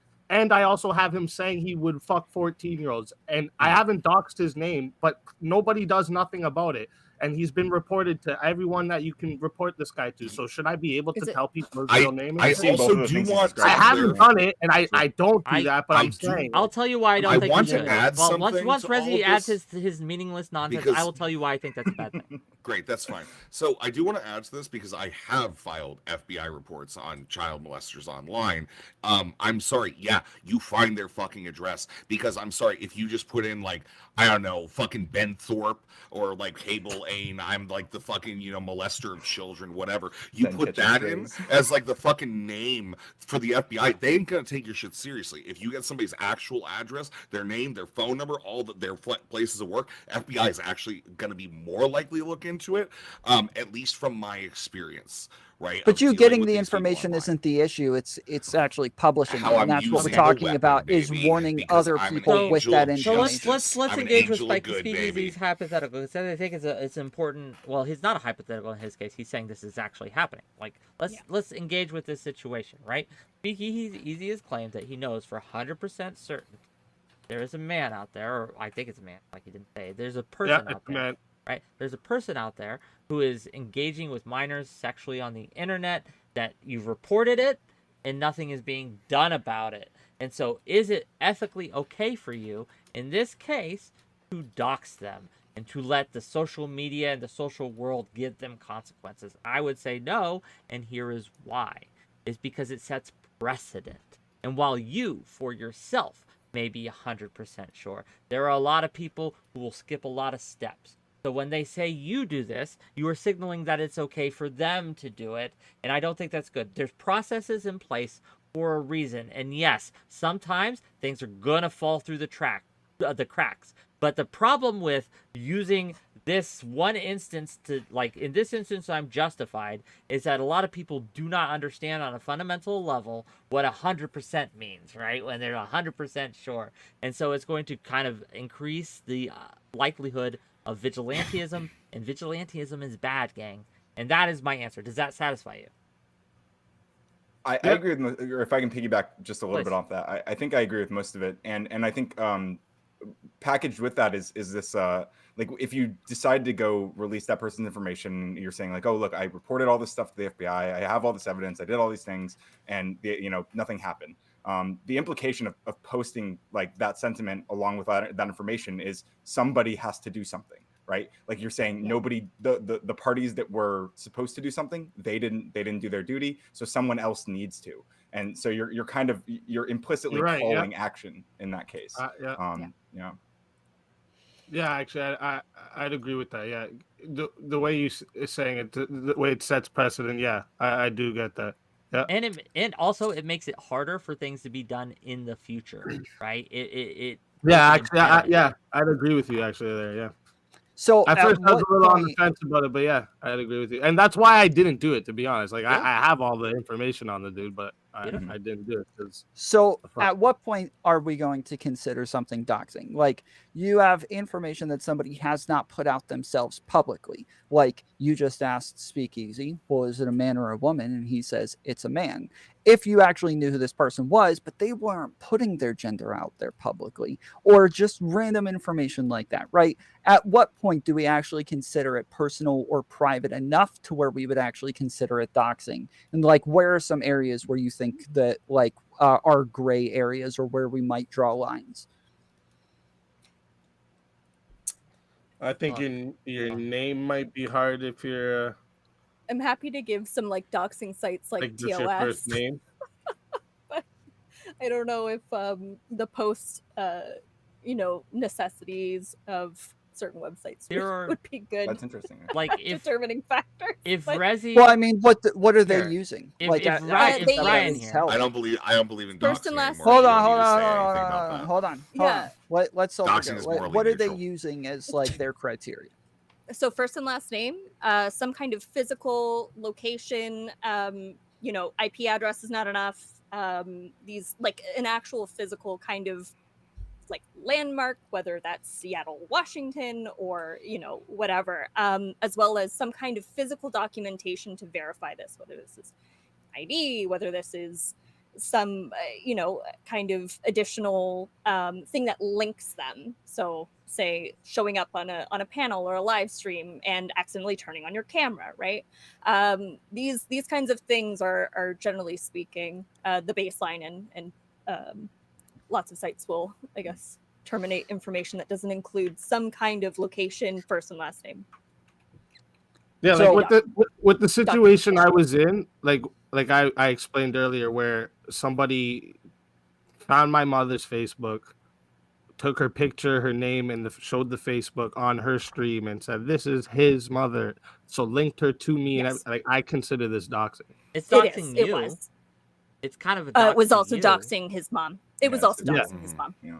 Yeah. Yeah, No, his mother has every expectation of privacy because she has no contract or constituent value that is Yeah, here. she doesn't She come on can't my make that. stream. She I doesn't didn't make give her that name social out. agreement. Yeah, she doesn't make the social agreement. Speakeazy did, Okay. right? Is it a disappointment? Sure. I hope your mother still loves you, but regardless, I do think that it's like, yeah, I don't know, man. I just, yeah, it sucks, and I hope whoever did that to your mother, she's nasty. That person who did it, but sorry. dies. Yeah. I thought you met his mom. I was like, damn. Okay, so let me give you guys That's another weird, example. dude. Let's say, for instance, there was a streamer in this community. They used a synonym. But years ago, like 10, 15 years ago, let's say they were in like an Offspring music video or something like that, where their name was in the credits. Would outing that and saying that this person is the person in the music video, even though both are, like, one is way more popular, way bigger, was like mainstream media all over the place, was on MTV nonstop, was on ABC, NBC, like it was everywhere, right? Yeah. But now this small Twitch streamer is being connected to that thing that is obviously much bigger than them. Would you still consider that doxing, even though that thing is way more public and way bigger? Yeah, if someone Is is he- trying to be private and then you connect their public life to their private life, yeah, that's doxing. Is he a Screen Actors Guild member?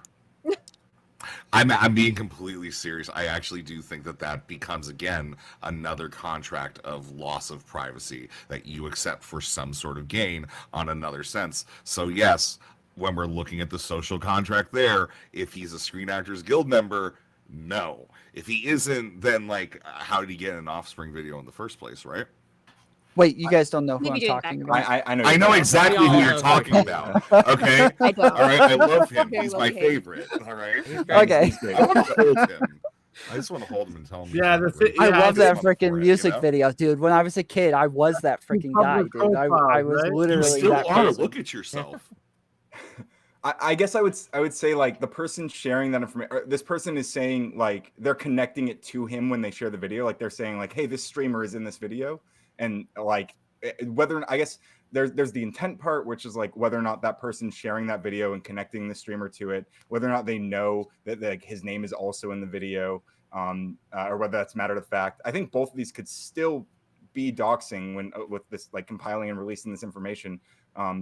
But again, it does come back to like whether or not they're doing something malicious, whether or not the streamer is like upset about it, whether or not they want to, like, want this person to stop. Those are all the more important questions, I think.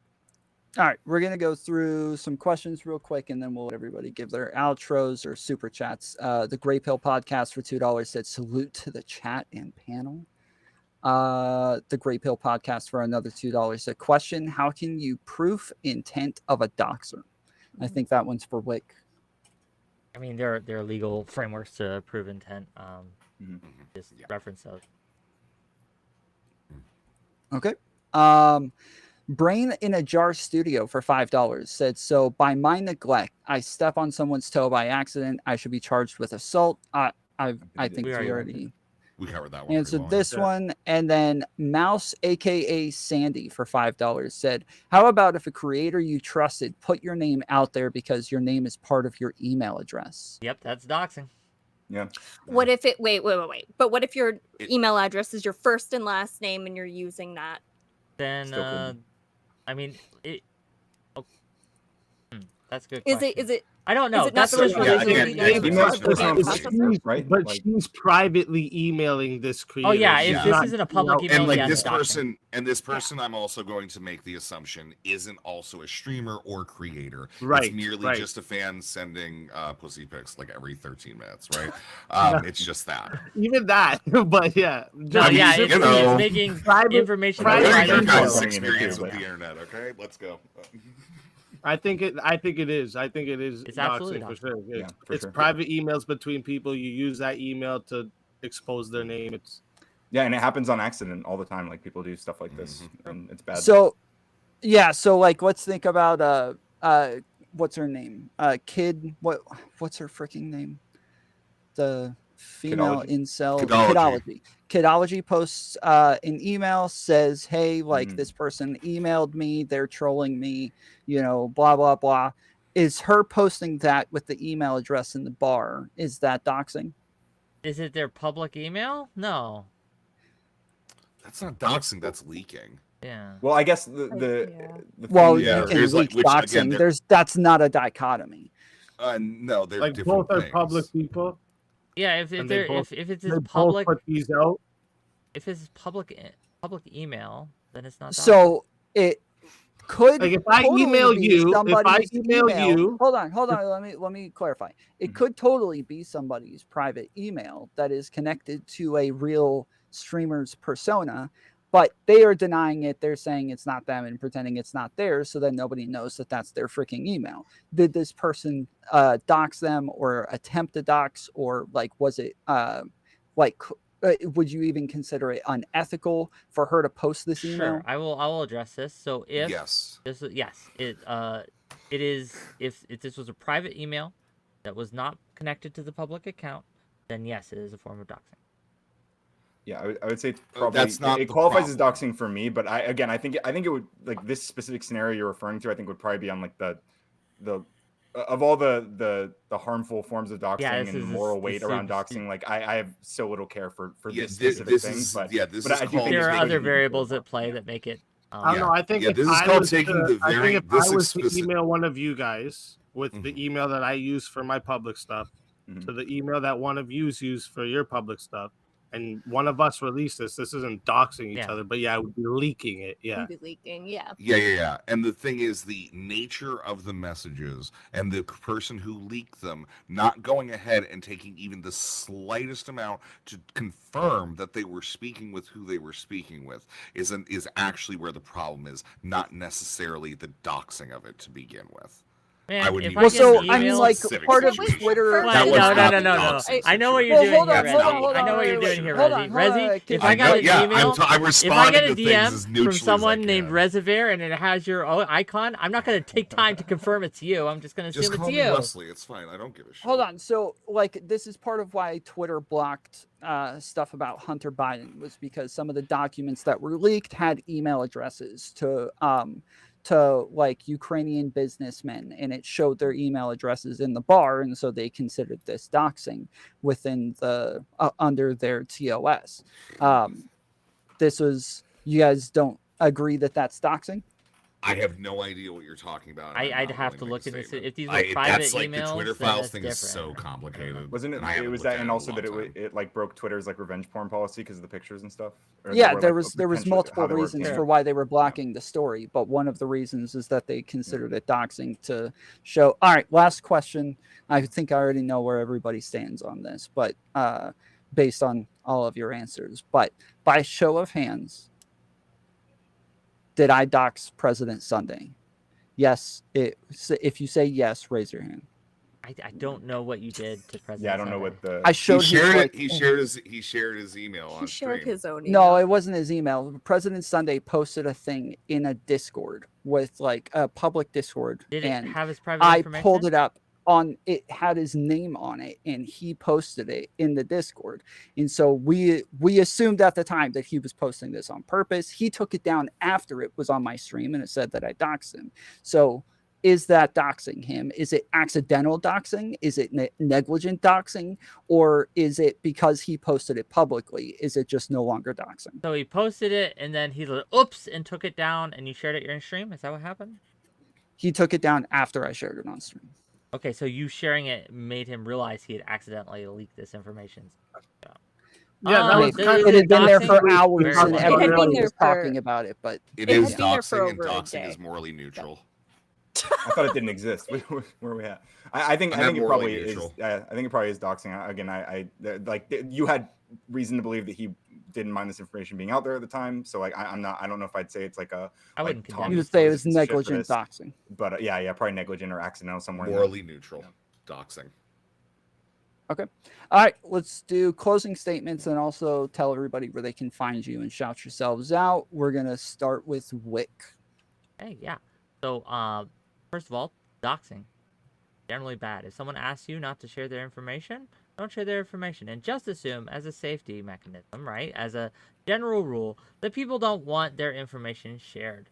If you tell me something, I will keep it private, even if you don't ask me to keep it private specifically. And I think that's a good thing. I think that's something that we should, just as a general rule, as a society, we should all know less about each other. We should all know less about each other. Stop sharing information about your private lives with me. I don't want to hear it. I don't care. I do not care about your private lives. I'm going to be real with you. My name is Wick. I have a show, WhickTV, on Twitch and Kick. And you can find me on YouTube at Wick-TV. Tomorrow, we're going to have Destiny. We're going to have Turkey Tom. We're going to have Xena. We're going to have 𝕵𝖎𝖙. We're going to have Erudite. And we're going to be talking about monetizing manic breakdowns. The 𝕵𝖎𝖙, or 𝕵𝖎𝖙, I don't know how to say his fucking name. His situation has kind of exposed something that happens all the time in the streaming world, where we see someone having a mental breakdown, and we monetize that shit. Aiden Ross is talking about bringing 𝕵𝖎𝖙 into some kind of content house. Given that we all know he's going through it, is that ethical? Is it ethical for an audience to watch that shit happen and then give the person money so that they do it more? We're going to have all sorts of thoughts about that, all sorts of conversations. Tune in tomorrow, 6 p.m. Eastern. That's me. Thank you. Radical Coder. All right. Yeah. So I guess it seems like doxing again. Like I think I agree with most of what Wick said throughout this. And like most, like 9 times out of 10 or more, like it's definitely bad. There might be some situations where it might seem morally justified or even be morally justified, and even in those scenarios, I don't think I would recommend that people do it. There's probably niche scenarios where I might agree that it's the right thing to do, but I think you have to make a really, really strong case to do something like that. And I think most people, or like a lot of people are going to disagree, and you might face consequences for that socially, or in some cases legally. So it's all things to keep in mind. Yeah, I'm Radical Coder. I do stuff like this all the time. Honestly, I didn't have like super strong positions on this. I was just here to talk, ask questions, and learn. And I think it went pretty well in that regard. I feel like I have a much better understanding of this topic, although not stronger opinions, which is probably fine as well. Yeah, I'm hoping to start streaming again soon. I apparently YouTube monetizes at 500 now. So if even a handful of you run over to my channel after this, I think I'll be monetized by the end of this week. Let's go.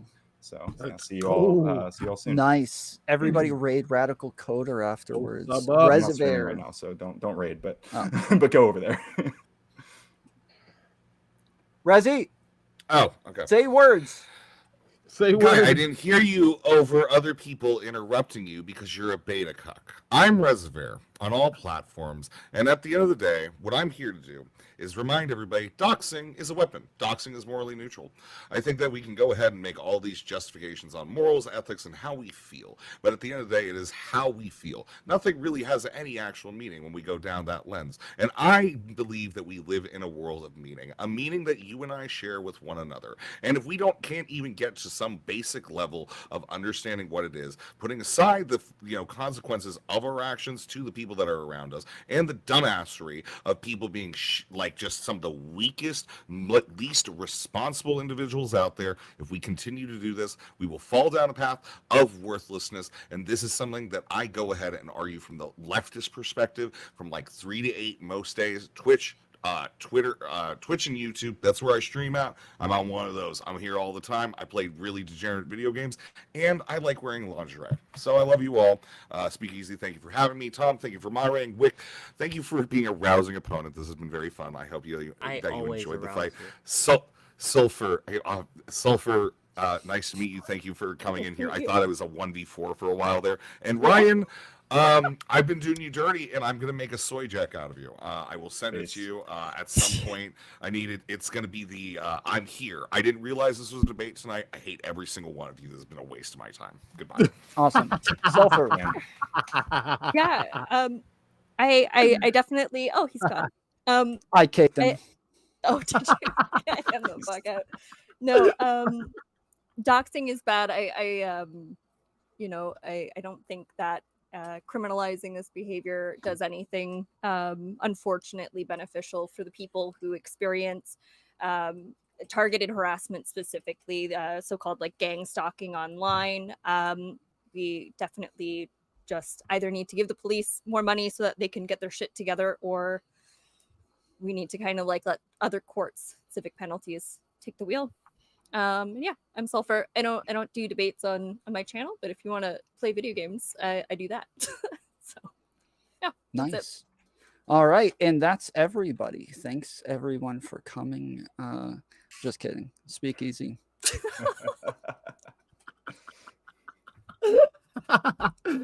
Shit, that's great. Skate with Speakeazy on YouTube. Do a little bit of everything over there. Doxing, don't ever fucking do it. It's wrong in every time. And actually, I expose people who dox people. So if you do it, I'm gonna probably get you on my channel one of these days. He's like the Dexter of doxing. He doxes doxers. Wait, so I could be Yes, yes. famous? No, I don't and go on a dox them. I famous just expose Speakeasy them for what stream they're doing. if I dox someone? Damn. Uh-oh. Talk Wick, about don't do it. perverse incentives. Right now. Leaking the Awesome. Yeah, appreciate everybody joining. It was a good conversation, a good debate. Thank you, Speakeasy, for hosting, and thank you, Tomfoolery, for moderating. Yeah, thanks, hope Tom. to see you guys too, back Tom. another time. Big ups to Tom. Find you, Appreciate Tom. it. Peace out. Later. Okay. That was something. That was something. Oh, I don't want to start doing all that. Let me get the thing up. Close the thing. And yeah, okay, gang. I'll see you tomorrow, 6 p.m. Eastern. I'm ending stream because I'm tired. Bye.